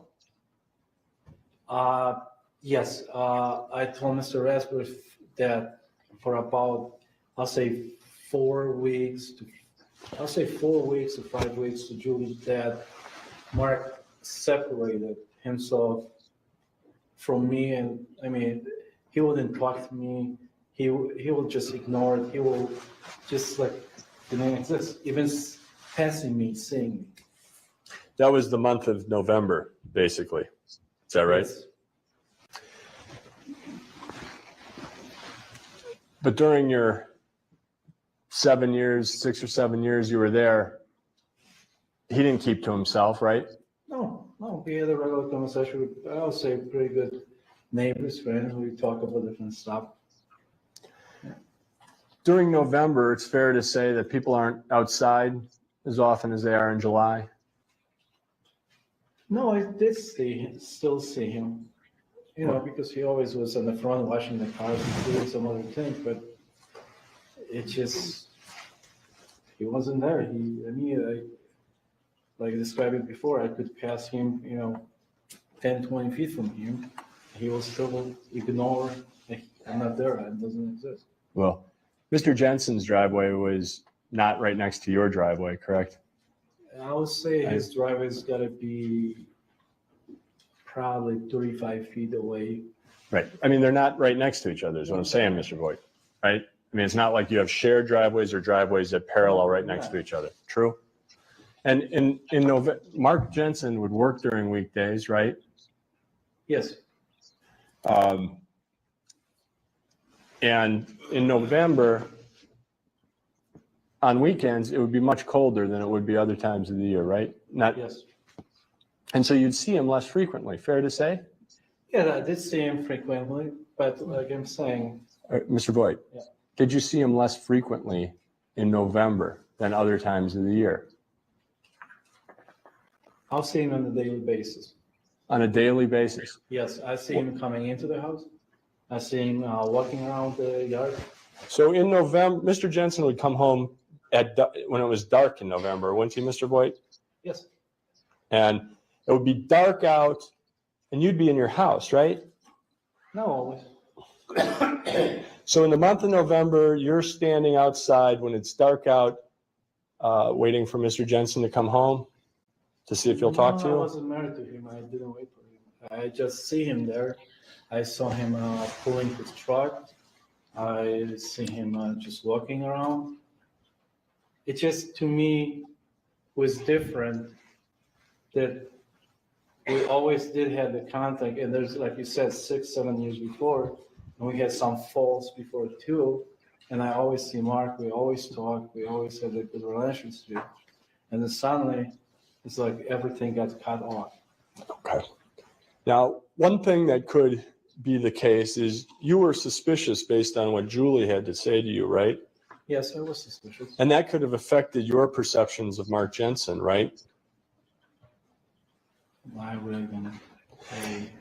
I'm sure there are times during those previous 6 years in which Mr. Jensen was in a hurry or something like that, and he wouldn't be as friendly as he was normally, right? I don't know. He always was friendly. I cannot say he wasn't, even if he was sitting, like I said, it was dark, he will be sitting in his garage, we will have a chat, he will work on his fishing rods or some other stuff. That was a normal thing. Or he will come up to my garage in the back, he will talk to me about different stuff. So your claim is every day when Mr. Jensen would come home, you had a conversation with him? Not every day, but I'll say sometimes we'll have twice a day, sometimes we can have for 2 days. Here's my question, Mr. Voigt. In the evening, when Mr. Jensen comes home from work during the month of November, you're claiming that you'd have a conversation with him for some reason? I did not have a conversation with him that November. I did not. But But the months before and the years before, yes, I did. every single night? Not every single night, like I said. Every other. Why would you, Especially on the weekends. why would you be outside in the month of November 1998, Mr. Voigt, at night? I had my garage in the back of my house. I used to, my hobby is rebuild antique cars. I used to walk all the time back and forth from the house to the garage in the back. And I meet a lot of times Mark passing by the side of the house and the side of the pool. We met each other a lot. Mr. Voigt, let me just skip to a different subject for a moment. The Sunday before Julie Jensen passed away, you said you saw her on that day, right? Yes, I did. And you saw her going for a walk with Mark Yes. and David and Douglas? I think so, Douglas and a dog. I wasn't sure about the David. Maybe David was going to. They went for a walk. They went for a walk with the dog and the youngest boy, and Yeah, I maybe think the so. other boy. I don't know if all of them, but I know they went for a walk. Yes. Then they returned to the house, right? Yes. You saw Mark outside playing basketball with his kids. Yes, he did. Julie was outside. Yes, she was. You thought everything was okay. Yes, I did. And Julie walked up to you and your wife, right? Yes. And she had her back to Mr. Jensen. Yes, she did. You said she was crying. Yes. She was turning around and I asked her a question if everything was okay. It's all right. Back to normal. And you and your wife pleaded with her not to cry because Mark might see her, right? Yes. Because you were afraid that Mark was going to find out that you knew about it, right? Yes. So Mark didn't know about it at that time, did he? About what? He didn't know that you had had conversations with Mrs. Jensen. He saw me talking to her. That's why he was afraid. That's why you were afraid he'd find out, is because he didn't know, right? About what? About the conversations. Well, I had a conversation every day with her, and he knew we were talking to each other because when he even passed, he gives me, such a call during the walk that we were talking to each other. That was your perception, was that he was giving No, it you. wasn't the perception. You can see in somebody's eyes, in the face's expression. If Mr. Jensen knew, then you wouldn't be afraid that he'd find out, right? I'm telling what Julie was telling me, and she was she didn't want Mark to find out about it, that she knew what was going on. You were afraid that Mark was going to find out that you knew, right? Yes, And that's why you were pleading with her not to cry, yes. right? And you knew you had no information and living next door to this man for 6 or 7 years. You had no information whatsoever from personal observation or from what Julie told you that he'd ever been a violent man, right? Yes. You'd only seen him angry once or twice, right? Yes. In 6 or 7 years? Yes. So what did you think Mr. Jensen would do if he found out that you knew Julie was upset? Objection, how relevant, unrelevant. How would I know what he's gonna do? Well, I was going to direct you. I didn't hear your answer, I'm sorry. How would I know what he's gonna do? Well, what were you afraid of? Well, I don't know. I was just afraid. Julie didn't want nobody to know what was going on. When she approached me, she talked to me about this thing. She even told me, don't tell the neighbors across the street or somebody, because she just don't want to find out. Nobody else find out. Mark had been a reasonable man during those 6 or 7 years, right? Yeah, but not for the past 8 or 7 weeks before that happened. Well, you were just saying it was 4 weeks. What's the difference? 4 or 5 or 6 weeks? Well, I was just before that date. The way he acted, the way he walked, when he got this new job, he was like a different man. This is beyond the scope of the question. Objection, I disagree. Right. The answer was responsive. The answer may stand. Go ahead. First of all, you testified to 4 weeks, right? I don't remember that. If it's in it, yes. Well, that's what you just told Mr. Jamboys when he asked you, right? Then yes. Because you said Julie began talking to you maybe 5 or 6 weeks before she died, right? About that matter, about the problem they had in the family problem between Mark and her. Right. Yes. For She 5 or did talk to me before, normally, on a regular basis. 5 or 6 weeks before she died is when she had that conversation, right? Yes. And in that conversation, she did not say she was concerned about poisoning, right? Are you both caught up she now? was. In the very first conversation? No, that was first Well, conversation, well, but between 5, 6 weeks in that time. Yeah, I think so. It was on the 4th week or 3rd week before her death. Yeah. Mr. Boyd, I'm trying to find out what happened at various times, okay? So on the first conversation you had, there was no talk about poisoning. No, it wasn't talk. It wasn't talk about Mark acting very. They had a lot of arguments that she suspected, she was sure that he was cheating on her, that he had another woman. Right. She was very upset and angry about her belief that he had an affair, right? Yes.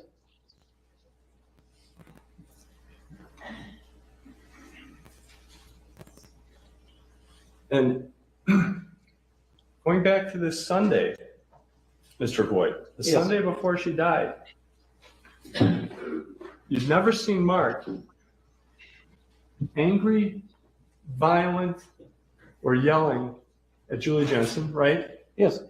You've never seen him get that way with you, right? Yes.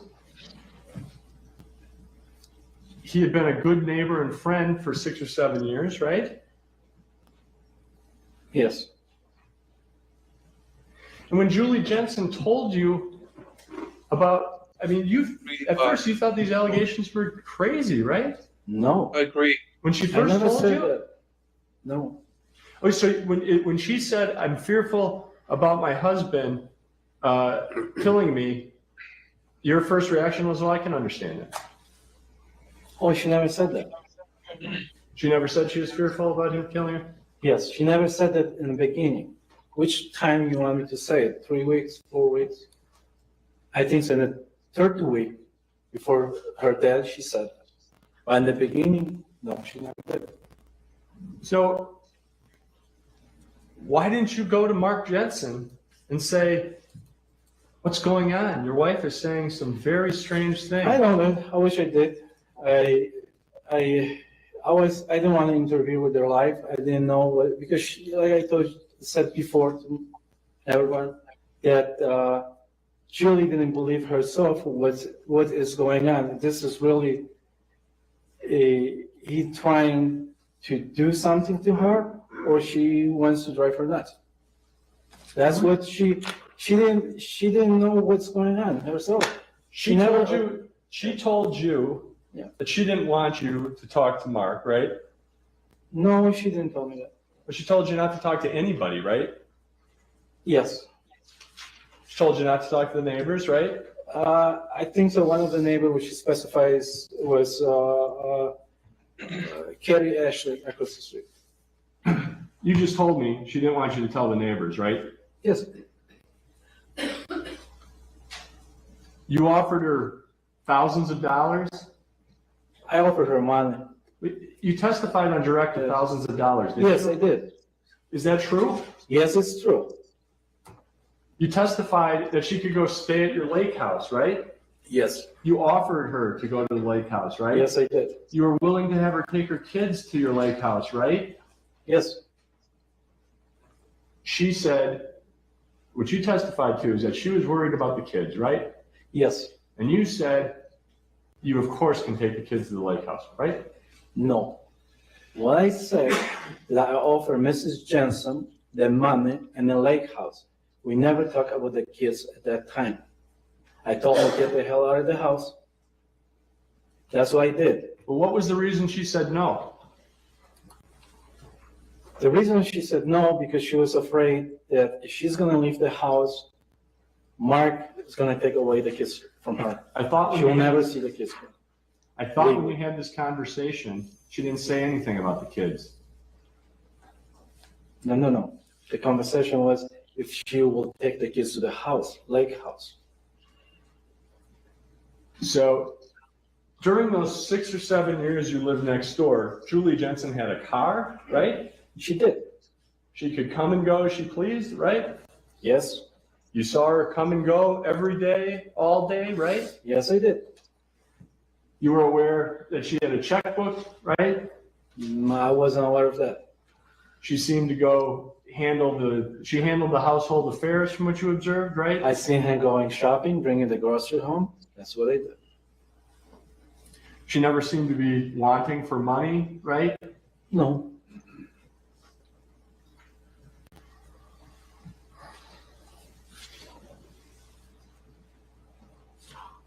Did you tell Detective Ratsberg on December 4th that you believed Mark was controlling? Yes. But you can't identify one controlling thing he did during the relationship, can you? Why not? Mr. Voigt, what did you ever see Mark Jensen do that was controlling? I remember one of the things, Julie was on the front doing some gardening work, and she had a big phone hooked up to on the side of her pants right here.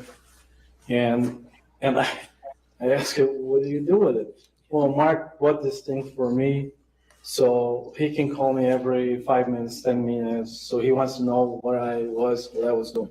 You all caught up now? That's what Julie Jensen told you, right? Yes.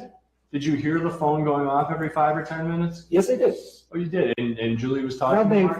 5:10, but it was half hour. Julie was talking on the phone, and again, Mark will call it. And do you think there's something wrong with a husband calling his wife on the phone? Well, she was upset about it. She was very upset about it. When was Because this? if she went too far by the road, and the phone reception wouldn't reach, he will get upset. We'll worry. When was this? It was about 2 years before her death. Okay. or a year before her death. What else did he ever do that? One of the things. Mr. Boyd, hold on. Let me clarify my question. What did you ever see? Not what Julie told you. What did you ever see Mark Jensen do that was controlling? Controlling what I ever seen, that every time when Mark come home, the whole family always used to be outside. They were playing, they were doing stuff. When Mark pulled through the driveway, it's like everybody disappeared out of the driveway, and they went inside the house, and we didn't see them again. Could that have been dinner time? No, It wasn't dinner time? I talked to Julie about it, and Julie told me that Mark wants to have his time with the family. It's his time after coming, from work.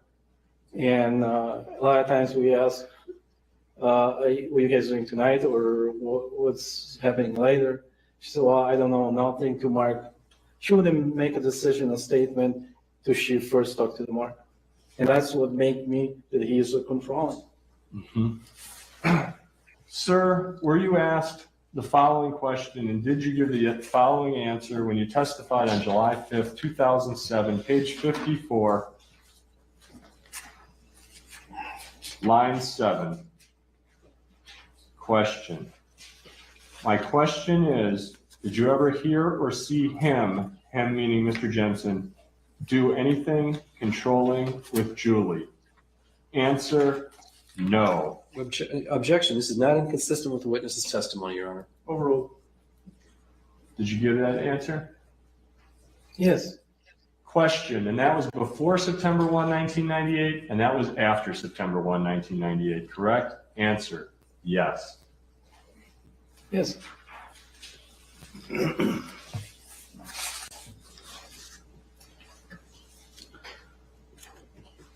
This information you have all came from Julie, right? Yes. You didn't know if what she was telling you about Mark's wants and desires was true, correct? I believe her. I didn't ask you that. You didn't know whether it was true. I didn't know. She frequently was complaining about the marriage. Yes, she did. Did you hear Mark bad-mouthing the marriage? A few times. A few times over 6 or 7 years? I think it's just that summer we had a few conversations about it. I mean, they had normal things, nothing crazy. They always complain about her cooking and some other stuff.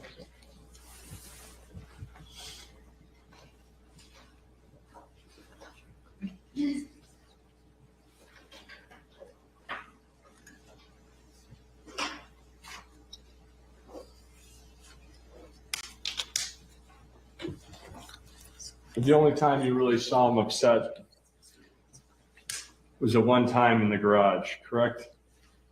Yeah, that's the time I remember at the moment.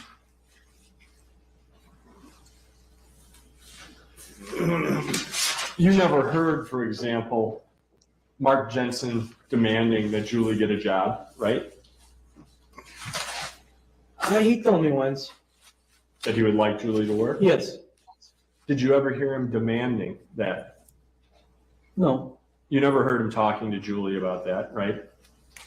Correct. You never heard him insisting that Douglas be in daycare all day, right? Right.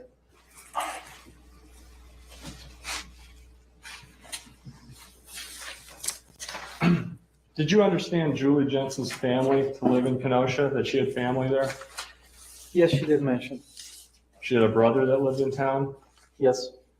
You never met him prior to Julie's death, did you? Maybe I did, maybe I didn't. I don't remember. You have no memory of ever meeting her brother who lived in Kenosha prior to her death, true? Sure.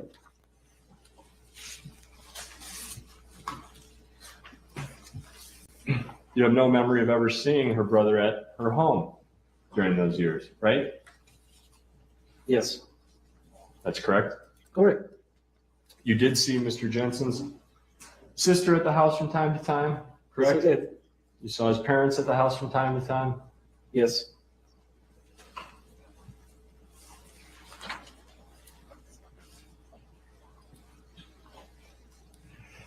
In this very first conversation that you had with Mrs. Jensen, She said she believed her husband was having an affair.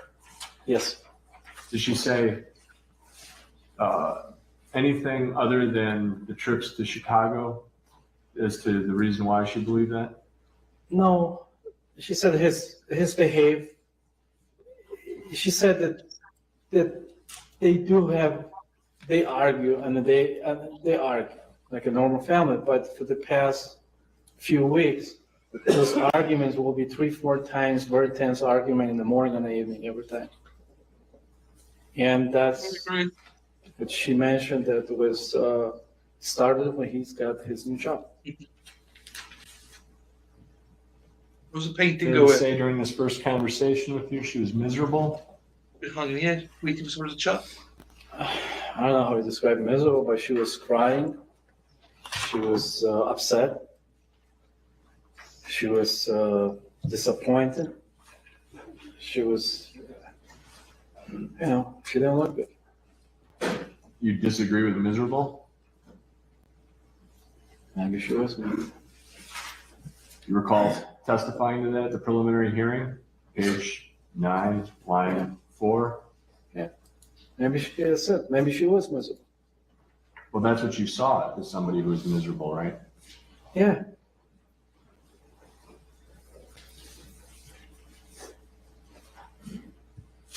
This guy is full of shit. Julie told you that she suspected Mark was doing something on the computer. Yes, she did. She said she was vacuuming one day. Yes. Right? And that's the time that she said she saw something on the computer, right? Yeah, she described it to me. I'm sorry, I interrupted. Maybe you weren't. Go on. That's the time she described seeing the computer, right? Yes. And what she said to you was that I thought you've been painting walls. Mark was in the room that had the computer in it, right? That's cool. Yes. And you've been in the Jensen home. You knew which room that was, right? Yes. I can't paint for shit. And that the door was 3/4 of the way closed, right? Yes, that's what she described. And as she was vacuuming with the door 3/4 of the way closed, she said she could see the screen of the computer. Yes. Right? And so she was standing there to see what he was looking at, right? Yes. And is this when she described seeing websites about poisoning? Yes. And she claimed he was looking at sites on poisoning and she looked through the door. Yeah, that's what she said. And then as he was sitting there and noticed her, he reached over with his foot and shut the door. Exactly correct. That's how she described it to me. She also told you that Mark Jensen I wish I had some left the talent. computer on, Yes. right? With what kind of information on There this? was some poison sites or something she was telling me. And she saw it then. Yes.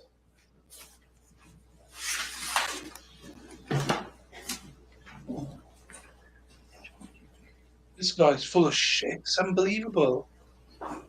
He's not even a believable witness.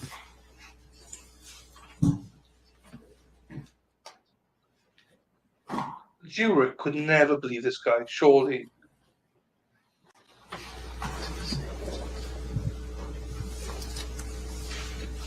Very true. Hey, you with painting, me with YouTube. It's all about persistence. You're right. That's what I'm doing. Persistence.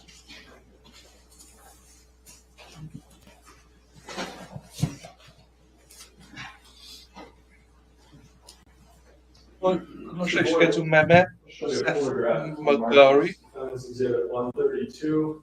What the Friday Says the office in which the Jensen computer was.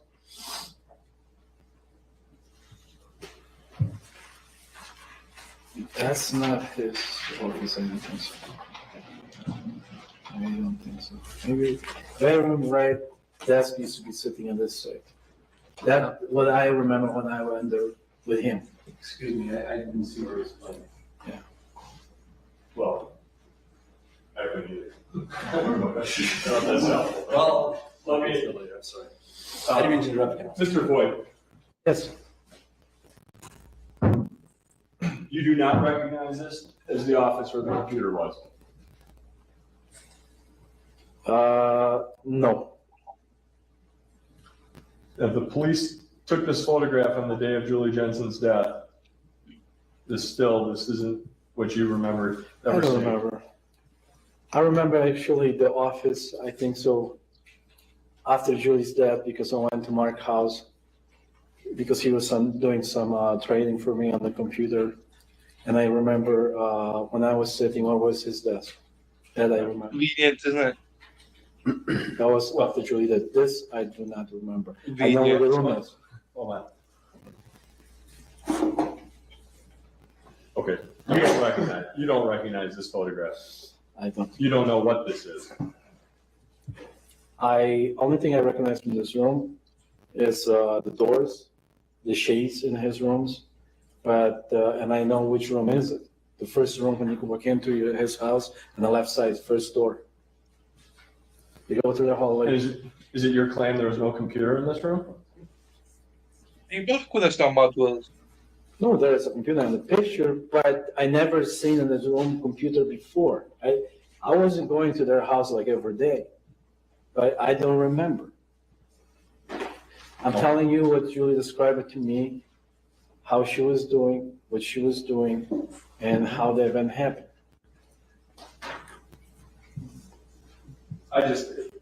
I can't, I'm just trying to find out if you recognize this picture. It sounds like you No. don't. Okay. Yellow? Hunter, would you give us on the record? Sure. Thanks.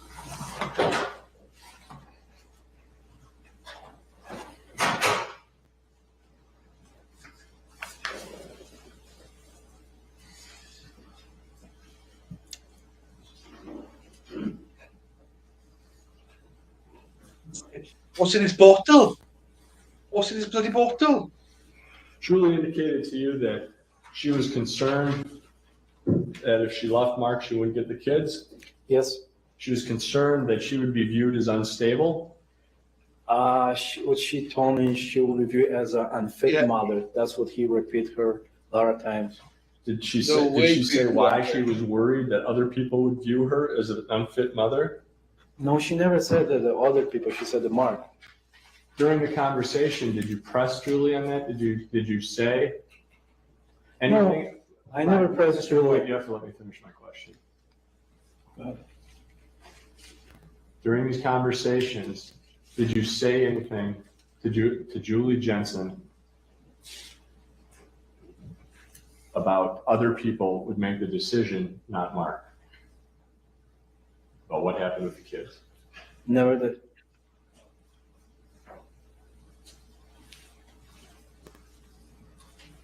She was worried that other people might believe that she was losing her mind. She expressed that. I don't remember that.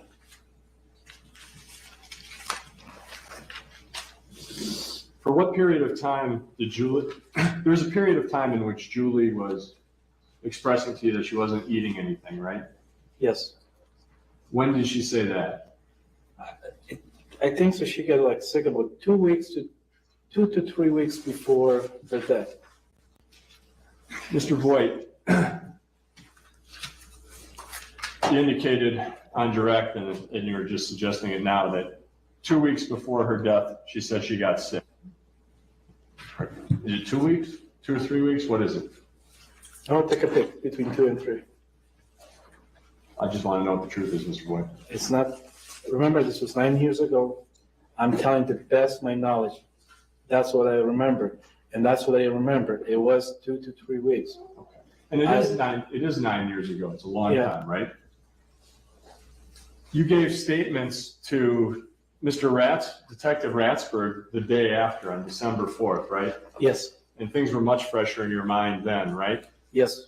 And you were suspicious when you talked to Detective Ratsberg on December 4th, right? You're suspicious about Mark Jensen? I wasn't suspicious. I just said it, and Mark did it. Mark poisoned her. You were suspicious on December 4th, right? Objection, the question's been asked and answered. He volunteered something that wasn't direct. The objection's overruled. You were suspicious, right, on December 4th, yes or no? Yes. Well, so you knew it was an important statement you were giving to Detective No home Bradford. improvement, not Yes. now. And you told him everything you could remember that was important, right? Yes, I did. He wrote down the information, right? Yes, he did. And you signed a statement, correct? Yes. You testified at a preliminary hearing in this case, correct? Yes. That was back in 2002. Yes. You testified to everything you could remember that you were asked about, right? Yes. After the preliminary hearing in July of 2002, a typewritten statement was prepared for you that you signed, correct?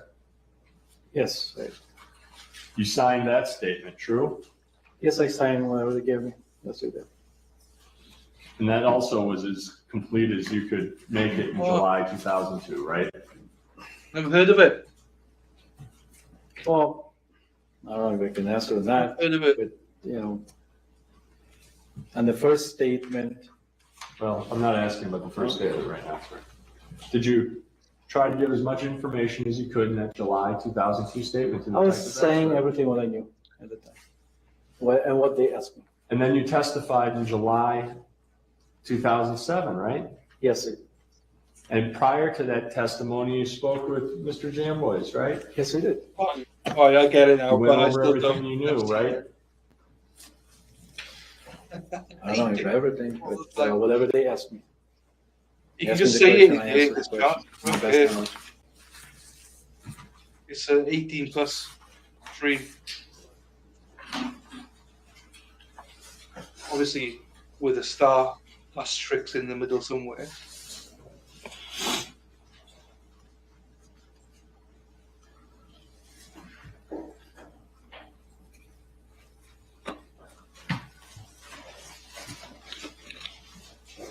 And at no time during that statement to Detective Ratsford, December 4th, 1998, during the written statement that you gave in July 2002, during your preliminary hearing testimony in 2002, or during your testimony in July 2007, did you ever say anything about Julie telling you that she got sick and vomited 2 or 3 weeks before her death, right? I did say that. In I which did say on statement? the, I think on the first statement. On the first statement, I did say a lot of things. Mr. Rasberg was in our house for over 2 hours. Yeah, before my time, probably. I wouldn't be watching that at that age.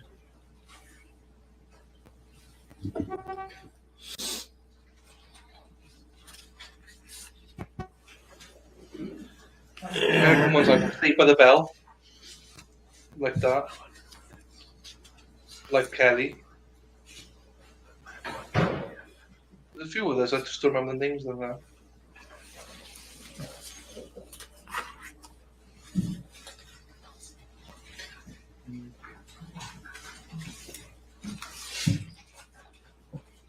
Julie ever tell you that she had been treated for depression?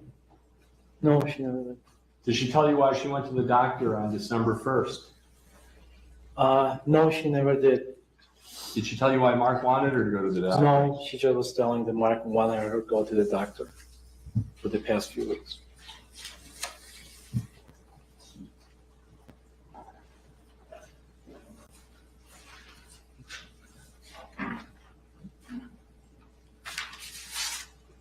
You told Julie Jensen at some point that maybe she should call police, right? I think so, I did. And her answer was that she's been already talking to the police. She told you she called Officer Cosman and left a voicemail, right? Yes, I think that she called the police department and he wasn't there. Mr. Boyd? Yeah. Did she tell you that she called and left a voicemail for Officer Cosman? Yes. She said that Officer Cosman wouldn't be back for several days, right? He'll be back like on Monday or something. She said that she left a message for Mr. Cosman even though she feared not living through the weekend, right? Yes, I think so. Maybe half of those channels. And around the same Never time, really- she gave this film Yeah, to your wife, right?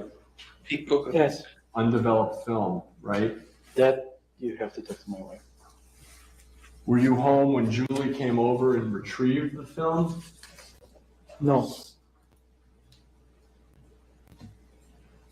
Julie told you that at some point she came over to your house and got that film from your wife and brought it back to Officer Cosman, right?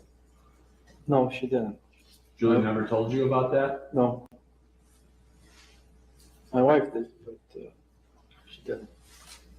And you say that Officer Cosman came back with the developed photos. That's what Julie told you, right? Yes, So he came back a second time, right? yes, So Julie told you you'd been there a first time when she gave him the photos and then came back the second time when they were already developed, right? yes, Officer Cosman, you saw him talking to Julie Jensen yes, I did. when he came back with those developed photos, right? Yes, It's your testimony that you saw him do the twirl around the ear to suggest. no, she did it. She did that She did it as she was approaching me. to suggest that Officer Cosman was saying Yeah, she was crazy.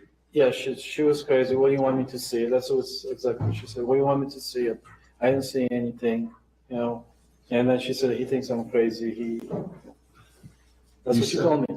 You said it was because the photos were blurry? No, she didn't say it because he told her I couldn't see anything on the photo. What do you want me to see? Didn't you say something in a direct examination about being a problem with the photos, that they're overexposed or that there's some problem with? Yeah, there was something, she mentioned one that she took, I don't know how many films. There was about the flash or something when she was taking the computer screen. Did you ever see any such photo? No, I never did. You have no personal knowledge whether she ever took such a photo, right? All I did see in those rolls of films in my house. But you have no specific information as to what she took photos of, right? No, Did you ever go to Julie Jensen's house to look at the computer? no, didn't. Did she ever show you the computer? No, Did she ever try to show you any of these syringes that supposedly exist? no, Did she ever try to show you any of Mark's notes? no. All the information about the marital problems and everything else, that all came from Julie, right? And some of it came from Mark. Well, you weren't talking to Mark in the fall of 1998, right? I think so. I did once one day. I told you they had a big argument about going that vacation trip, and Julie didn't want to go, and she gave me why she didn't want to go, and he was upset that she didn't want to go. And It's Julie that was giving you the information about the marriage, right? She talked to you dozens of times about the marriage, right? yes, she did. Dozens of times, right? Yes, Mark maybe talked to you once, right? yes, I would say yes. And Mark's concern was that they didn't go on some trip that he wanted to go on with his wife, right? Yes,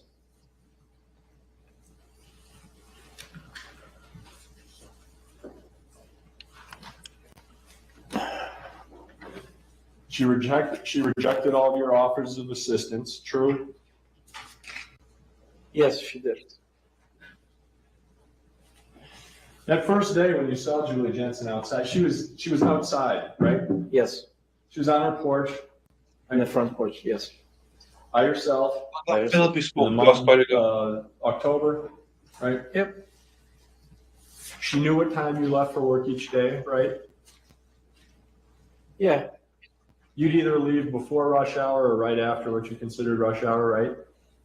I used to leave around 9:15, no later than 9:30. She was aware of that from being your neighbor for 6 or I 7 really years. don't know if she was aware of that. And I know one thing, that me and Mark used to leave like whether tonight Judge, or. this is beyond the scope of the question. You ask another question.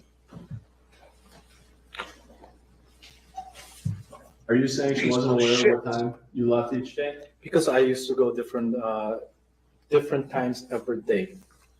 Sometimes I will go this time, sometimes I will leave 5 in the morning. Sometimes I'll leave at 11. Depends on which location I used to do work.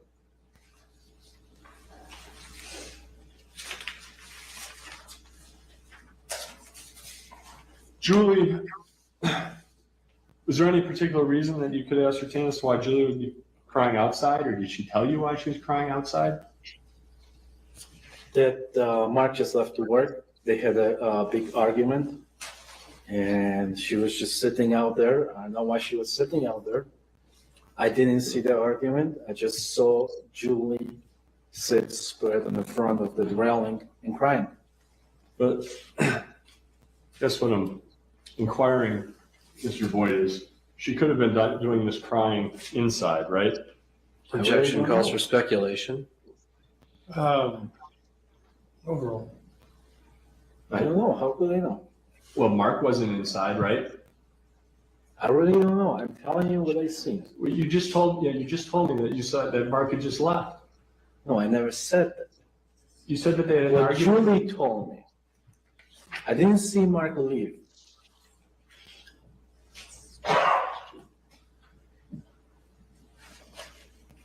Julie told you Mark had gone to work, correct? Yes, correct.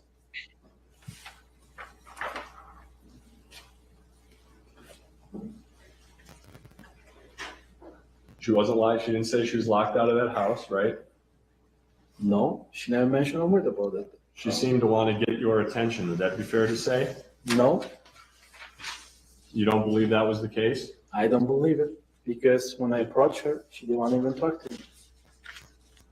Well, she protested for a little while and then she did talk to you, correct? Yes, she did later. You talked to her almost daily after that, right? Yes, I did talk to her daily, sometimes twice. Yes, sometimes even more. She seemed to be outside quite often when you were either going to work or coming home from work, fair to say? Well, that's what I said before, that I kind of noticed that sometimes I felt like she was waiting for me to say something. And she seemed to be waiting outside for you. I right? said yes. And she seemed to know when would be a good time to try to wait for you outside, right? Objection, Your Honor, calls for speculation on the part of this witness. And No, how long is yeah. this going to go on? This is. I object to the speaker. And this is- I object. to- Just please.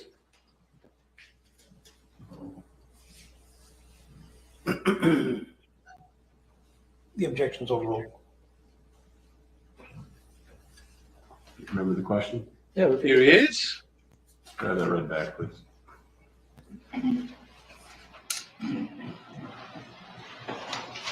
Question, and she seemed to know when would be a good time to try to wait for you outside, right? no. Did Julie express any anger about this affair to you? That she suspected Mark of having? Well, she was upset about it. Yes, she was. Did she express anger? No, she didn't. I don't know how you express it, but she never swear or call him names or anything. No, she was just, she was very upset about it. She wasn't that much upset that he's having an affair, that she just suspect him that he's having an affair. I mean, she never said bad thing about Mark at that time, at that moment. She just was suspecting him. Well, she was saying bad things about him wanting her to work and things like that, right? No, it wasn't a bad thing. She's like, he's pushing me. He forcing me to go get a job. He forcing me to leave the Douglas. And the Douglas was her life. The kids, she loved to stay home with the kids. And they had some kind of agreement that she do this and she can stay home.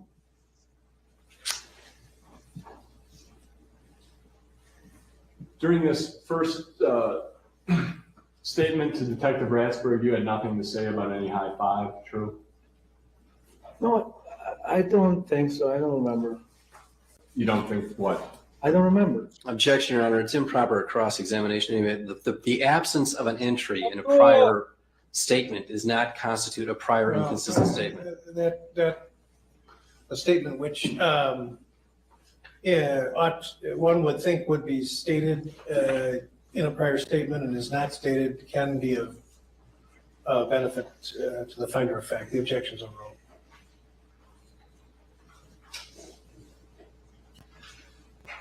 Mr. Boyd, I want to show you Defendant's Exhibit 133. This guy. Excuse me, counsel, what is that? That's that handwritten statement from December 4th.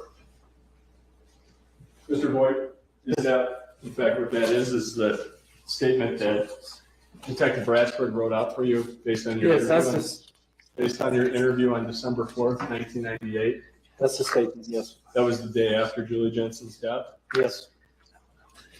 Nowhere in that statement do you say anything about Julie Jensen getting sick and vomiting 2 to 3 weeks before her death, true? The statement, yes. No, there's nothing on the he put it up. There's no statement in which you ever said anything about vomiting, right? I said, I made this testimony, it was over 2 hours testimony. There's a lot of stuff where I talk about it, it's not in it. If this is 2 hours what I was saying in my life, it's wrong. There's more stuff, more detail, but at that point, I know Mr. Radsberg pointed to us that Julie Jensen wasn't poisoned. So it's like there's no suspicious or nothing that this happened. We were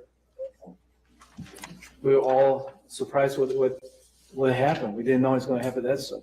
Mr. Boyd, is the answer you did not put, it's correct, you did not put anything about vomiting or her getting sick in that statement, correct? There's nothing in it.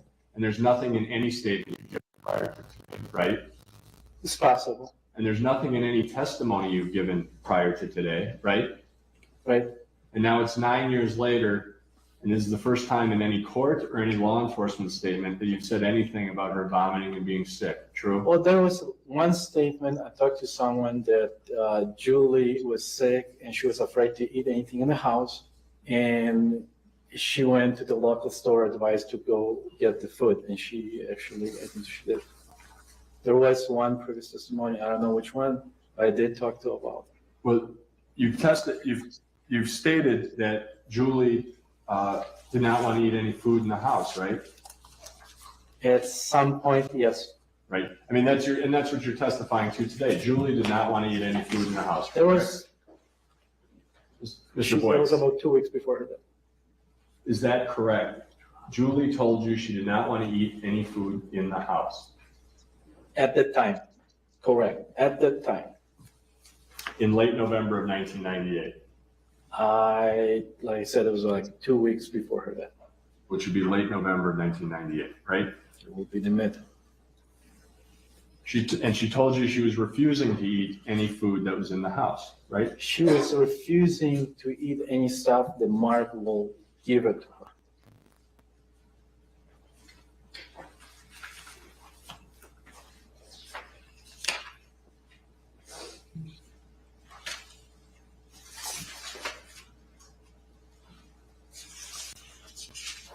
What do you think of this guy then? I don't think much of him, personally.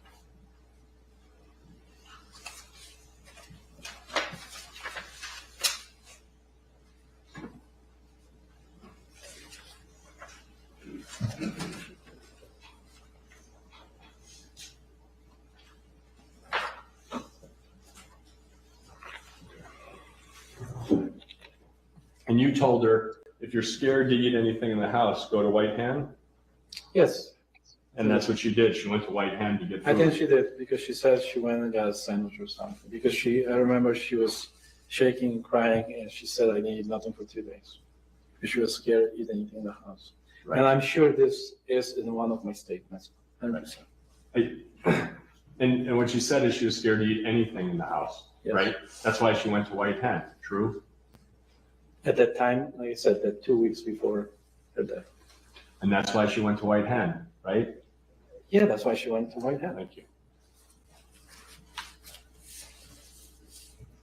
And that statement, you also don't say anything about a high five, true? Yes, That is true? it's true. And you didn't say that in your statement in 2002, correct? I mentioned that stuff before in the meeting with Mr. Jambert. I mentioned with Mr. Ransford. Is there any written statement anywhere? No, it isn't. That wasn't something that you ever testified to until this year, right? No, like I repeat myself again, it's not in the statement, but I did say it before. I don't know why it isn't in it, but I did say it. It's not in any statement or testimony until this year. Testimony this year, yes. Right, that's when you first. Yes, that's where it first got recorded. And that was 9 years after the fact. Yes. True? True. Okay.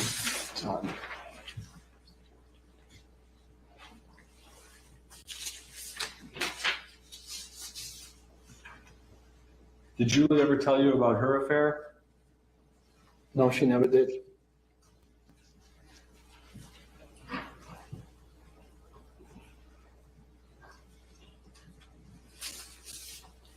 That's all I have. Any redirect?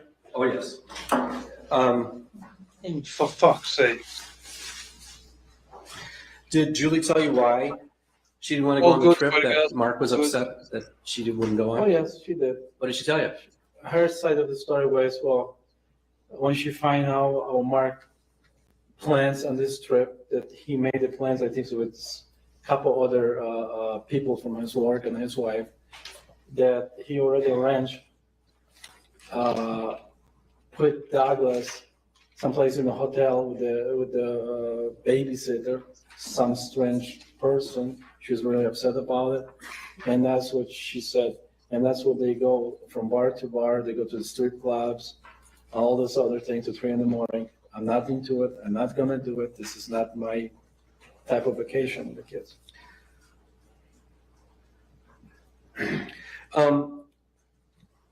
You had been in the Jensen residence, or had you been in the Jensen residence in the, say, 3 or 4 or 5 months before Julie died? Yes, I've been. Do you recall, as you're sitting here today, ever seeing the computer in the Jensen residence before, in the months preceding? Yeah, I think so. We did because we did some work for Jensen. So the whole place was kind of mess and everything. But Now, did you know which room the computer was in? yes, Which room was the computer in? it was the first room on the left when you walk into the front door.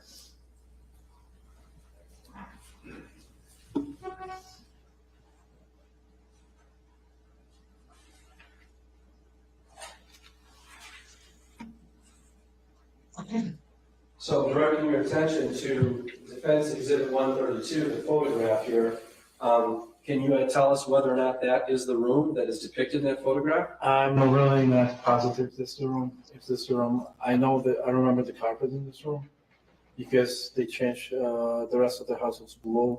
The green was in Mark room, his office when we did the work for him. So that color, that carpeting is the same Yes. color. What was it about the room that caused you to believe that it was Mark's room? I object to his knowledge about the subject. So tell us what you know about the room that, at least insofar as it caused you to believe it was Mark's room. Well, first of all, it's a green carpet. I remember when Mark and Julie asked me about the carpet guy to install carpet in their house, and I suggested somebody from Chicago, one of my installers. They came out and they picked the carpet. They did it for them, and one of the things was when they were installing the carpet, Mark's room was green. The middle of the room, their den was blue, and Julie looked at the carpet and she wasn't sure if that was the color was Mark wanted, and she was really kind of scared, afraid, and she called Mark, and Mark like show up in, I would say, in a half hour to determine, and that's what kind of stuck with me, that green carpet. I'm sure it's the first room on the left is his office. So the first room on the left, as you're going down the hallway, or? Yeah, going to the hallway, you go to the front door, you turn to the left. There's the first room on the left side, that's his office. And when you saw a computer in that house, which room was it in? It was in this room. Now- I'm sorry, what was the answer? It's in this room. The room in the photograph? Looking at exhibit G132 again, do you recognize anything in that photograph? Wood sheets, that's the only thing I recognize. I do not recognize how the furniture was set up. I do recognize the later setup of the room, but at that, no. I do You not. say that you recognize the later setup in the room? Yeah, because I was there later after Julie just dead. Oh, and so it was a late, so you remember what the room looked like after Julie's death? Yes. And did it look like this room, or was it a different room, or don't you remember? No, it was the same room, but different layout because the computer was sitting right on the left. If I remember correctly, there was a desk, and the computer was sitting right here on this side. Was the computer sitting in a place where it was closer to the door, or about the same distance from the door? that It's is about the there? same, a little bit closer. A little closer. Do you recognize the furniture at all? No. Because like I said, when we worked there, when I was there, it was, quite a bit chaos when they were putting hardwood floors to replace the carpet, so everything was messed.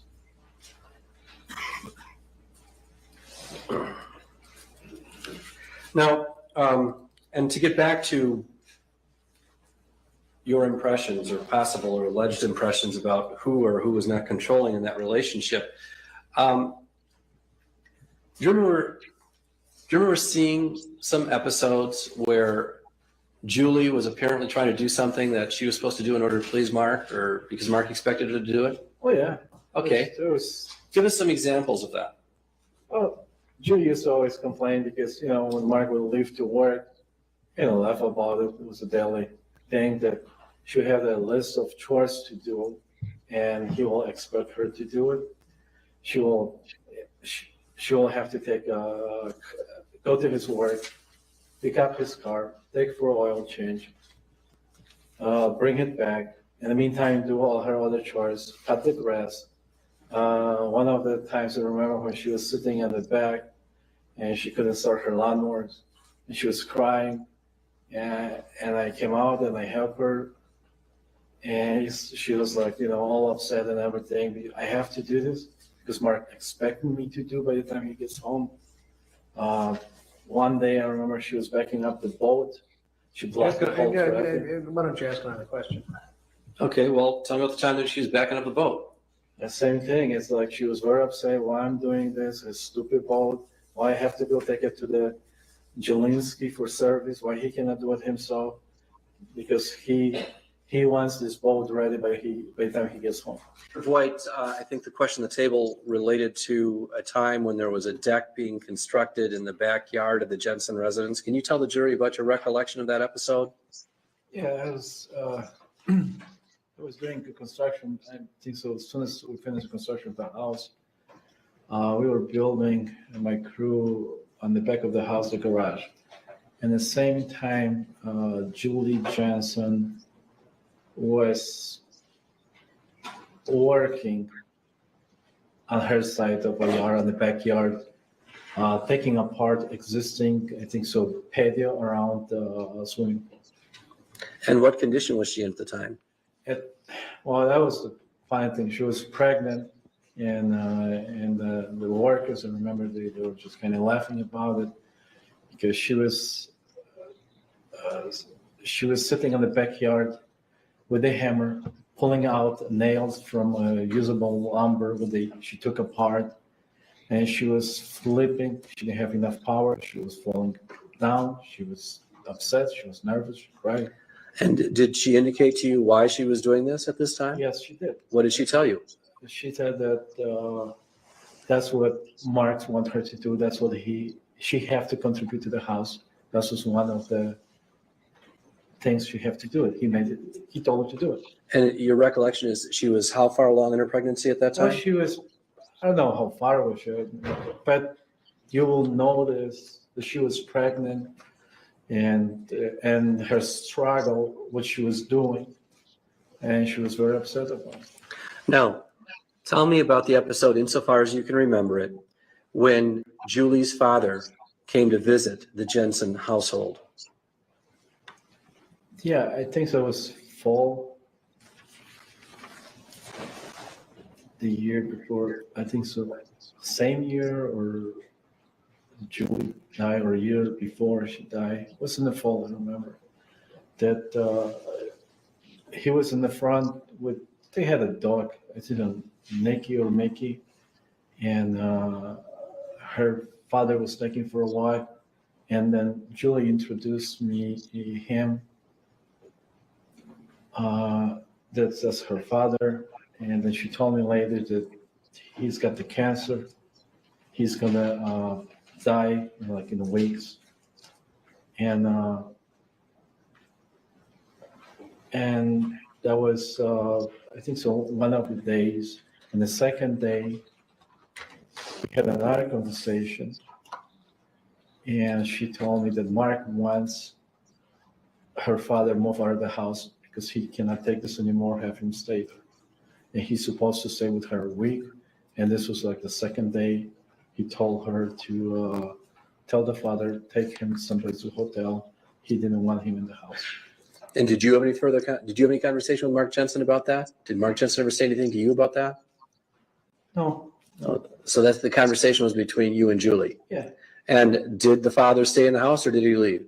He left. And how much time after was that second conversation with Julie that Mark's father or that Julie's father had to leave? I think it was like next day or something.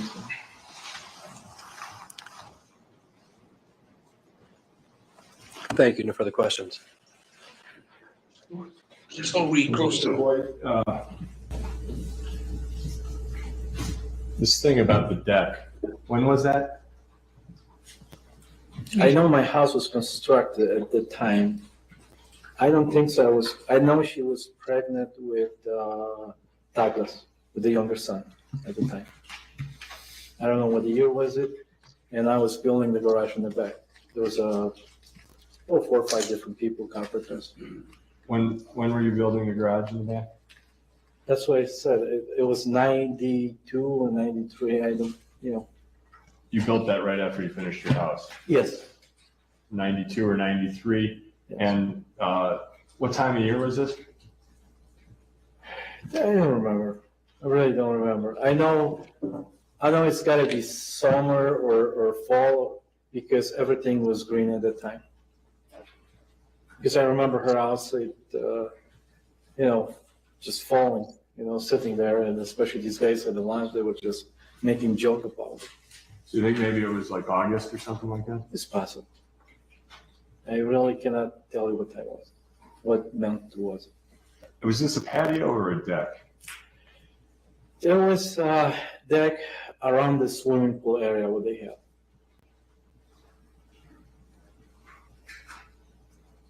She was, if I remember correct, she was doing all these railings all the way around it, all around the patio.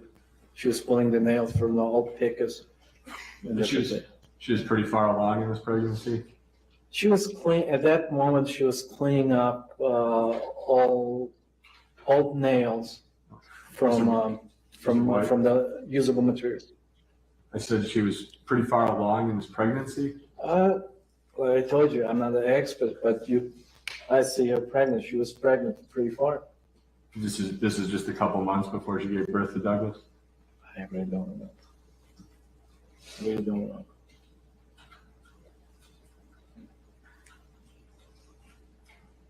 So your best guess is August of 1992 or 1993. If it was late summer, does that help you determine? No, I said is no. I cannot commit to the date or month. I know it was if I can go back to my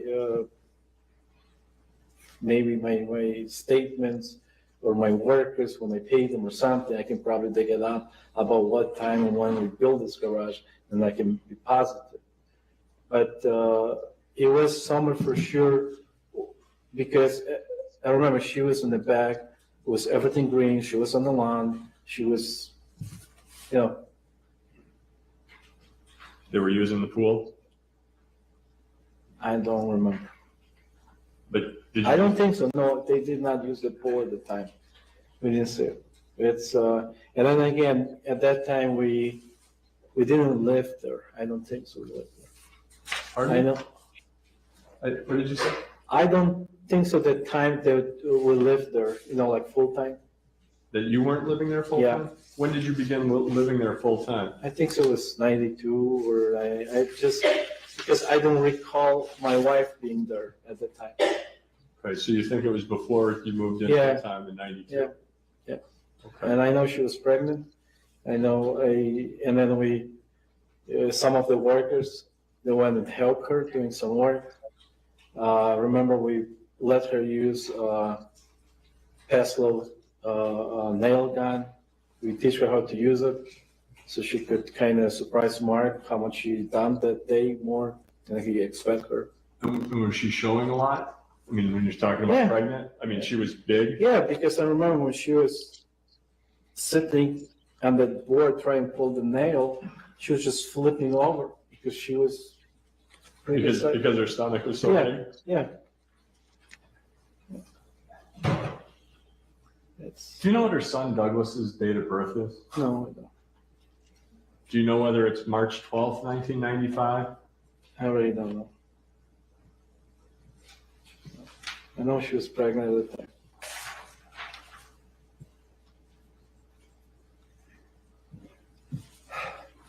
I wanted to ask you, the last time you spoke with Julie was Sunday or Monday? I think so. I did briefly talk to her on Monday.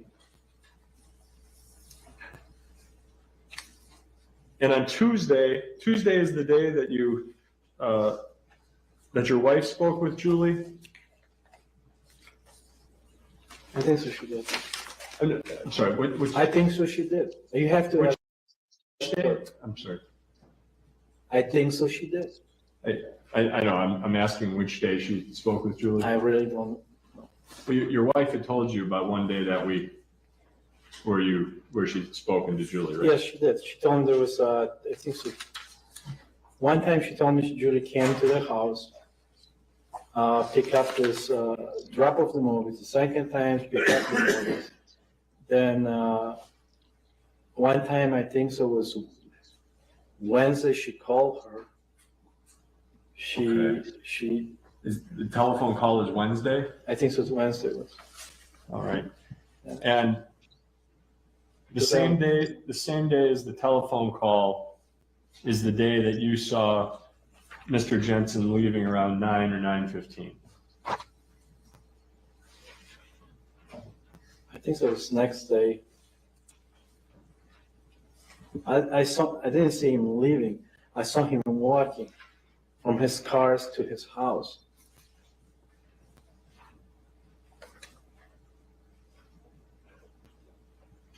That was the day Julie died. I did see him walking. I can describe how he was dressed.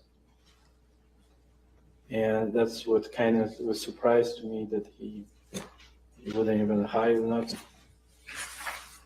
Well, was that sometime when he was coming in or sometime when he was leaving, Mr. Boyd? I think so he was coming in. I think so. I don't know. I just, like I said, I saw him going from the car to the house.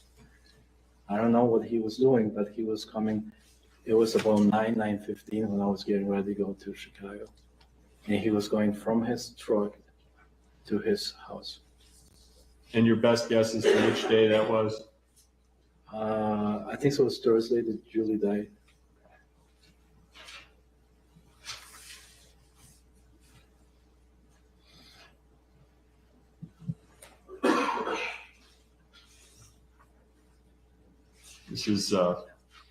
This is 9 years ago.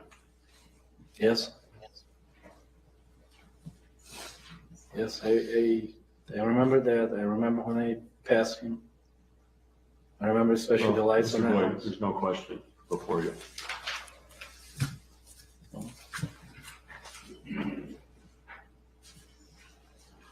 For his own storyline, and he wants to say it. That's all I have. Nothing further, Your Honor. Thank you for that. Okay, I think we deserve a break, folks. Yes. So go in the back, relax for a little bit, okay? Thank you. Hopefully by this time Spider-Girl and Mad World will have caught up.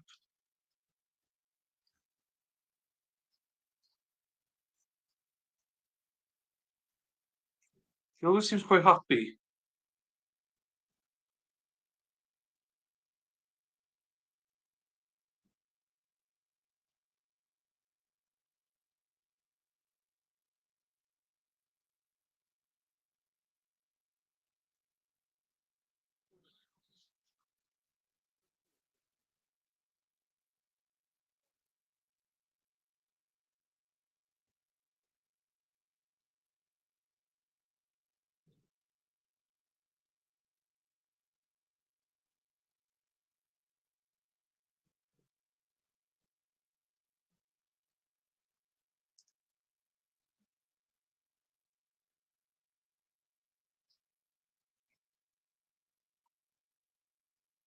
I'm not sure if I'd want to be an officer there and stuck in court all day, but saying that, it's not a bad little number, is it? Hey, nice to see you back.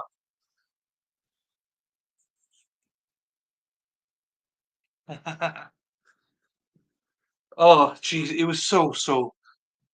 I was just glad he finished. I mean, he was a shit witness. Well, I mean, well, not shit witness, but he's not a very reliable witness, I would say. But, you know, each to their own, as they say. I just thought I think it's quite difficult to follow this trial. He was in the old videos. Just, it's hard. And you're relying on other lawyers asking questions. I'm sure you'd want to ask a lot more questions, but you can't. Right, Spider Girl's here. I know. I think Migraine's still about. Who else is here? Say hello in the chat. Some people promised to be here, but I haven't seen them yet. We don't bite. If you're new, just say hello in the chat as well. We dunny. We don't bite. Don't bite in this chat. Nice, friendly chat. No. Depends if Big Mike's here or not. Big Mike never came back. Mad World, you here? I mean, speaking to Mad World all through. Salvador Sal, you're here. Happy days, mate. Hope work's going all right. Actually, honestly, Mad World, it's one of those things that it's shit anyway. So, do you know what I mean?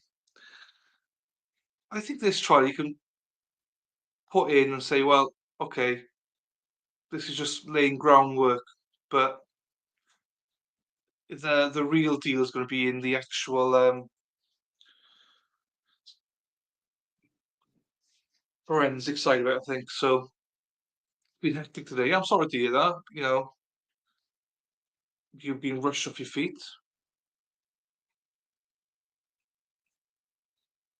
To the people who are not or could.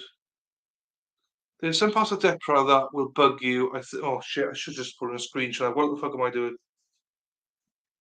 Bug you, I think, and that would be the depositions played for the people who would not or could not be. All right, okay. The depositions though with Gwyneth Paltrow, I thought was funny because they read that in. Depends on how they read it in. And the Gwyneth Paltrow one I thought was okay because they got two young people to do it, and it was all right. But then there was one actually that did infuriate me a little bit. But saying that, I don't think any trial you're gonna be happy with everything about it. So just got to take the rough for the smooth. So I'm looking forward to it, though, Spider Girl. Oh, you see, that's the number one, day one player there, Mad World. I appreciate that. Get my numbers up in it, yeah. Yeah, the guy doing the dip on his car drives off. What?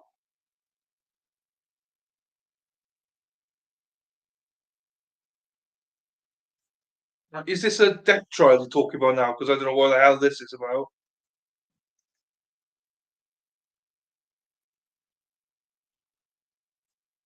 Oh, he was amazing.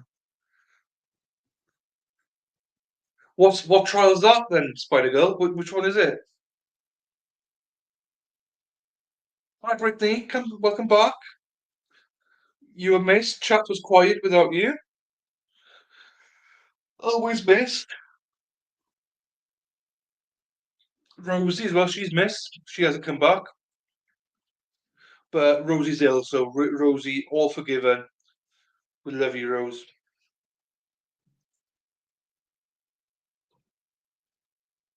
Okay. Well, the guy just drives off.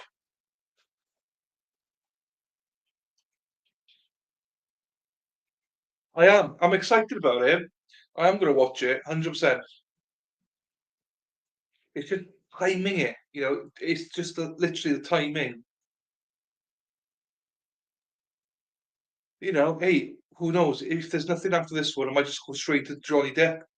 Maybe. I don't know. I just want to cover the Idol 4. That's important. I want to do that one. But I also want to cover a trial that people are going to come to as well. Do you know what I mean? So, try and post the old numbers.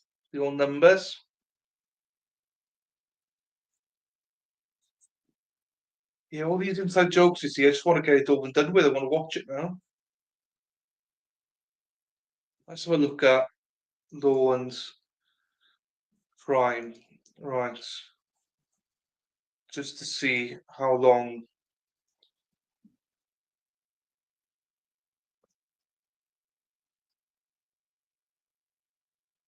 What was that?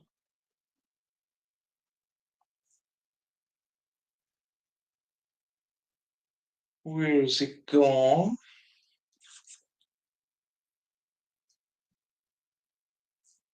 Right. Playlists. I'm just going to check the Johnny Depp trial, see if it's here.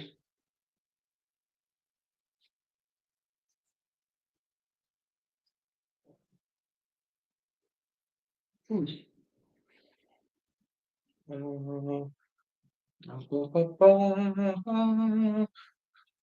wasn't that long ago, was it? The Johnny Depp trial.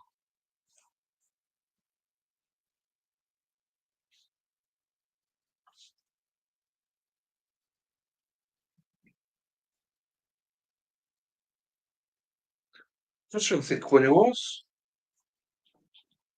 A few months ago, wasn't it? La la la la la la la la la la.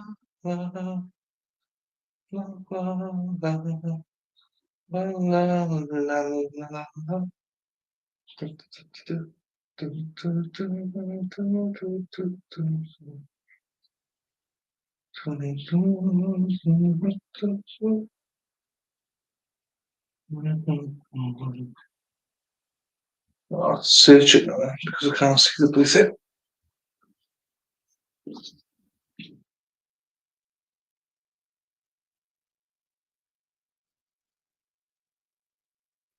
Ten months ago. Okay, bad boy, 10 months. Right,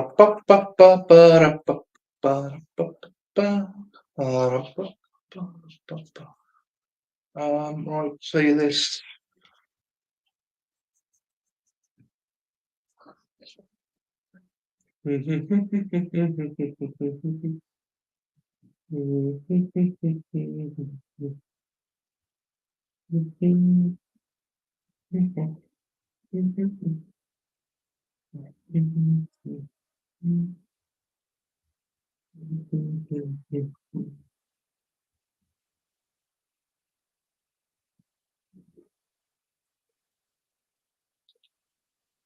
I'm trying when you try to find something, but you can't bloody find it.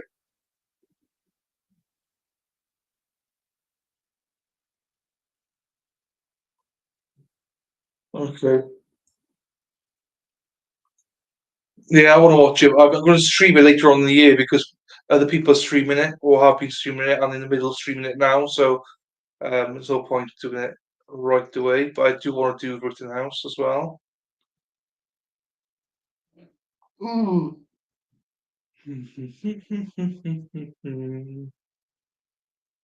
other one is OnlyFans models. People want to cover that one, probably because of the boobies. Yeah.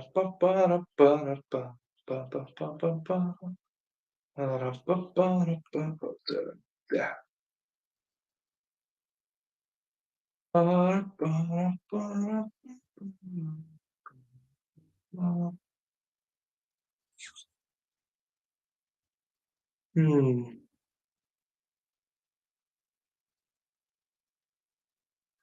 I've not got much luck with this Depp Heard one. It seems to be all individual videos and not actually streaming the days in full. Fucking hell, what's that? Is that his lawyer? She's fucking fit, isn't she? Oh no, it's all clips that I can't find any. If I search actual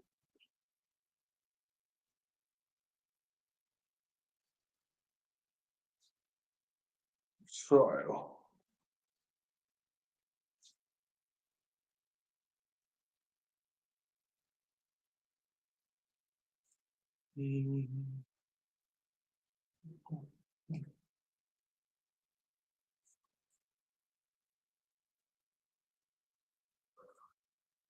Oh, I got it. I think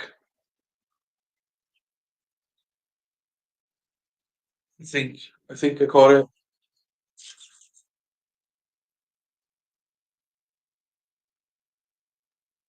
I got it. Yay!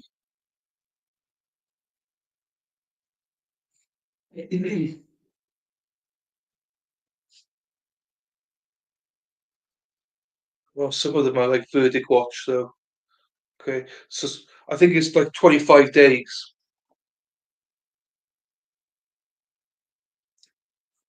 5, 10, 15, 20. 5 weeks.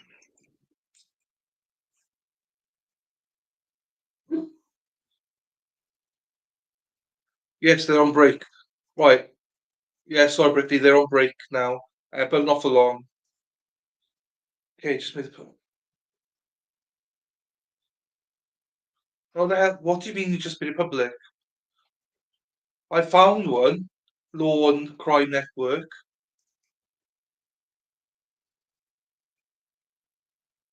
So I could go into. Oh, right, okay. So I could actually go into yours.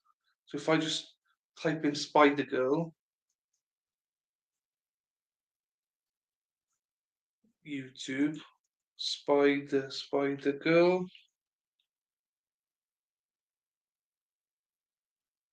How you got to say? Is it 27 days? But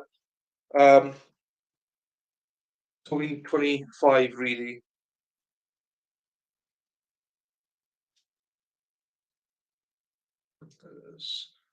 Where's she at?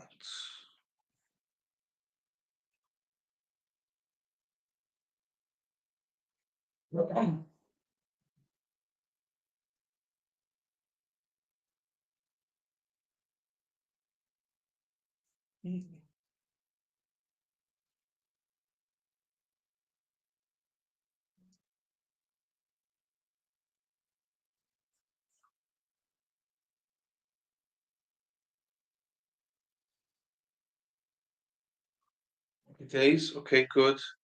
23 and a half days. Okay. I was just curious for yeah, no, they're on break. I'm not sure how long. A short break, probably though. Sorry if I sounded snappy. I'm just trying to do a million things here. I was like, yeah, they're on break. Bang, looking for another thing. I'm trying to look for Spider now. Spider Girl, why can't I find you anyway?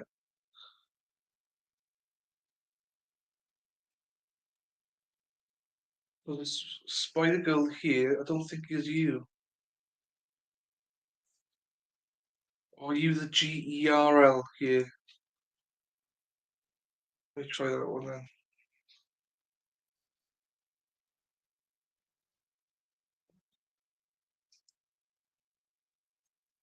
No.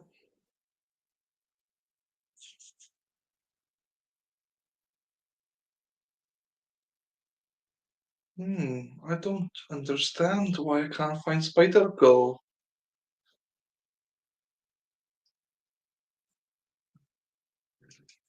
Life a mystery.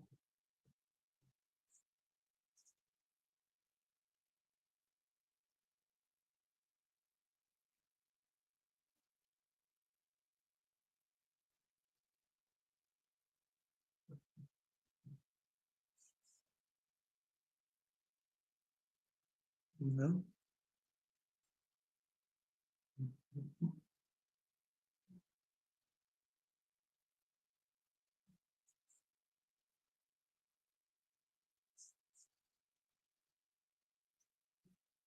Oh yeah, no, thank you. As I say, I'm when I'm doing 100 miles per hour, I was like, yeah, I'll try and answer all the questions. I did answer your questions earlier on as well. I remember them now.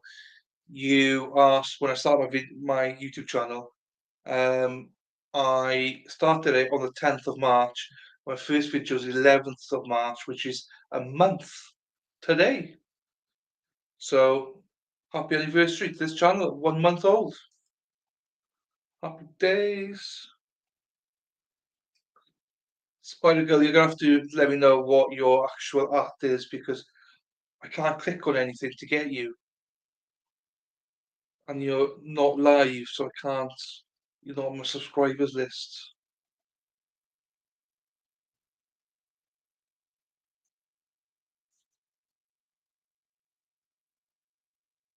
Hmm.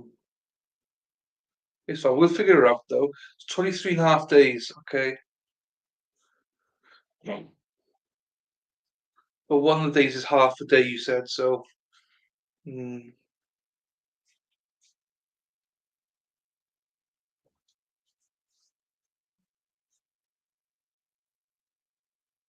There we are. You always deliver. Always deliver. 5060. See, it doesn't even come up on this one. Right, 5060. 5060. That's not you. That's definitely not you. Video, no channel. Okay, no, that's definitely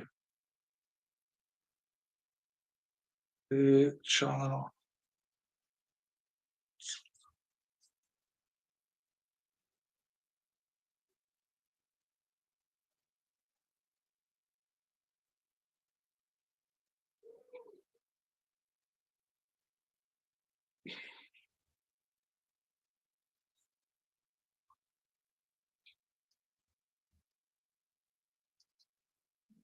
So you don't come up. I'll have to look later on. You generally don't come up in anything for me. So last day is closing. So basically, so last day is half a day, you said. So then you could just play that and then play the results. It's annoying though. Why even not?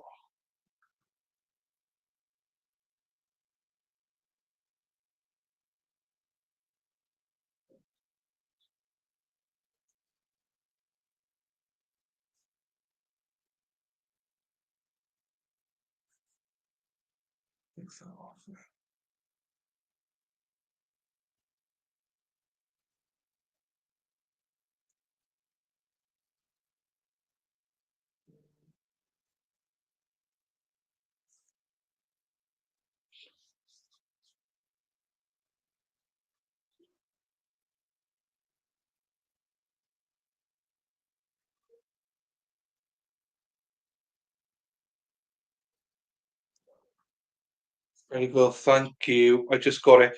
But the first thing, oh shit. Right, hang on. I need to do this on here. So all I'll do is subscribe to you.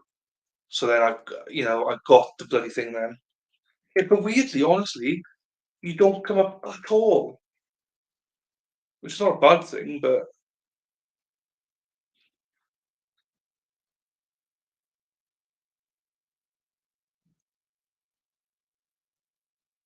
what a beauty you are. Look at that.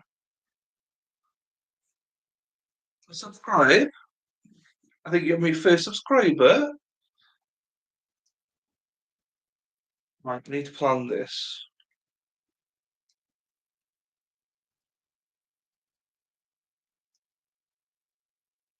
Okay, we'll plan it. Right, where are these? Thank you, Spider Girl. Appreciate you. Brittany, you still here?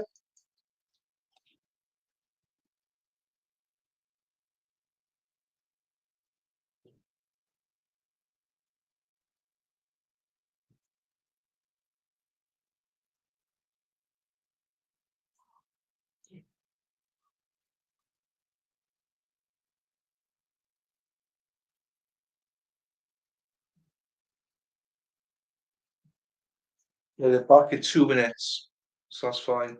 I'm probably moving it forward. Madwell, thank you for still being here. They came back from break in 2 minutes. I literally went from 9 people here to 3, so I think I scared people off.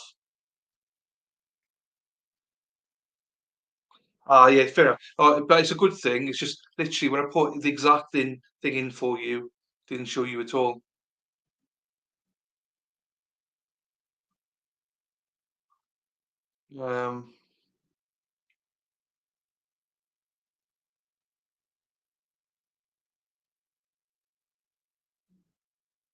Yeah, that's a bit weird though. I've just literally gone from 9 to 3 people, and I think I might have offended Brittany a little bit.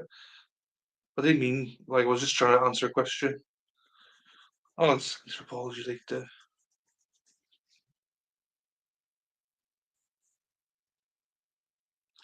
Yeah, I'm looking forward to the depth one. Right, it's coming back in literally 1 minute, so there's no point in me moving forward. So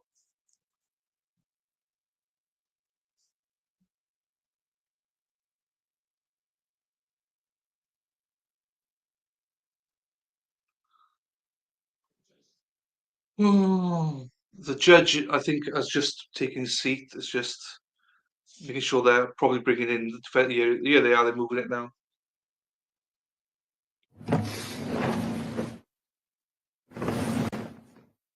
Migraine.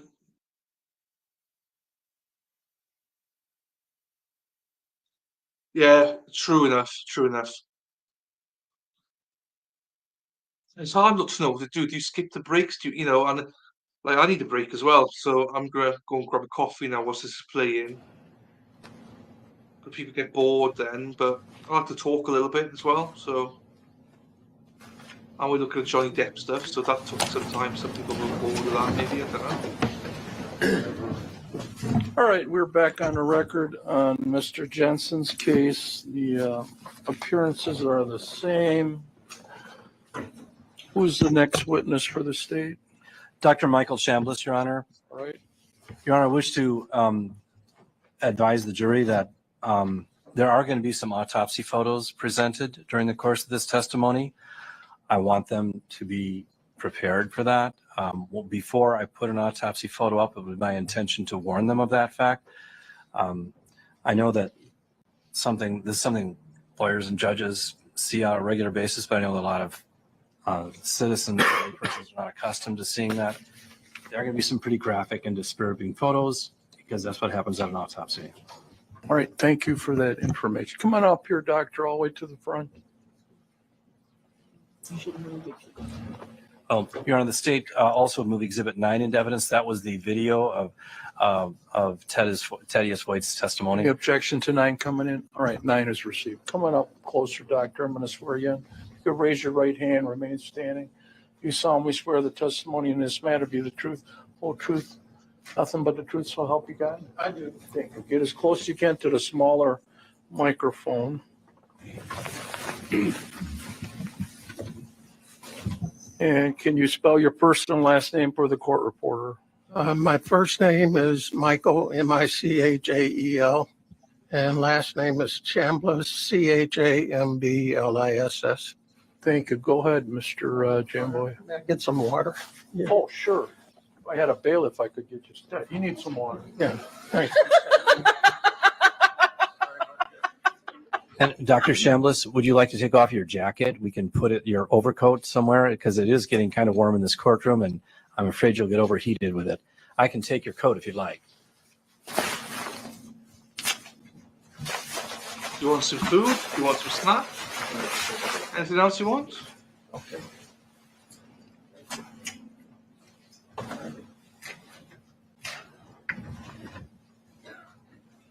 Thank you, sir.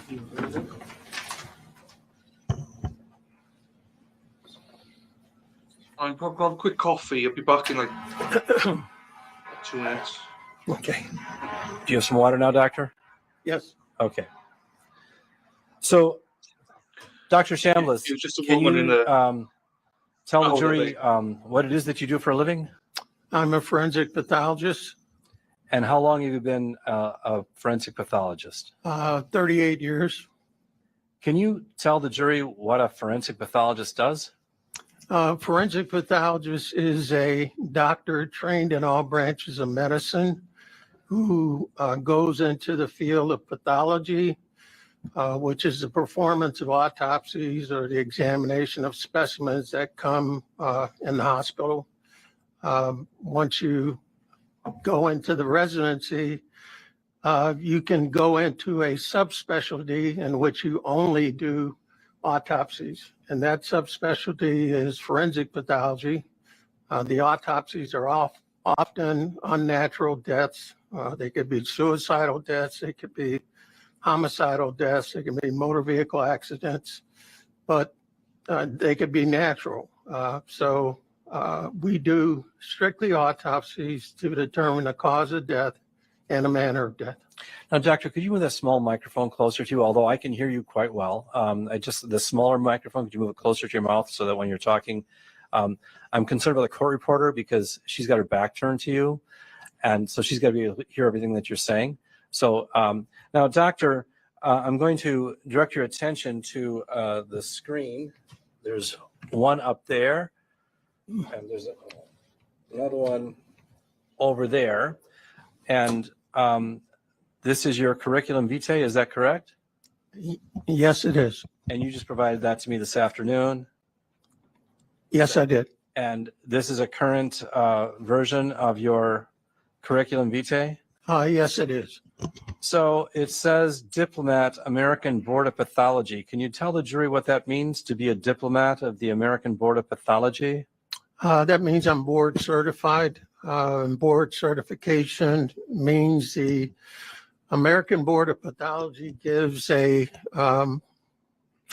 requirements to be certified, and the requirements include the going through a program of residency that's accredited by the American Board of Pathology. Once you go through the accredited program, then you sit for an examination. The examination is both a written examination and a practical examination. Once you complete those, you get board certified. Now, both if you pass the test, you're board certified, right? Yes. And you passed the test. I passed the test, yes. So, well, I'm sorry, I didn't mean to interrupt you, sir. Go on. The only thing is there are separate branches of pathology that you can do. You can do clinical pathology, you can do anatomic pathology, and you can do forensic pathology. Each one of those has a residency portion followed by an examination, which if you complete it appropriately, you become board certified.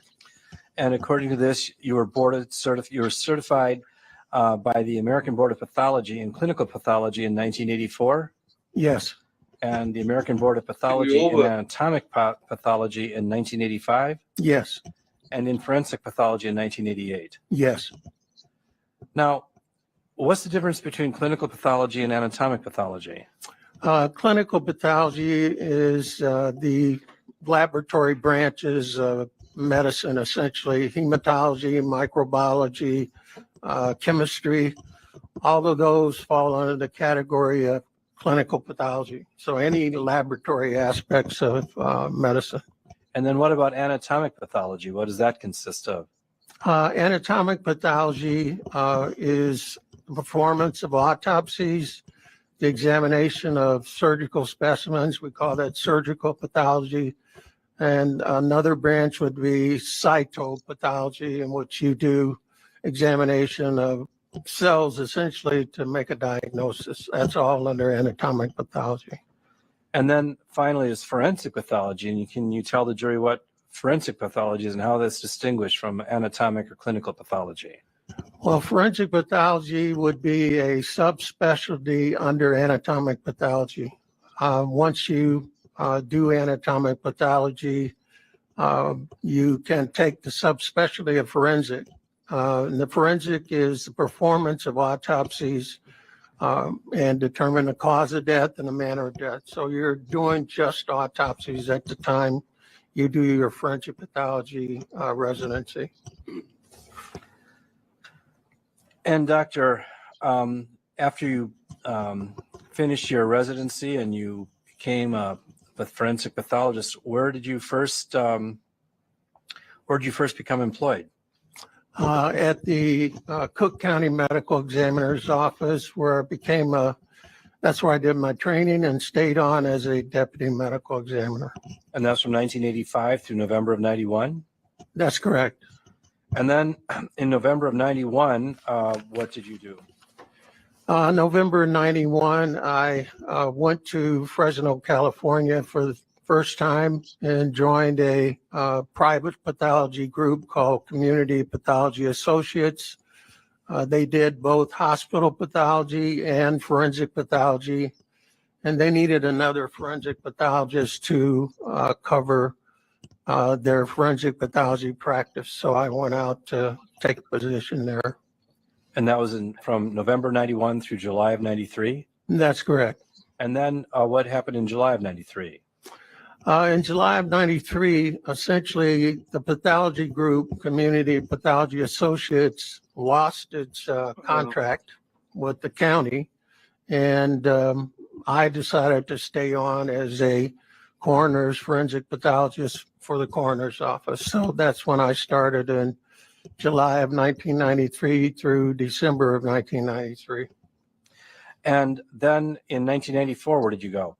In 1994, I came to Wisconsin, to Waukesha, Wisconsin, and took a position as a medical examiner for Waukesha County Medical Examiner's Office. And that's from 1994 through 1998? That's correct. And then from 1998 onward, what did you do? From 1998 up to 2003, actually June of 2003, Okay, yeah. I became an independent forensic pathologist, which means I contracted with multiple counties in Wisconsin to do their autopsies. It would be considered a coroner's pathologist. So I would do their autopsies, give them the cause of death and the manner of death. So I did that from 1998 to 2003. And then from 2003 until March of 2020, what did you do?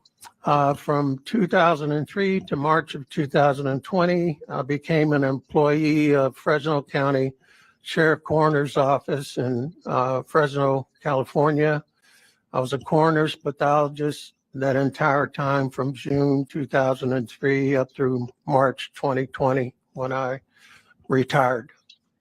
And then I see in June, from June 2020, from June 2020 through June 2022, you became a part-time forensic pathologist? Yes, the caseload in Fresno, California is very significant for forensic pathology, and we only had one forensic pathologist at that time. And my position was not filled yet because of the shortage of forensic pathologists. So I stayed around an additional 2 years to do forensic cases.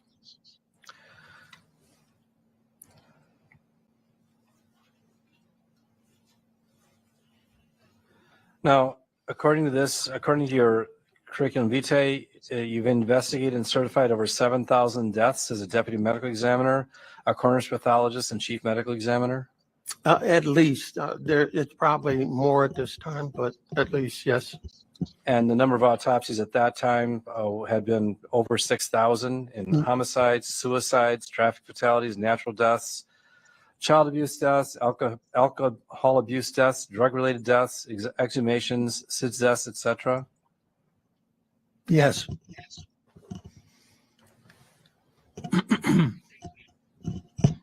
And you've testified, you said, over 11,000 times in criminal and civil litigations? Yes, and depositions, but over 11,000. Yes. So this isn't your first rodeo, doctor. No, it's not. Now, while you were working as the medical examiner for Waukesha County in 1998, did you have occasion to be contacted to conduct an autopsy on one Julie Jensen? Yes, I was. And do you remember, well, what date did you perform that autopsy? On December 4th of 1998. Star Wars, wow. Now, doctor, at the time that you performed that autopsy, did you undertake to ensure Great that you story. kept notes and maintained as you were conducting the autopsy? Yes, I did. And were those records or those your notes that you were taking, were they converted in then to a final autopsy or a private case autopsy report? Yes, they were. And directing your attention to the screen, is this the private case autopsy, a private case for Kenosha County autopsy report of Julie Jensen? Yes, it is. Now, this autopsy was performed on December 4th, 1998? That's correct. Now, at the time that you performed that autopsy, had you had an opportunity to view the crime scene? No, there were no crime scene photos at the time. And sometimes as a forensic pathologist, you get called to the crime scene. Is that true? And that's true. But in this instance, you were not. I was not called to the scene. And at the time you did the autopsy, you did not have the benefit of crime scene photos, correct? No, I did not. And at the time you did the autopsy, you didn't have the benefit of having the toxicology test results back, did you? They were not back yet. So walk us through this autopsy. It indicates the photographs were taken by Sergeant Ratsburg of the Pleasant Prairie Police Department. Is that true? That's correct. I'm sorry, is this marked as an exhibit? It's Exhibit 10, Okay. and it's on a thumb drive, so it's on that Exhibit 10. So this So it is Exhibit 10 for the record for this case. Yes, it is, Your Honor. It's Exhibit 10.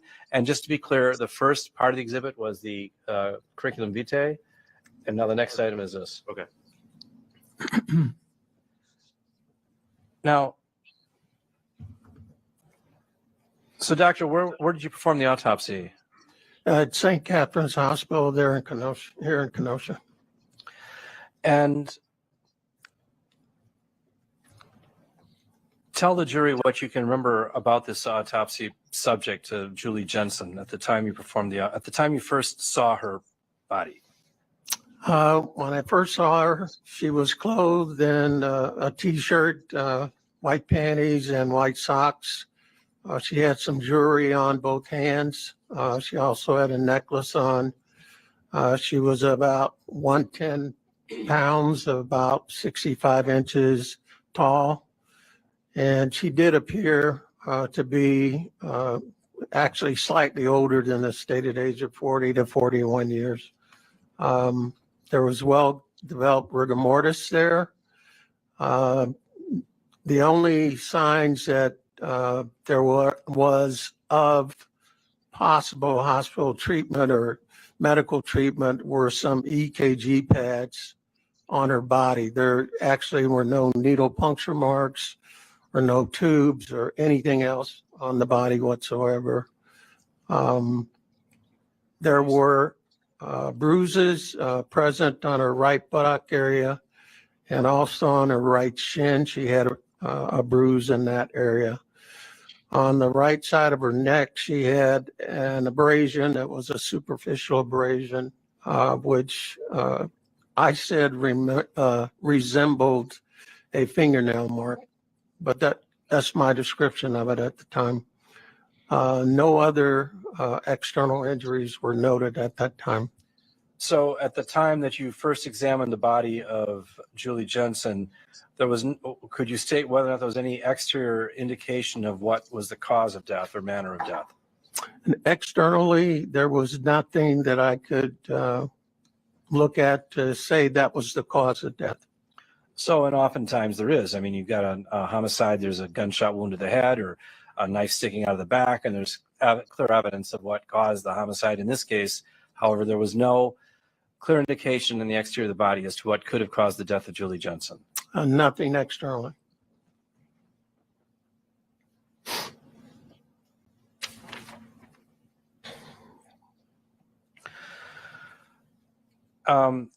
So tell us about your observations concerning the head and the scalp and the eyes. The head showed no signs of trauma whatsoever. There was some medium length hair with a few gray strands noted. The eyes had no petechiae or noticeable hemorrhage. There's some drying artifact, which is you see a dark line that is present in the white portion of the eye. That was present on the right side more so than the left side. The eyelids and the face show no petechiae, which are small pinpoint hemorrhages. So that was not present whatsoever. And the mouth, both on the outside and inside, show no injuries whatsoever. And the neck area I described previously is the small abrasion on the right side. And you'd indicated the nose is midline and the cartilages are intact. So can you explain to the jury what that means? That is the usual appearance that we see at the time when a case comes to autopsy, is that the nose shows no trauma, shows that it's properly positioned, and that's the way it was at the time. Now, looking at the chest area, can you tell us what you observed about the chest area? The chest area showed some EKG pads, but otherwise there's nothing significant in the chest region. The breasts were symmetrical, show no injuries or masses. There's no surgical scars whatsoever. There was no discernible evidence of trauma to the exterior of the chest. Is that true? And that's true. What are EKG pads? EKG pads are essentially, they're naming what they're used for. They're adhesive type pads that are placed on the chest region to detect the presence of heart activity. It would show up in what we call an EKG, an electrocardiogram. So we call them EKG pads. And who would place EKG pads on a person? The EKG pads are placed by emergency personnel at the time when they first come in contact with an individual to check for heart activity. And in this case, you'd received no history and there was no indication of resuscitative efforts. Is that true? Yes, there's no indication of resuscitative efforts. Now, I'm going to switch away from the autopsy report for a moment, and I'm going to direct your attention. Now, you indicated at the time that you conducted the autopsy, you had not seen the crime scene photos. Is that true? That's correct. But approximately 9 years later, in January of 2008, you were shown the crime scene photos at a previous hearing. Is that true? That's true.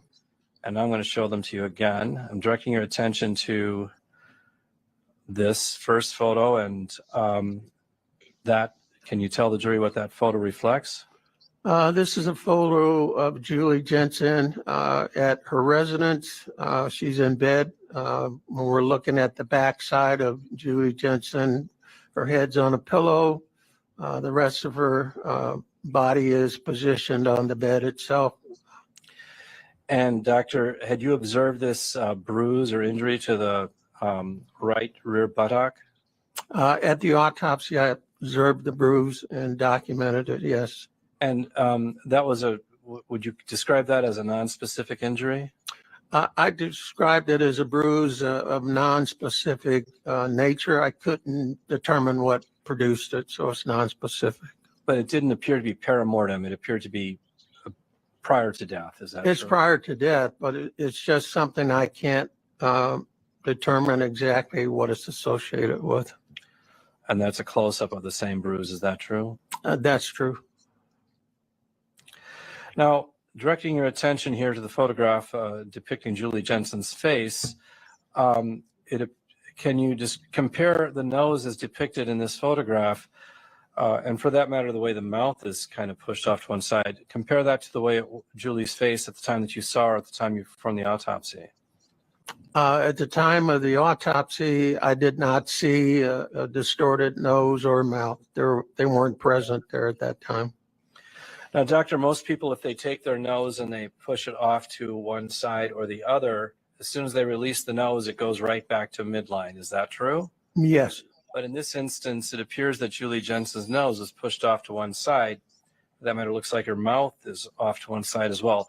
Can you explain to the jury what would cause something like that? Actually, positioning into something long enough that beginning rigor mortis will start, and you will get the shifting of the nose corresponding to the position in which the face is located. So explain to the jury what rigor mortis is and how it works, doctor, if you would. Rigor mortis is a sign that we look for after death, which is a rough measure of time of death. It's not a very accurate type of instrument that we can use because it changes according to temperature. But it really represents the changes in the muscles that take place in the body. At the time of death, the muscles will first become real loose, and then gradually in the first 1 to 2 hours, you can see some stiffening in the smaller muscles in the body, particularly the facial muscles, the eyelids. So within 1 to 2 hours, it'll start up and you can notice it.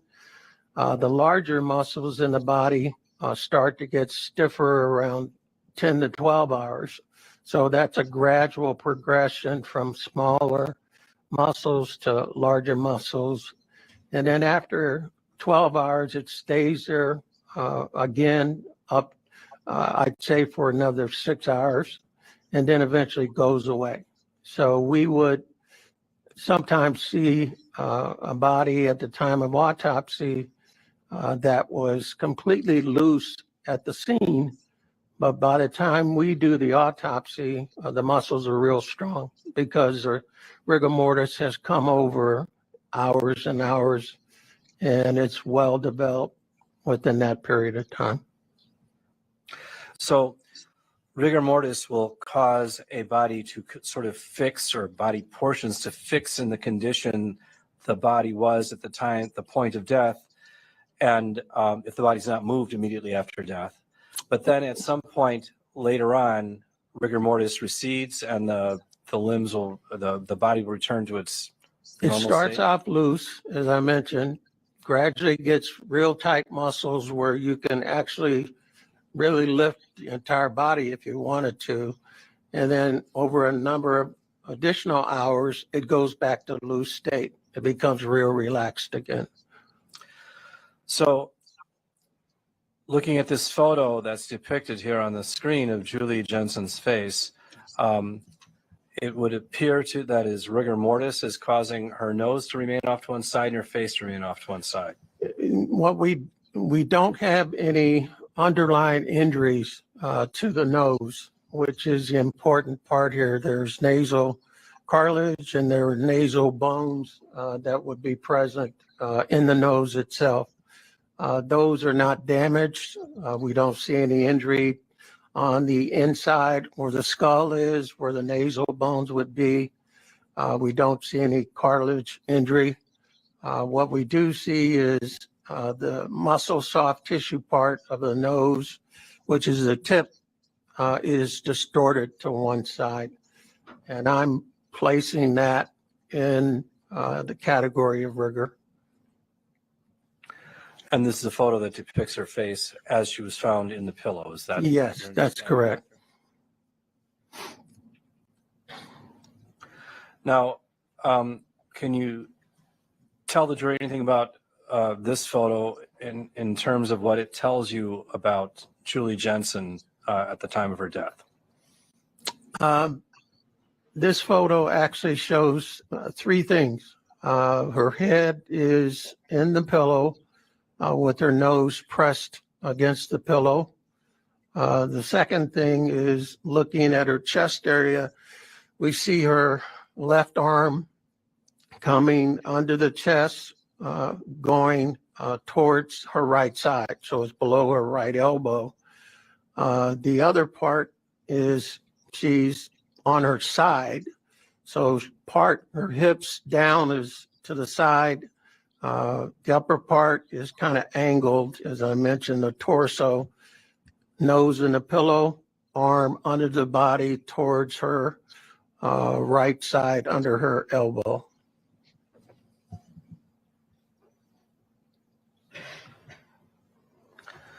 So I don't want to see it, but I sort of want to see it to know what you're saying.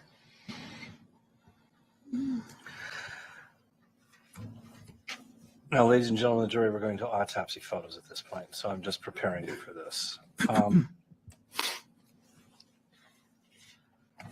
going to direct your attention to the screen, doctor, and ask if you can tell the jury what they're looking at here.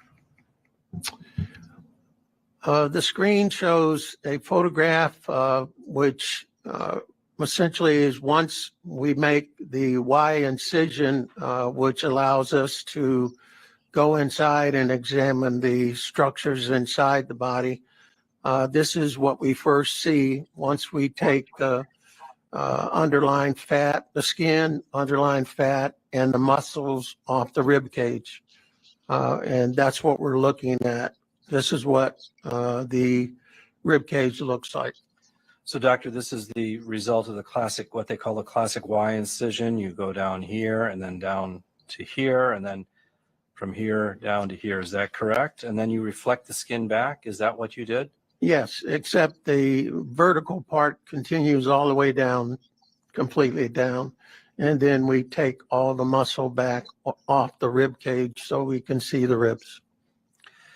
Now, what can you tell us about the rib cage of Julie Jensen based on this autopsy photo, doctor? From this autopsy photograph, I'll direct your attention to the left front of the chest and the ribs on the left front of the chest. Below the skin fold would be the clavicle, and then right below that would be the first rib. This is the clavicle, and this is the First rib. First rib. And then this is The second rib, and we'll go downward, third rib, fourth, fifth, sixth ribs as you move the pointer on the photograph, seventh rib as you move the pointer. So that's what we're looking at on the left front of the chest, the rib cage. Now, doctor, when you reflected the skin back, what did you see on the rib cage of Julie Jensen? What did you see on the rib cage of Julie Jensen? On the rib cage, on the second, third, and fourth rib, we see some small amount of hemorrhage involving the soft tissue over the rib portion. The white portion is a cartilage, the gray portion is a rib. And you can see a darker area, darker purple area over the second rib, over the third rib, and over the fourth rib. And these are small areas of hemorrhage involving all three ribs. So, doctor, I'm going to use the pointer. This is the hemorrhage on the second rib. Is that correct? That's correct. And this is the hemorrhage on the third rib. Is that correct? That's correct. And this is the hemorrhage on the fourth rib. Is that correct? That's correct. Now, before you'd reflected the skin back, you had not seen any injury to the external part of the skin. Is that correct? That's also correct, yes. So you only see the subcutaneous injury it's actually on the rib ribs themselves. Is that correct? And that's also correct, yes. Now, at the time that you performed this autopsy, once again, you did not have the crime scene photo at your disposal. Is that correct? That's correct. Now, directing your attention to the screen, Doctor, now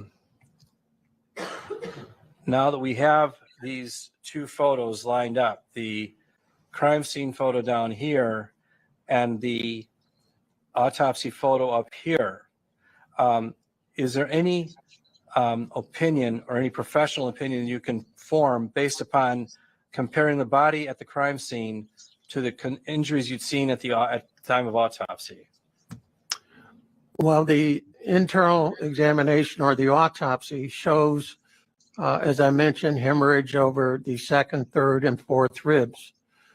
There's I don't know no much about it. external injury of the left anterior chest.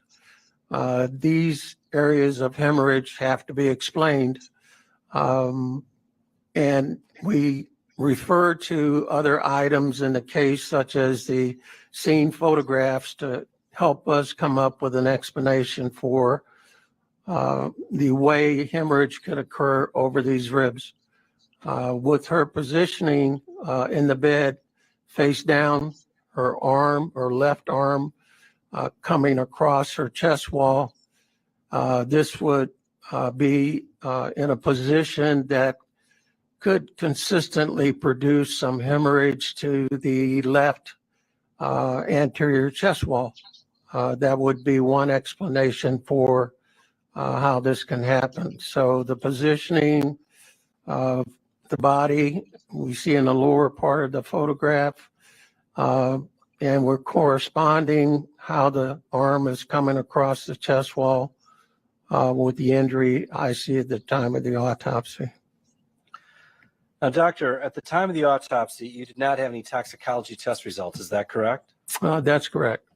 And you hadn't seen the slides that were done of the kidney tissue samples. Is that correct? That's correct. That was done elsewhere. Since that time, you have seen lab reports from the St. Louis Forensic Toxicology Lab? Yes, I have. And in the course of your duties as a forensic pathologist, have you worked with the St. Louis Forensic Toxicology Lab? St. Louis Forensic Toxicology Lab. I'm sorry, I'll try to speak more clearly. So have you worked with have you referred matters or items to be tested to the St. Louis Forensic Toxicology Lab in the past? Yes, I have. Have you worked with them in the past and found their reports to be reliable? Yes, I have. Are those the kind of reports you routinely rely upon as a forensic pathologist? Yes, they are. And you also independently examined the slides that were done of Julie Jensen's kidneys. Is that correct? Yes, I have. And based upon your examination of the St. Louis Forensic Toxicology Lab test results and your observations of the slides that were done of Julie Jensen's kidneys, do you have an opinion as to whether or not ethylene glycol was a factor in this case? Ethylene glycol was a factor in this case. The kidney slides show calcium oxalate crystals in the tubules, which are consistent with ingestion of ethylene glycol, plus the detection of ethylene glycol in the blood, urine, and gastric contents. So we have specimens containing ethylene glycol, and we have slides that were examined under the microscope showing the products of the breakdown of ethylene glycol, calcium oxalate. So Dr. Chambliss, at the time that you conducted the autopsy in this matter, who was the person that, for example, obtained the gastric contents? I obtained the gastric contents during the process of the autopsy. And who obtained the blood sample from Julie Jensen? I took the blood samples from two locations at the time of the autopsy, the right atrium and I think the right femoral. And who took the urine samples from Julie Jensen? I took the urine sample during the time of the autopsy. And who collected the tissue samples from the lungs and the kidneys of Julie Jensen? I collected the tissue samples also during the autopsy. And you did that all in the manner in which you've been trained to do that as a forensic pathologist. That's correct. Now, doctor, at the time you concluded your autopsy, had you developed an opinion as to the cause and manner of death in this case? No, the case was a pending cause at that time. Did you see any information? Did you see any physical evidence in this case, in your autopsy of Julie Jensen, that was indicative of the possibility of asphyxiation as a cause of death in this case? Yes, there were some findings that could be seen in cases of asphyxia. What they included were the petechiae on the sac around the heart. Again, these petechiae are pinpoint size hemorrhages that you can see anywhere in the body. There are also petechiae on the front and back of the heart. And there were the presence of petechiae on the outer surface of the left lung and the right leaflet of the diaphragm. So they're all petechiae in separate locations in the chest cavity. So, doctor, when you're looking at petechiae like that, is that diagnostic for asphyxiation, or is it simply a possible indication of asphyxiation? It's a possible indication of asphyxia. It has to be matched up with the particular scenario of the case itself and be explained. So, doctor, have you ever heard of something called positional asphyxia? Yes, I have. Can you tell the jury what positional asphyxia is? Positional asphyxia is essentially just what it means. Your body is in a position where it compromises your ability to breathe. The compromise of your breathing is what leads to asphyxia or lack of being able to get enough oxygen in. So your body gets in a position, you're unable to breathe properly, you can't move your chest wall or your diaphragm, and you essentially don't get enough oxygen. So that's called positional asphyxia. So, doctor, when you look at this crime scene photo of Julie Jensen and you see that her face is in the pillow, could that possibly be a case of positional asphyxia? In some situations, it could be a case of positional asphyxia without other findings. I've seen cases, and I've called them positional asphyxia, but you have to, again, look at the entire case.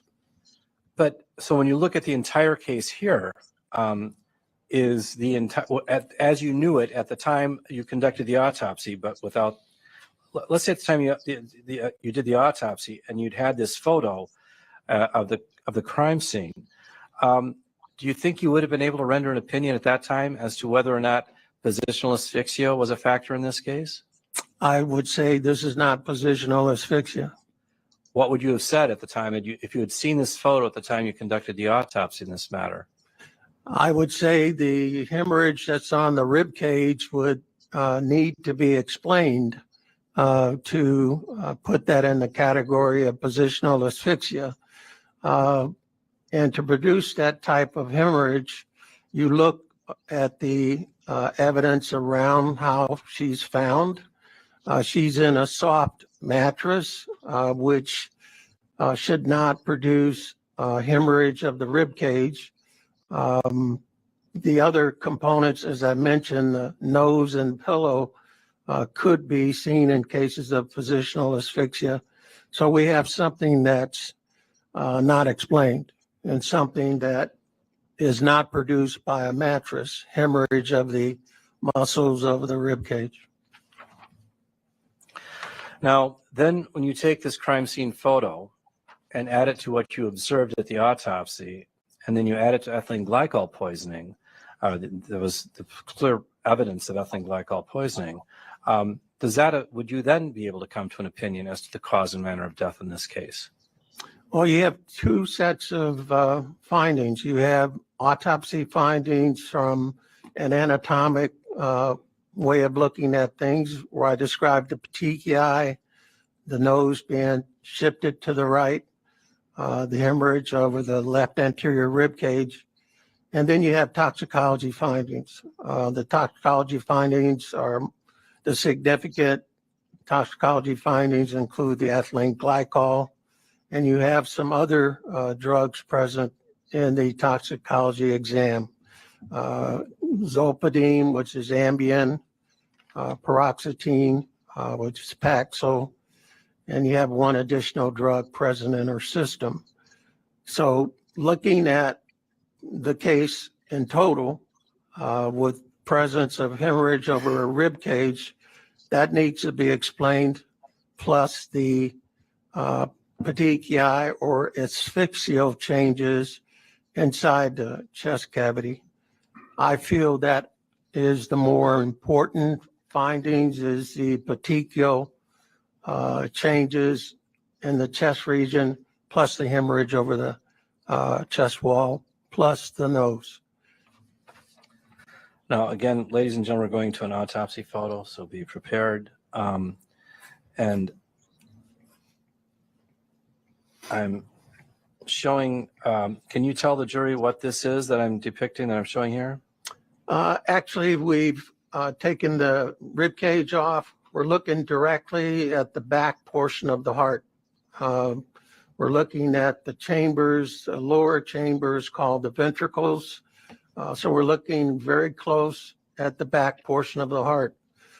We see red marks that look essentially like a large group of red marks on the back of the left ventricle.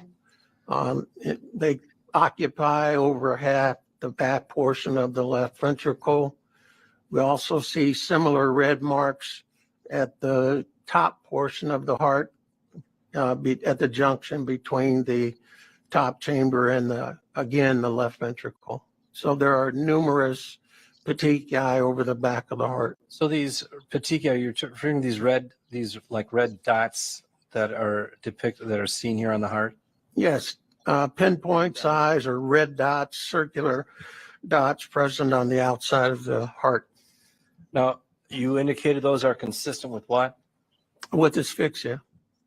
So you've seen those kind of injuries and asphyxia deaths? Yes, I have. And in addition to the petechiae about the heart, you also saw petechiae where else in this body?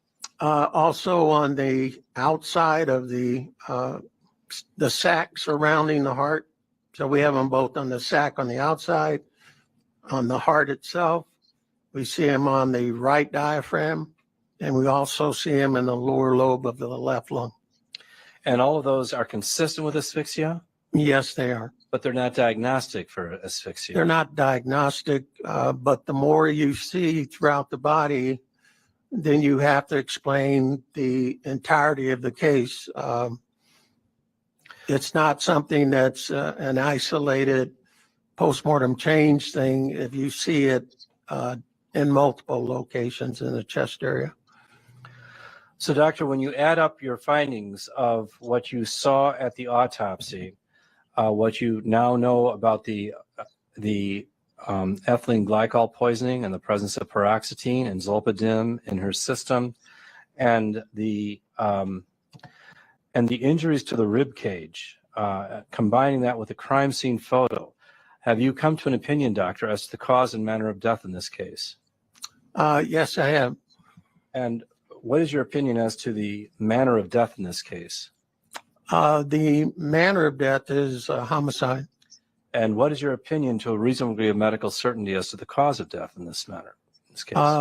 The cause of death would depend upon the explanation for how these petechiae have come about. For sure, there is traumatic asphyxia due to the hemorrhage on the left front of the chest. So it's at a minimum traumatic asphyxia, but it's an asphyxial death. Now, doctor, if you had heard that Mark Jensen had confessed to a fellow inmate, that Mark Jensen told this fellow inmate that he rolled Julie Jensen from her back onto her side, sat on her back, pushed on her legs, on her lungs and her head until she stopped breathing.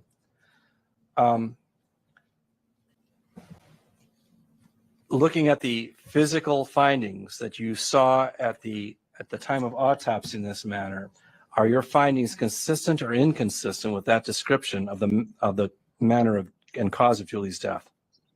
It's consistent with that particular scenario that you explained there. That explains the petechiae of the heart. Yes, it does. And most particularly,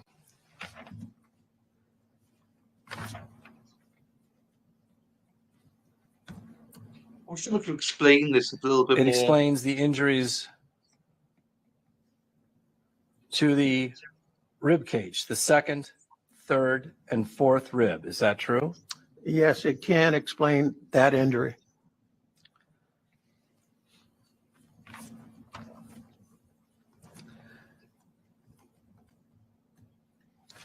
What role did the ethylene glycol have in the cause of death in this manner? It's ethylene glycol, I would say, alone could be a possible cause of death. It could be a contributing factor in this particular case because I feel that the traumatic asphyxia is the primary or most proximate cause. So the sequence would that she was drugged with zolpidem, poisoned with antifreeze, and then ultimately asphyxiated. That's correct. And these are opinions you hold to reasonably of medical certainty. Yes, they are. After performing a little over 7,000 autopsies. Yes.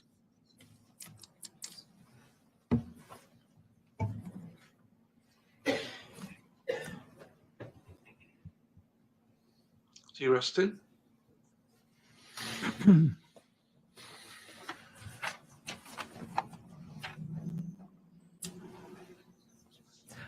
No further questions. Thank you, Doctor. All right, it's my understanding Attorney Perry's going to do the cross, correct? That's right. Go ahead, anytime you're ready, Tom. Thanks. Doctor, do you have any independent recollection of this autopsy? Not specifically, no. You said you've done over 6,000 autopsies, Yes, testified over 11,000 times. yes. When you were testifying about this autopsy, you were reading it, right? The report? Not here at the time. You mean, explain for a second. Just earlier, just right now. As you were describing what the autopsy findings were, you were reading it off the screen. Yes, I was. Was any of that from memory? It was from some of the findings, but I can't say all of it is something I could recall. Do you recall December 4th, 1998, doing this autopsy? Yes, I recall doing it just before I left Waukesha County. So I knew it was in December, but I wasn't sure it was December 4th. It's probably obvious. There's a real need for accuracy in your reports. Yes. Testifying over 11,000 times, you would need to rely on those reports. Also check your DMs, protocol. Closely as we can. Yes. You need to rely on photos. Yes. And you have standards in terms of how you do reports. Yes. How you take photos. Yes, we do. And accuracy, I assume, is one of those standards. Yes, it is. The standards for photography, did you take any of those autopsy photos yourself? No, I did not. At that time, it was another county, and I let their particular people do the photographs because they stay with that county. Oh, was it your equipment? No, it was the sergeant who actually took the photographs. Was it your camera? No. Okay, and this was a film camera? I can't recall that part. Okay. Do you recall when you started using digital cameras, if ever? Not at that particular time. What I recall is using digital in Fresno County. That's the only time I remember using. Okay, so this is probably a film camera. Yes, it's a film camera. You don't even think it was your camera. I'm sure it wasn't my camera. That's why I said the sergeant had used it. The external pictures, the external description of Julie Jensen, did you have any autopsy photos of her externally? I don't have all of the autopsy photographs here, so I can't tell you. Okay. Did you review your file in this case? As I reviewed the autopsy report, I did not have autopsy photographs at the time. Okay. Do you recall ever seeing external autopsy photos? I don't recall seeing any whatsoever. Okay. Is it typically a standard that you would document with photos what your findings were as you did them? Yes, that's a standard that we try to keep. Yes, so I would say yes. When you were in Waukesha, did you take your own pictures? Yes, we did. I did. Did you do that? Actually, Matt, I'm sorry to interrupt you. Actually, we had our investigators take photographs while I was doing the autopsies. So that individual would take it. One of our investigators would take it while I was doing the autopsy. The medical examiner investigator? Yes, that's correct. The medical examiner investigator. And that's somebody who worked for the medical examiner's office? They work directly with me. They help me do the autopsy. They'll take photographs. It's a combination investigator autopsy technician. I see. So whenever you were in Waukesha doing this job, you were working with the same person for an autopsy? There would be 4 or 5 medical examiner, investigator, autopsy techs. They were combination job. And so whoever was assigned on a particular day when I was doing autopsies would come in and help me do the autopsies. Okay. Did you ever So they're all trained the same way. I'm sorry to interrupt you. Now, your report indicates that Sergeant Ratsburg of the Pleasant Prairie Police Department took photos in this case. That's correct. Had you ever worked with him before? No, this was the first time. And was he trained, to your knowledge, to take autopsy photos? I would say no. I'd say no in this particular case. I was. And your typical experience with the medical examiner, photographer, investigator, I forget the exact term, would they take external photos at an autopsy? Yes, And that's, again, to document all findings. that's correct. Okay, so this description of what Julie Jensen's face looked like at the autopsy, you would expect to have a photo of her face at the autopsy. Yes, I would. Okay, and you haven't seen that in this case. I have not seen photographs from the autopsy. So you have to rely on your report. I'm relying strictly on my report.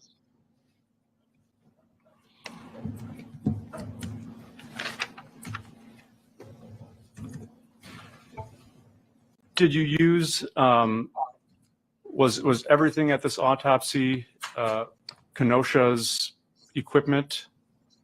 Yes. Well, no, at the time when I was working in Waukesha, I had my own equipment that I brought down to use. So I would use only the collection specimen containers, would use those. I would use different, what's the word I want, disposable items that would be part of the autopsy area, but I would bring my own separate instruments that I would use. And you said I think you said you had an agreement with Kenosha County? There is an agreement since Kenosha and myself, we were individual medical examiners that work together to provide coverage if one of us would want to take a weekend or go on a vacation. So we cover for each other. Do you know who the medical examiner in Kenosha County was in 1998? Maureen Lavin was the person there. And do you know why you were called down this day to do this? She was gone for the weekend. This was on a weekend? I'm assuming because I know I was covering for her at that time, and I had thought it was the weekend. Okay, I think December 4th was a Friday. Does that sound? You I don't have remember? no way of knowing what day it is. I have no way of knowing if it's the time frame. But she was gone, and she needed coverage. How long did this autopsy take? I can't tell you specifically how long it took. Okay, the report at this on page 1. Do you have it? Do you have the report in front of you? Yes. The report indicates date of autopsy 12/4/98, 2:25 p.m. Correct? That's correct. Is that when you would have started the autopsy? Yes. Okay, not when you would have completed it. No. How long did do autopsies typically take? Depends on the case, but a non-trauma type case generally takes an hour and a half or so, up to 2 hours at the most. Okay, so on the outside, you would have been done with this by 4:30-ish? 4:30 or a little after 4:30, yes. Okay, on Friday, on December 4th. Yes.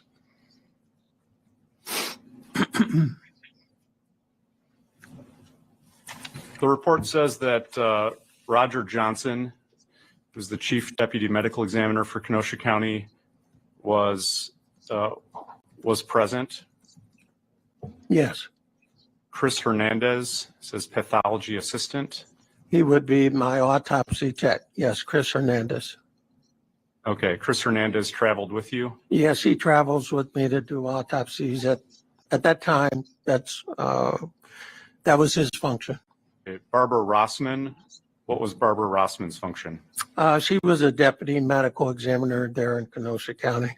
Did she do autopsies?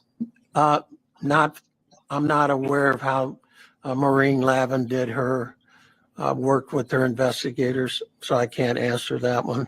And then Sergeant Ratsberg. Yes. Okay, anyone else? No, that's all that I recorded as being there at the autopsy. Okay. Is that pretty typical number of people in an autopsy? Generally, yes. We have the law enforcement person there. We have the autopsy tech. And we have someone from the representative coroner or medical examiner office. And when you would make a finding, would you say that out loud? It depends on the type of case it is. Sometimes I would, if it was a very complicated case, I'd have the deputy medical examiner write something as I said it out loud. Or other times I would take the diagram, stop for a minute, take the diagram and write the notes myself. Okay. In a case where you were not familiar with the crime scene, would you have been speaking with those at the autopsy about what you were finding? Yes, I would tell the law enforcement individual what I'm finding is significant in the case.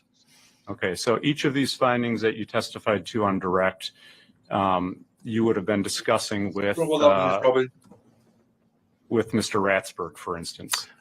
I wouldn't necessarily say I would discuss each characteristic because sometimes the findings aren't something I can explain clearly to the law enforcement person, such as petechiae are hard to explain if the individual has never been to an autopsy.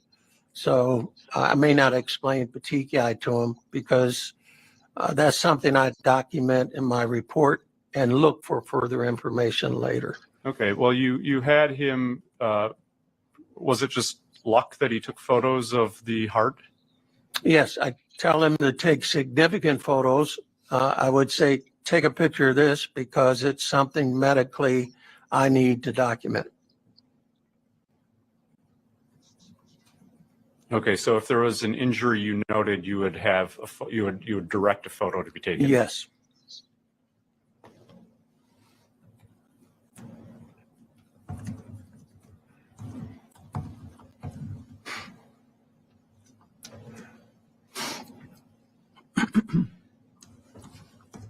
You explained the role of a forensic pathologist.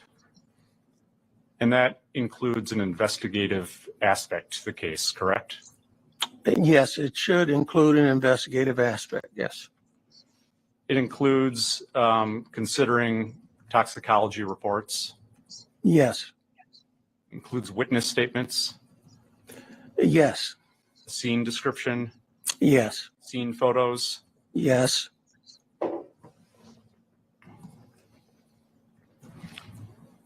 At the time you did this autopsy, you weren't getting any of those, correct? I didn't have them at the time of the completion of the autopsy. That's why I signed the report as pending further information. So I didn't have them. You, at the time you did this report, you didn't consider any witness statements. I didn't have any witness statements at the time. So yes, I'd have to agree with that. Yeah, there probably weren't any expert reports to consider. Not at that time. No toxicology was returned yet.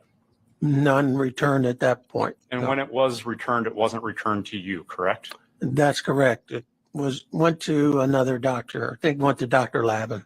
Okay. So in this case, although you did the autopsy, you weren't really acting as a forensic pathologist, correct?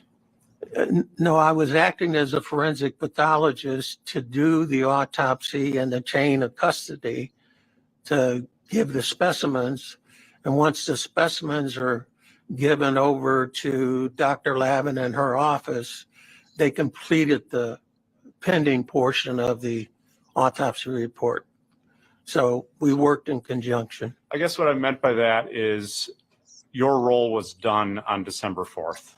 Yes, it was done at that particular point. And you never had any intention of following through the investigative aspect of being a forensic pathologist in this case? Well, it became a case that Dr. Lavin wanted to take over. So I gave her the rest of the case. So that'd be yes then? Yes, at that particular point, yes. Okay.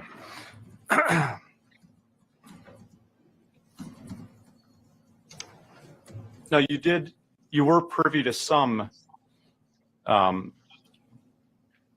guess, outside information at the time of the autopsy. Can you explain that for me? I'm not sure what you're. Well, sure. You understand that it was your understanding that Roger Johnson and Detective Ratsberg were present at the crime scene, correct? Yes. Okay. And they would have told you what they had seen?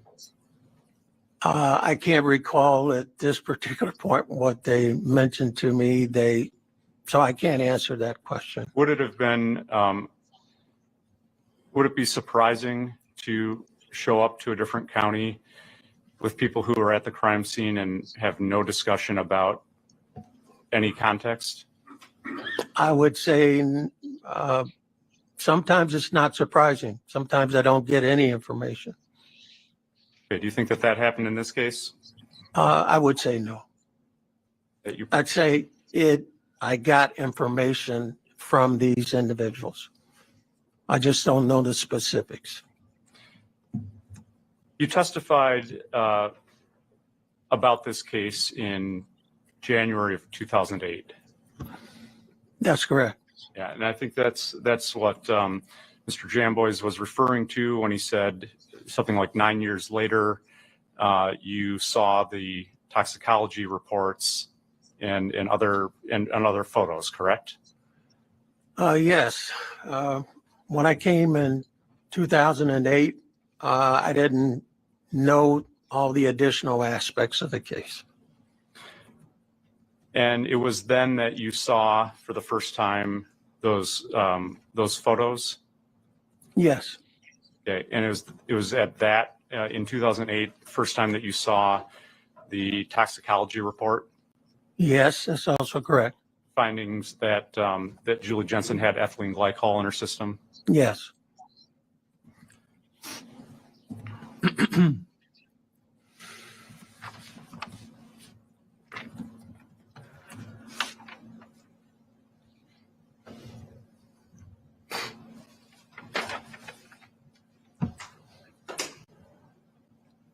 I want to be sure I understand. What's well, I guess I should say it this way, a post-mortem artifact. Is that a finding that occurs as a result of something that happens after death? Yes. Could be an injury. I'm sorry? It could be an injury. It would depend on what the particular finding is. It might appear to be an injury that you'd see when the person is alive, but actually occurs after they die. I don't know what you're reading, so I'm not, it depends on the context of what I'm looking at. I'm just, is that consistent with what a postmortem artifact is? Is that Sometimes it is. something that might appear to be an injury, but actually was something that occurred after the person had died? Yes, that would be an explanation. Yes. I said that a little clearer that time. Well, yeah, because there are certain things that we find that are actually around the time of death that we call perimortem injuries instead of postmortem artifact. Some bruising can be postmortem. Some bruising can. You testified about petechiae on direct. Yes. And I think you said that petechiae are pinpoint-sized hemorrhages that you can see anywhere in the body. That's correct. And petechiae represent the rupture of small blood vessels, correct? That's correct. All right. It could be caused by simple injuries. Explain that again. Go ahead. I'm sorry, I didn't understand your question. Oh, sure. Petechiae could be caused by simple injuries such as straining. They can be. It's just something that would break a blood vessel under the skin. Yes. They can be, yes. Medications can cause petechiae. It would depend on what we're talking about. Not florid petechiae like we're seeing in this case. A heart attack can cause petechiae. Yes, you can see petechiae in a heart attack. Due to pressure, the pressure passes up to a location and it's sufficient enough to rupture smaller blood vessels, correct? Yes. That would cause petechiae. Yes, that causes petechiae. Not getting enough oxygen. Yes. Difficulty breathing. Explain difficulty breathing because that depends upon the mechanism or the pattern in which they have difficulty breathing. Well, somebody was having, I guess, for instance, if somebody had a lot of fluid in their lungs and they're having a tough time getting any oxygen, could that cause petechiae? Not generally, no. No. You talked about any type of asphyxia would cause petechiae. Yes. Okay. Just kind of respiratory distress, could that cause petechiae? It can. In some situations, you may be able to see some petechiae. Okay. It's not an uncommon finding at autopsies. It depends on the amount of petechiae that you see and the distribution of petechiae that you see. So when you say it's not uncommon, it depends upon the pattern that you see and the distribution that you see. Sure. I imagine, if you saw a body completely covered in petechiae, that wouldn't be common. It's not common, but then you look towards an explanation of how you would get florid petechiae all over. Now, your report indicates that externally there were very few findings, correct? That's correct. There was a small bruise on the front of Julie Jensen's right shin or her right lower leg. Yes. That could be consistent with bumping into any number of things. Yes. The bruises that we saw on her right buttock area. Yes. That could be consistent with bumping into any number of things. Yes. Bumping into a table. That's one way, yes. You noted a very superficial yellow brown type abrasion on the right side of the front of her neck. Yes.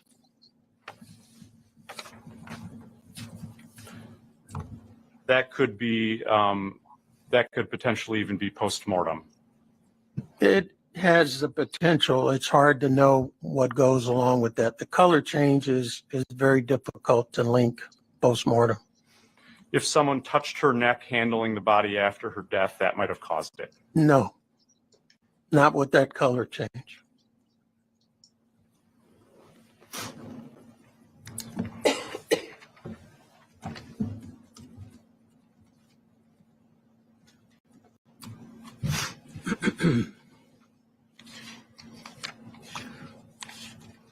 When you testified in 2008, you of course had your report, right? Yes, I did. That was 9 years after the autopsy. Yes. Today is, I have to do math, but that's 20 some years after the autopsy. 20 years that I can That was quite recall. a bit closer. Yes. 22. 24 years. I'm going to direct council your attention to page 31 of January 7th, 2008. Thank you, counsel. Page 31. Page 31. Okay.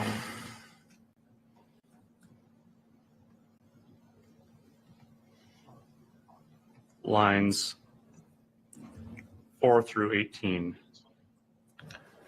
Dr. Chambliss, you were asked, and so it could have been somebody moving her or that was tending to her at the scene, correct? And the answer was, I have no idea. Question, it could have been, right? Answer, I'm not going to say it could be or not. They may not handle her neck area, so I can't say one way or the other. Objection, Your Honor. I object. This is hearsay and it's not inconsistent with his current testimony. Well, the part I'm about to read is. Oh, okay. Let's start then with that part. It would be helpful. Go ahead. I mean, Doctor, you just said that that this would be inconsistent with that I asked you if somebody touched her neck handling the body after her death, that could cause that kind of mark, and you said no, correct? Yes, that's what I said. Okay. Question, I guess what I'm getting at is it could be somebody handling her after death. I'm not asking you to say that was the situation, but if somebody touched her neck who was handling the body after her death, that could cause that kind of mark. True? Answer, that may be a scenario that could possibly produce it. What are we talking about, the abrasion or the coloration change? About the mark on her neck. The mark is a fingernail mark is what I'm describing. The coloration, no.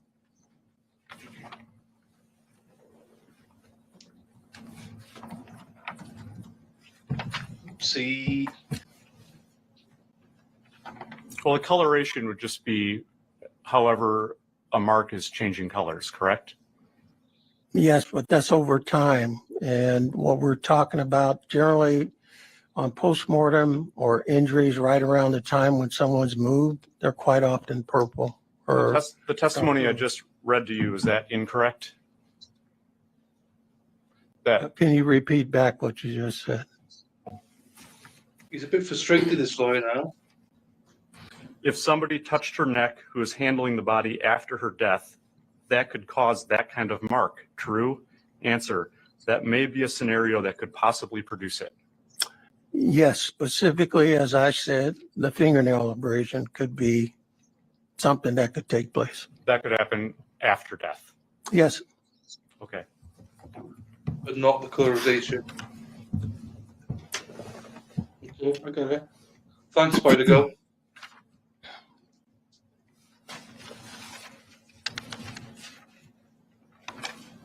The bruise would have had to be beforehand for the scratch.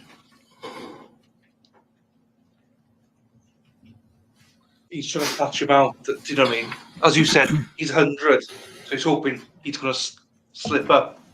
But this guy, he's on it. Autopsy on page 3 notes the injury that you testified to with the pictures of Julie Jensen's ribs. It notes that there's a small amount of hemorrhage involving the soft tissues and muscles attached to the left, second, third, and fourth ribs anteriorly, correct? Yes. You were asked on direct if it was consistent with that picture, correct? The picture of her laying across her arm. I'm sorry, the scenario, or I'm just a little bit confused about your question. Can you explain your question a little bit? Sure.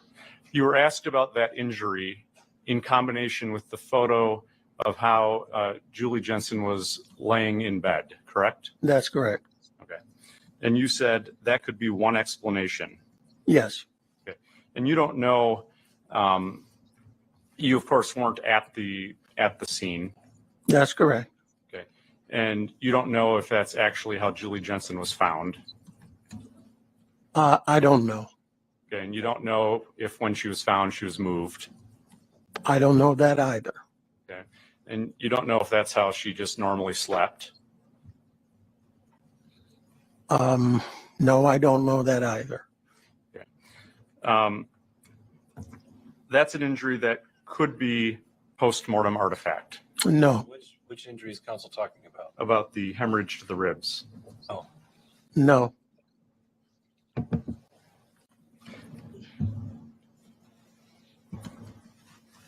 You can rule out that it's not post-mortem artifact? Yes. And how can you do that? I've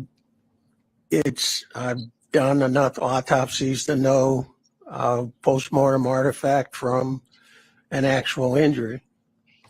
And that's an actual injury.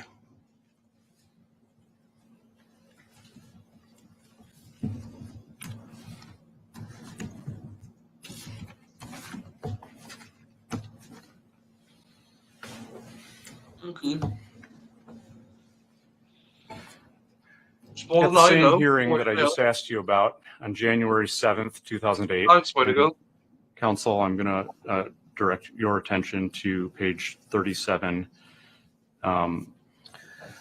okay. I'm going to have to give me a minute. I got to open that back up then. Lines 9 through 22. Page 27? 37. Page 37. This is page 32.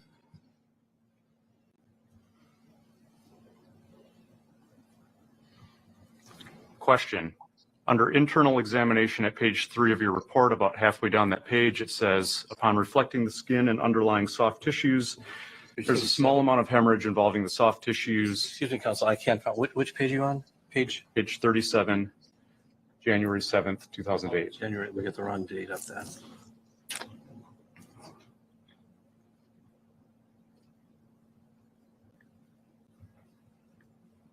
This is January 7th. Okay, page 37. Council, is it page 37? Yes. I'm sorry for the delay. I'm using two different screens here.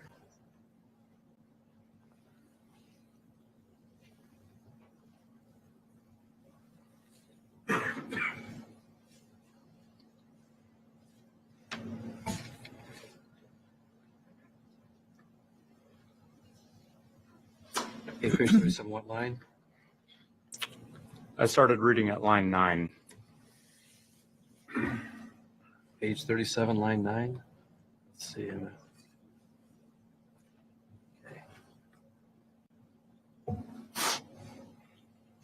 Okay. Thank you, Council, for giving me time to get to that point. I appreciate it. Quite all right. I'll start again.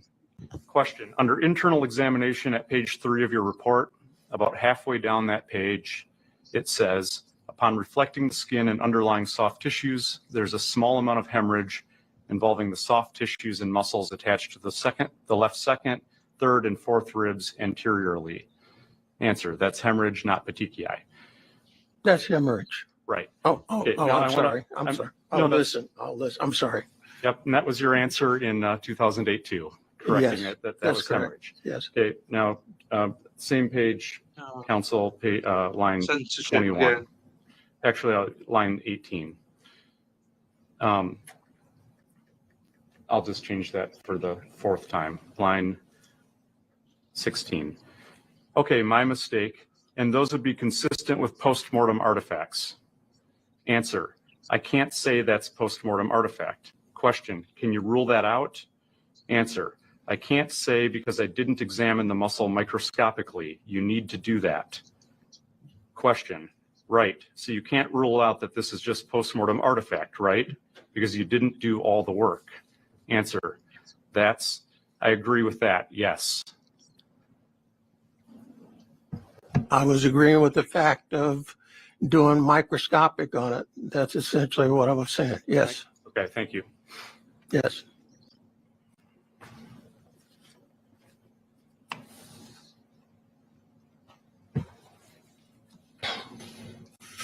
You don't know when that hemorrhage happened. The time frame, I don't. That's something, well, when you were shown the photo of Miss Jensen in her bed, you said that could be one explanation, correct? That's what I said, yes. Another explanation could have been from bumping into a doorway. Depends on how it takes place, but I can say yes, depends on the circumstances.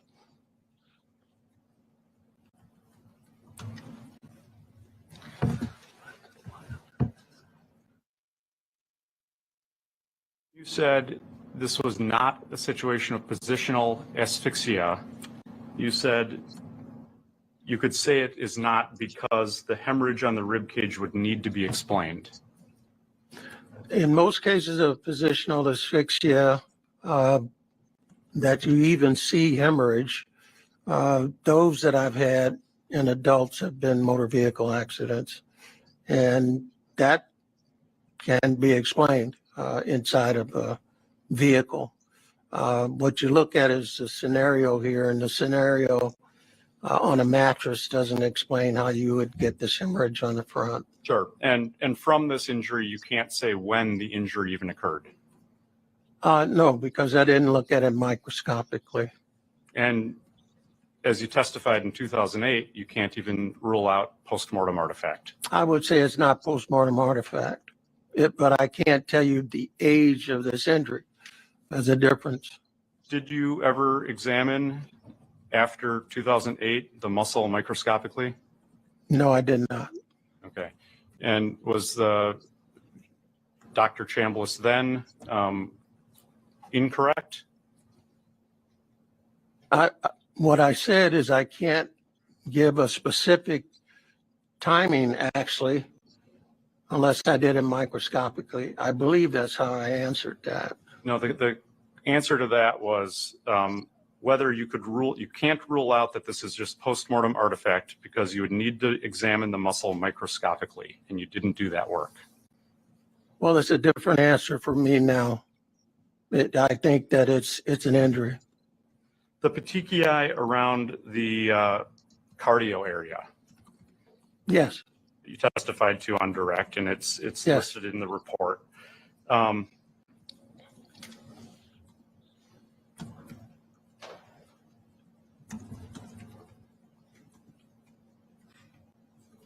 You called them on direct, you called them asphyxial findings, correct? Yes.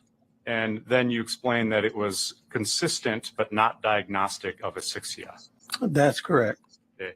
And that's because the lack of oxygen makes those blood vessels more fragile and they can rupture. That's how it happens, yes. You agree that that's a common finding in autopsies? No, it's not a common finding. Is it an uncommon finding? It's an uncommon finding. And I talked about the different ways that petechiae could be caused. Yes. Including a heart attack. Yes, as I mentioned, the pattern and distribution of petechiae is important, which is not seen like this in a heart attack. Stress to the respiratory area. That wouldn't produce this distribution of petechiae.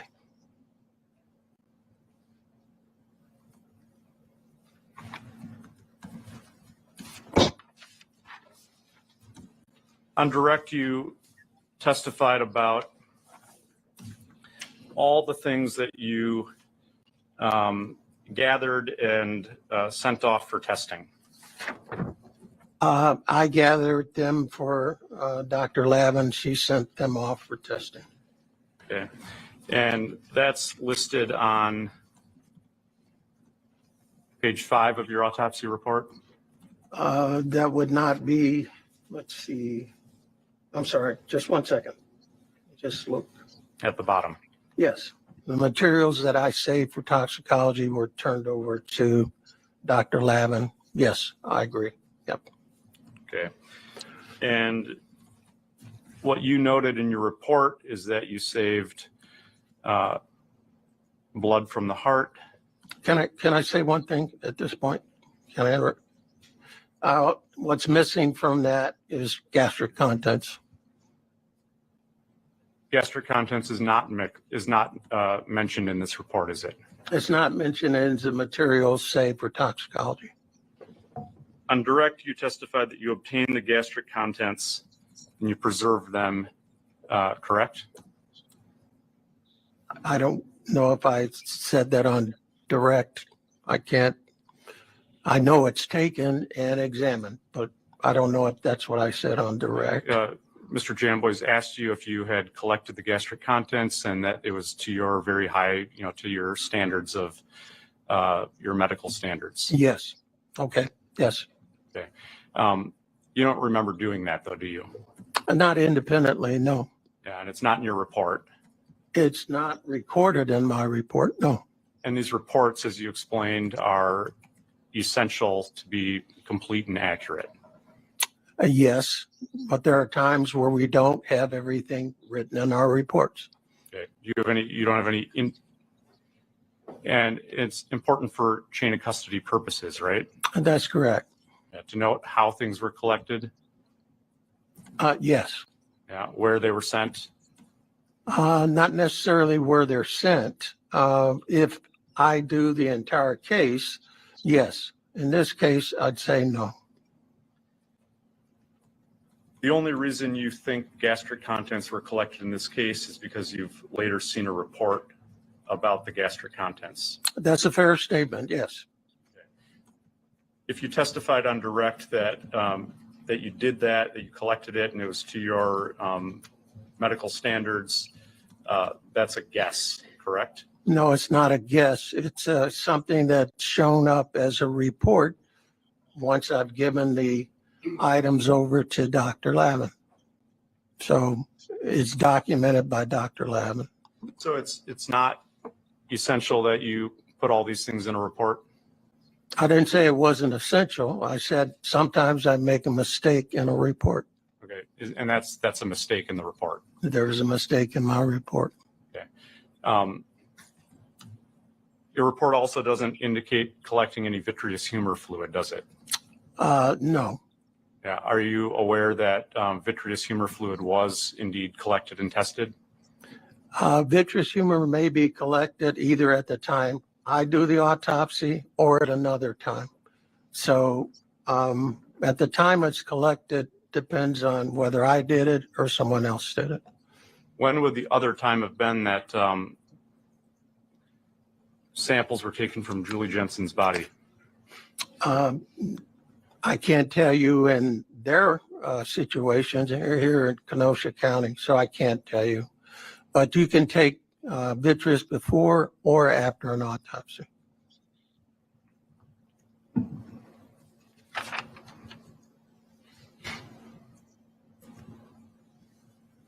The report indicates that there were at least 660 milliliters of gastric contents. Yes. Okay. And at least, I think, is the word, correct? Yes. Okay. Would that be because that's closest to the mark of 660? The containers that we use to collect gastric contents aren't specific to smaller gradations. So you try to, you give what is the mark that you see on the container above that. Okay. I'm going to ask you to do some basic conversions. A liter is 33.8 fluid ounces, correct? Yes. 1 liter has 1,000 milliliters. Yes, So 1,000 milliliters is 33 fluid ounces, correct? yes, A liter is 33.8 yes, fluid ounces, 1,000 milliliters to a liter. yes. Okay. 660 milliliters is 21.78 ounces. If you say so, I'll just go along with The your state will calculation. stipulate that 660 milliliters is approximately 22 ounces. Thank you, Mr. Jim Wood. There were about 22 ounces of stuff in her stomach. Yes, You agree that that's a substantial amount?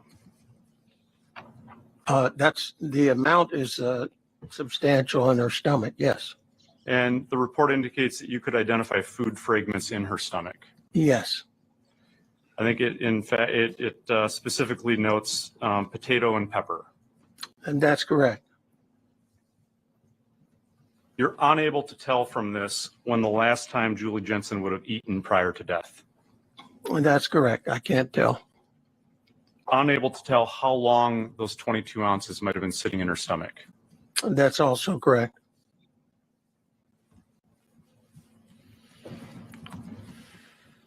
A stomach not emptying properly for any number of reasons can be called gastroparesis, correct?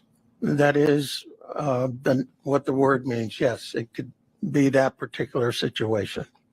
Okay.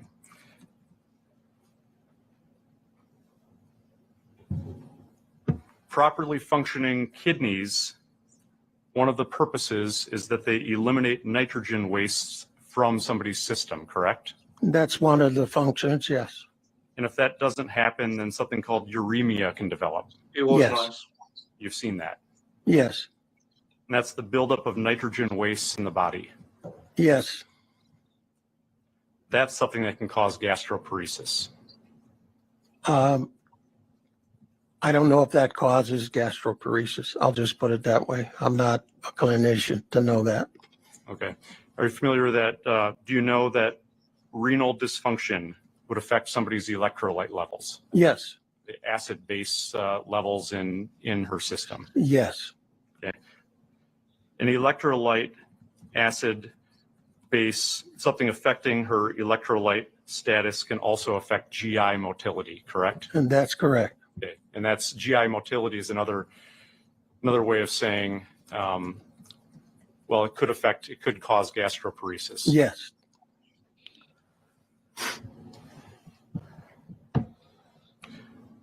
It depends also on what is in those gastric contents. yes, that's also important. Because what's in the gastric contents can slow down metabolism or the breakdown of tissues, correct? That's correct. And you don't have or have you seen, I'll just ask it this way, have you seen a report identifying everything that was in those gastric contents? Explain what you mean, everything that's in the gastric contents. Well, you visually identified potato and pepper. Yes, I didn't see anything that I would venture to clearly point out in the gastric contents. So I guess you're correct. I didn't see a report of that. And you have seen a report that said that there was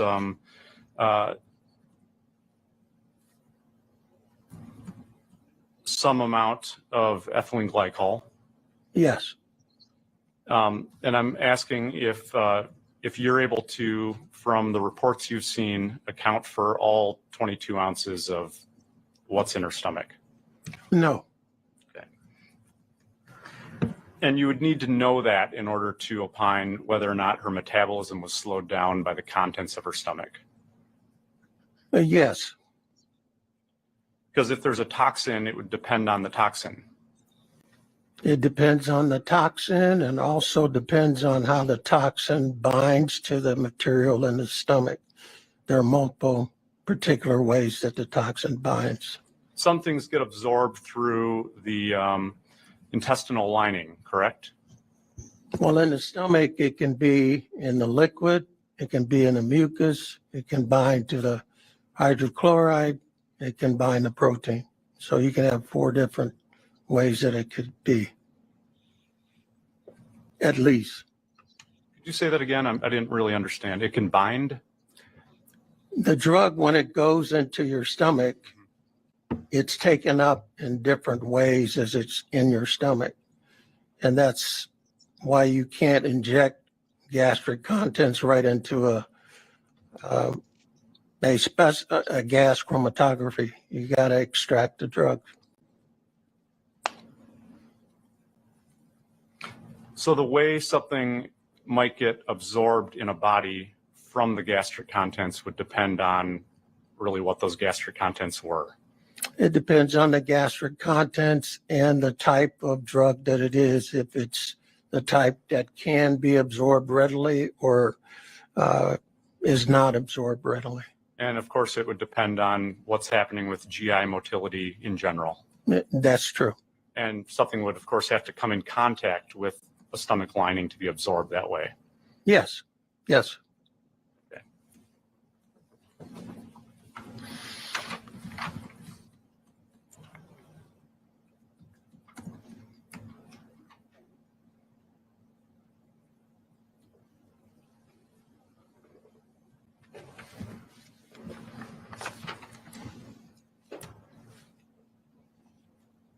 You're familiar with the phases of ethylene glycol poisoning?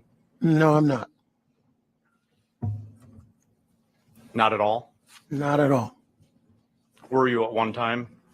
No, I'm not. I wasn't at one time either. Wouldn't be able to testify at all about, No, I would not. okay, so Not about ethylene glycol. I'm not an expert or even very comfortable going through the different pharmacokinetics of ethylene glycol. So if you testified in 2008 about the phases of ethylene glycol, do you wish you hadn't? I wish I hadn't.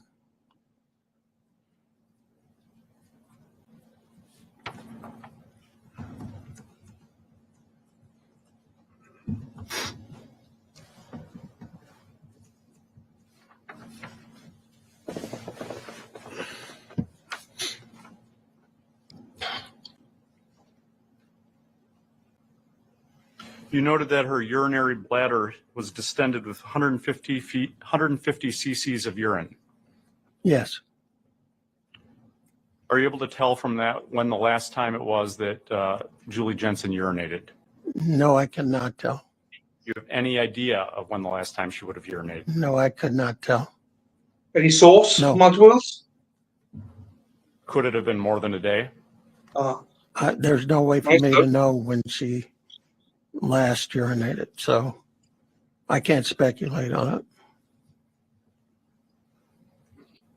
You are aware, you testified that there were oxalic acid crystals in the kidneys, correct? Yes, And that in her kidneys would affect her kidney functions. that's correct.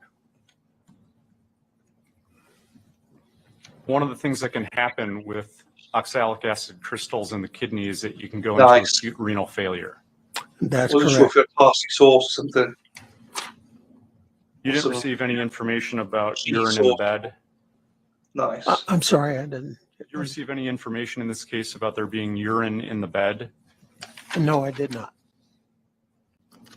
Any on her clothes? No, not when I saw him, but I didn't receive any information about it. Weren't either. on the clothes that you saw, No, and no one told you anything otherwise? no one told me anything otherwise. Do you remember sending or directing Detective Ratsburg to go and collect or look for fluids at the scene? I don't recall any of that. That's too long ago. I just don't recall it. Okay. So if that happened or didn't happen, you're just not aware of it. I just can't say. I mean, it's 20 years ago. I really can't say.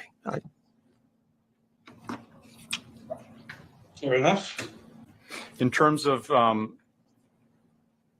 Julie Jensen's functions on the day that she died, And what she was able to do, are you able to say at all? Not clearly. I'd be speculating. So I Because have it no involves ethylene glycol poisoning? It's not only ethylene glycol, she also has multiple other drugs in her system. So it's hard to say. Okay. You don't know if she could get up and walk around? I have no way of knowing. And like you just said, you don't know if she could urinate? That's also true. We know she had food in her stomach. I know she has food in her stomach. No idea when that food got in her stomach. Don't know. And is, just so I'm clear, one of the reasons you can't say is because of kind of your limited knowledge about the effects ethylene glycol has on a human body? It's ethylene glycol primarily, but we also have other drugs in her system. So it's a drug environment which is difficult to predict function. I would just put it that way in a general way.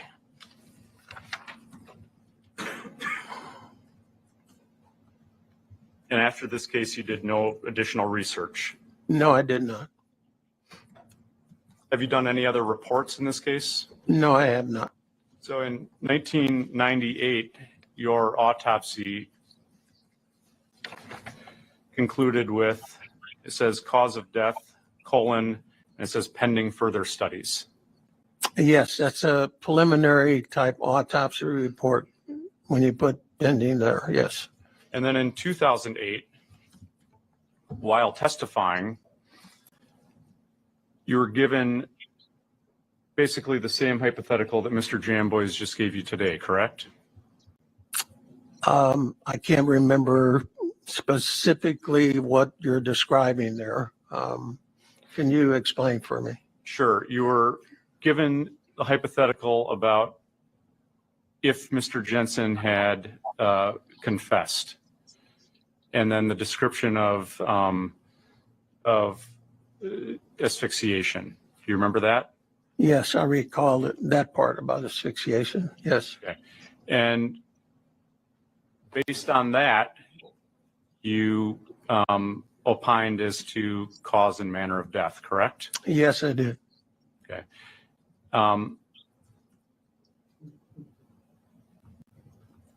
Credibility of witnesses matters to a forensic pathologist, doesn't it? Yes.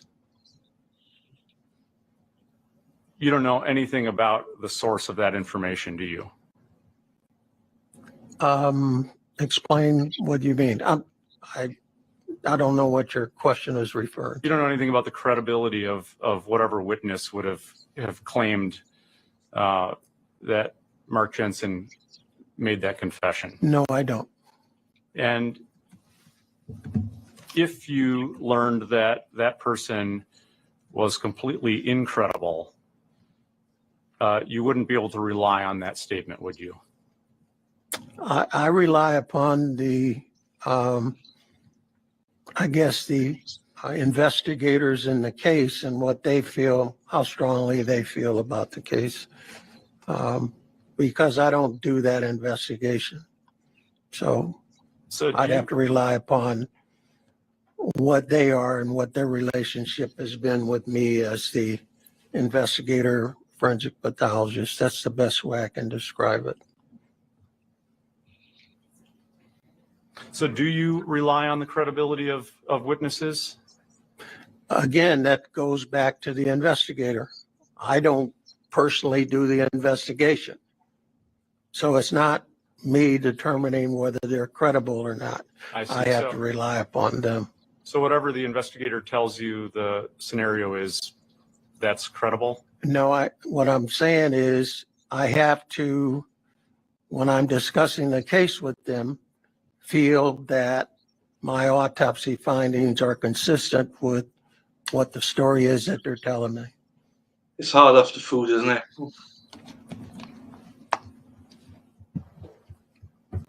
You're on the couch, and then next thing you know, you're gone.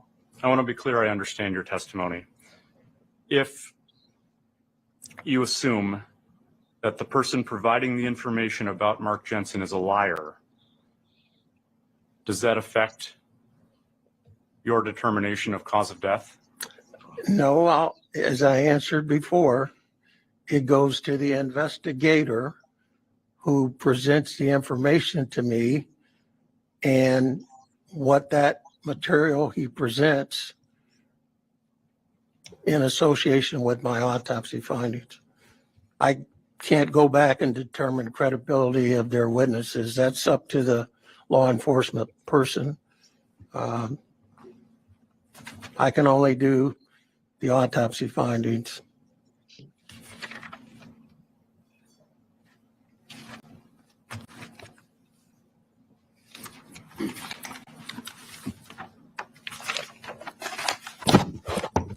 I'm sorry. I'm going to, counsel, I'm going to direct your attention. I'm looking at, again, January 7th, 2008. Over an hour left. Yes, Not counsel, long which left. page are you looking at? We skipped Page 45 minutes over lunch. 74. That saved us a lot. Over an hour left. 73 to 74, the bottom of 73.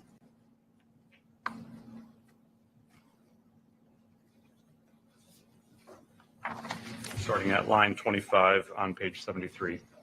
I'm almost there, counsel.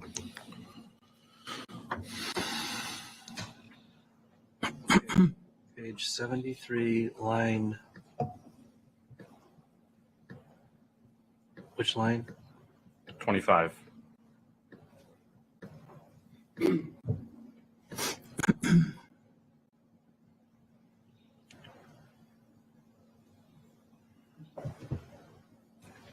Yes, okay, line 25.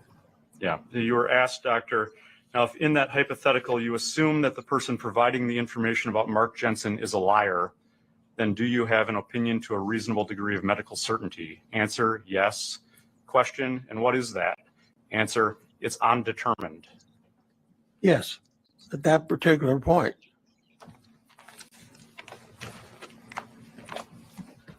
You agree with that? It depends on what the whole context of what you just read in that little bit. It's hard for me to know what the whole context is. Sure.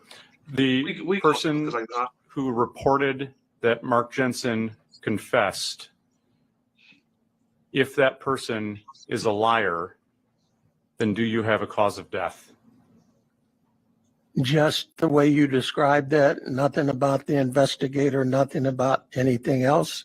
It would have to be undetermined because I don't have any additional findings to go along with the investigation.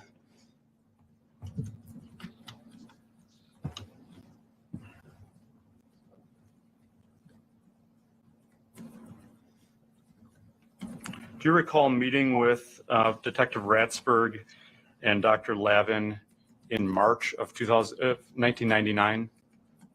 I remember meeting with them. I don't know the particular date, though. Okay, that's fine. So you did the autopsy on December 4th, 1998.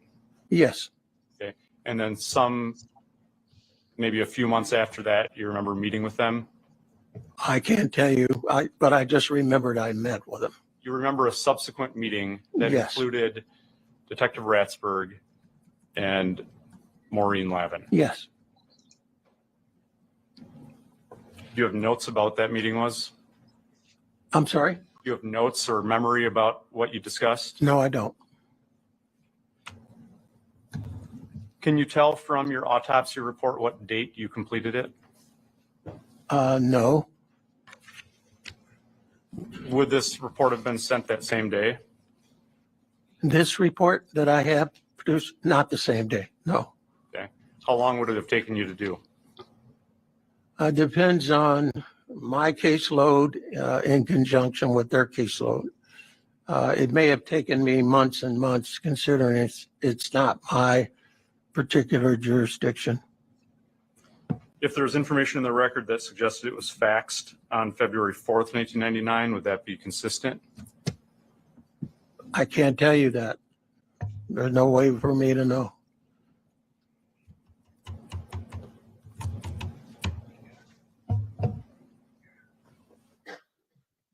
I need just a moment.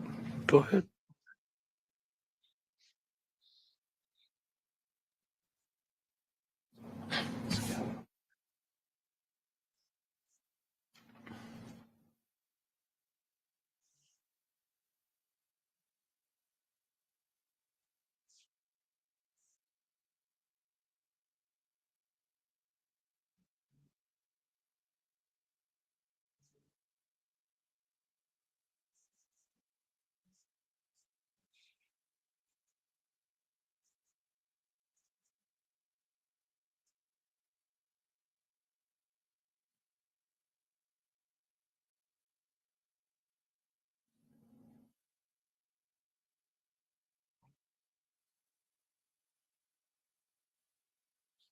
It must be done.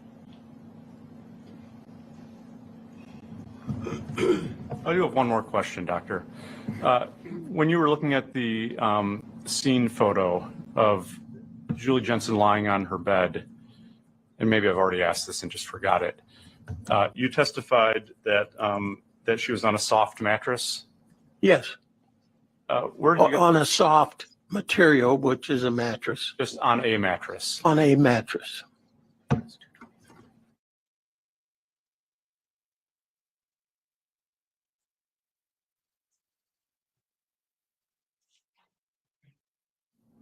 No further questions.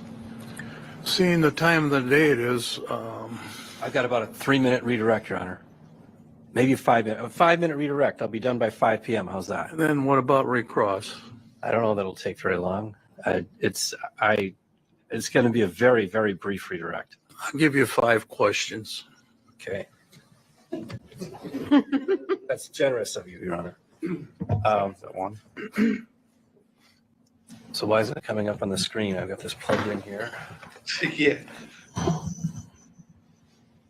think they will be finished tonight, though, with this guy. I don't think he wants to come back tomorrow. Darman, so you can either Are fry the TVs turned on? that Yes. or put it in the oven. There we go. Okay, Or- good enough. or- Can there's you a see phone in the upper right-hand corner here? I'm going to Oh, blow this up here a little bit. It says $223.99 and $24.99. So certainly this report was available as of February 4th, 1999 or February 23rd, 1999, one of those 2 dates. Doesn't that reflect that to you, sir? Yes. Okay. Now,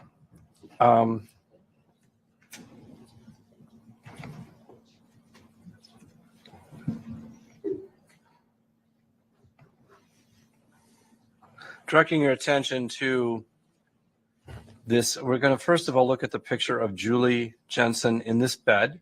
Now, it's true you weren't at the crime scene, correct? That's correct. And I know that by virtue of being a forensic pathologist, you're not necessarily an expert on mattresses, but looking at the way Julie Jensen's arm is positioned and the way that the mattress is going in there, that would look like a relatively soft top mattress, wouldn't you say?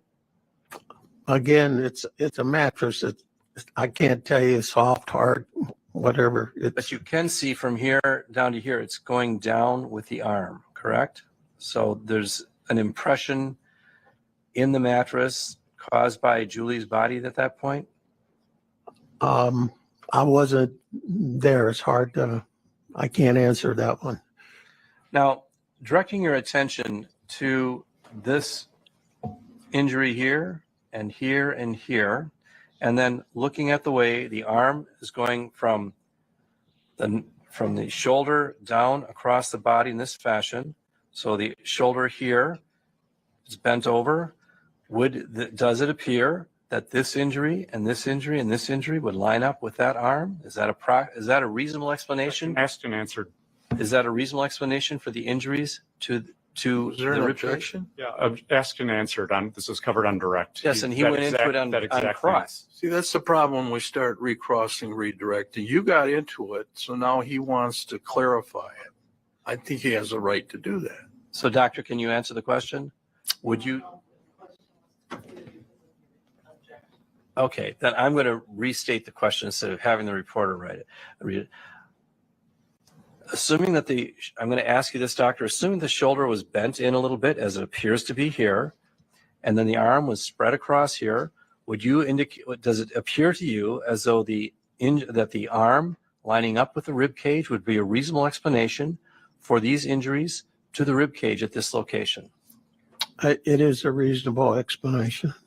And so, quite aside from who's telling you about it, if you had heard that it was told to somebody that Mark Jensen confessed that he sat on Julie's back and shoved her face into the pillow until she stopped breathing, are these injuries consistent or inconsistent with that description? They're consistent, as I mentioned before. Now, based on the crime scene photos and based on the injuries to the rib cage and based on the the injuries to the heart, the petechiae about the heart and the lung. And based upon the toxicology reports that you've since received, do you now have an opinion, doctor, as to the cause and manner of Julie Jensen's death? Yes, it's an asphyxial death. It's an asphyxia death, and was ethylene glycol a contributing factor? Yes, And what is the manner of death? it's a homicide. Nothing further. Cross. Doctor, you have no idea when Julie Jensen was, sorry, you have no idea when Julie Jensen was put in that position. Yes, I think I answered that as well. Yes, You agree that you Yes. don't have any idea? yes, And that she may have been moved after first responders got there? yes. Thin ones. Were there any bruises on Julie Jensen's back? No, Any marks consistent with being sat on her back? that's not uncommon to see nothing when someone's pressure, so there's no marks there at all. Bruising on her arms in terms of being rotated around and pushed down? There's no bruising on her arms by that manner. That hypothetical that Mr. Jamboys gave you, it assumes that that is precisely how Julie Jensen's body was at the time of her death, doesn't it? Yes, it does. Okay. And you have no idea how long she was in that position? No, I do not. Yeah. Garmin That's all. Thank you. All right, folks, 8:30 tomorrow. Friday, One more you thing can before give- you leave so you can make your plans. We are not working on Monday. It's a federal state holiday, Martin Luther King Day. So you can keep that in mind when you come back tomorrow. Thank you for your work today, 8:30. Have a good evening.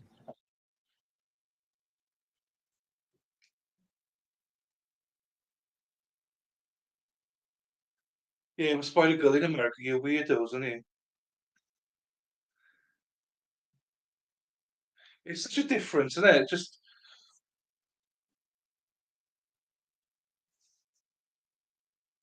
we're here and we've both got different interpretations of gammon and roast ham and everything. Weird.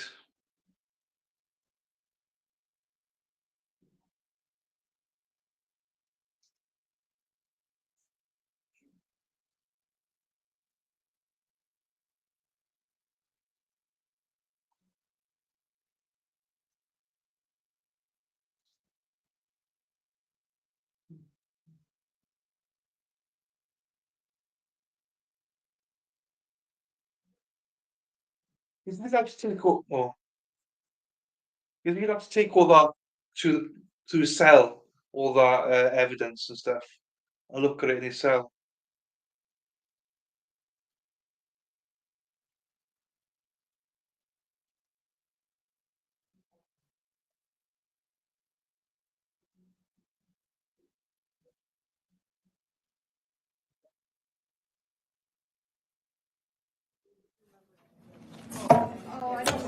I'm not planning on going into the 2016 case.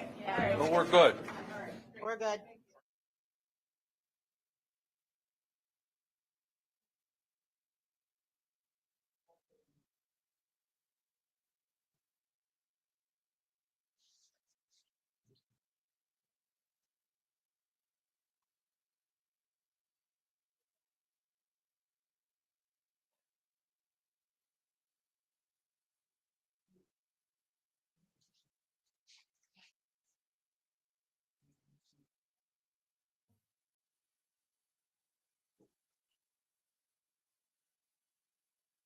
Wow. Yeah, I've learned something new.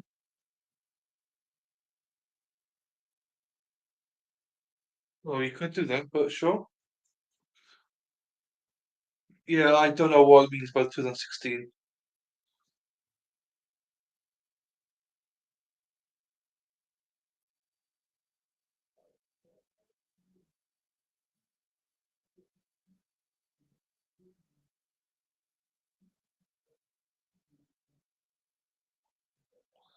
He was quite happy, didn't he?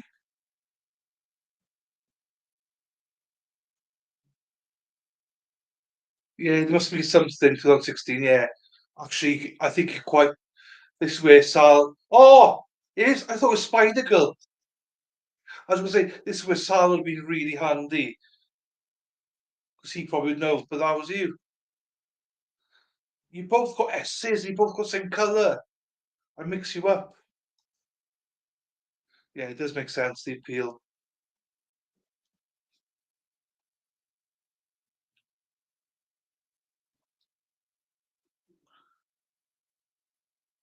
So he's going to wait until everyone's cleared out.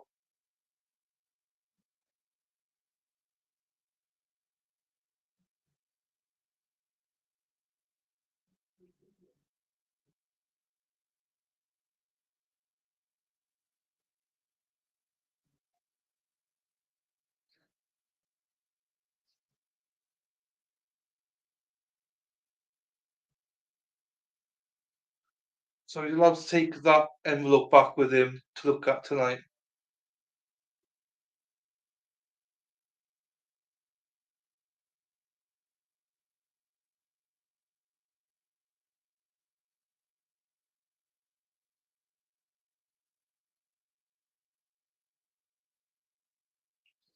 Why are you still in there for then?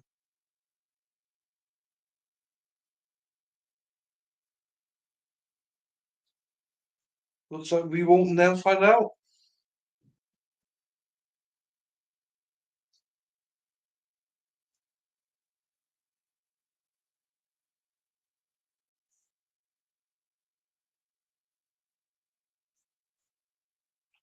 Okay.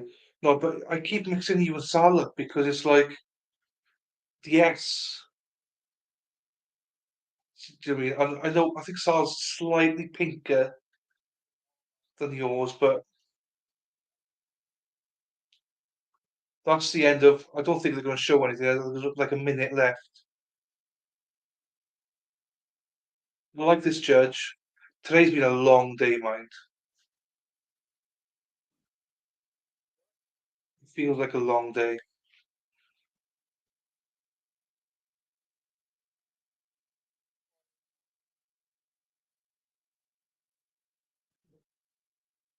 Oh, right.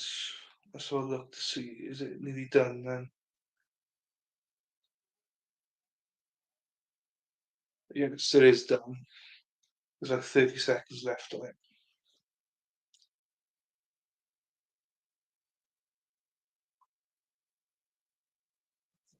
Yeah, I thought, yeah. No, but I thought he grabbed a laptop. That's why I was a bit surprised, but I don't presume he's allowed a laptop, just that, basically, isn't it? Okay.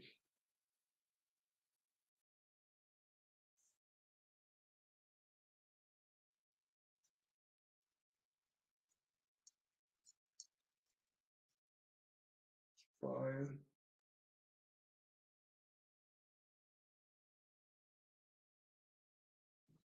Why Munch wasn't allowed to have his.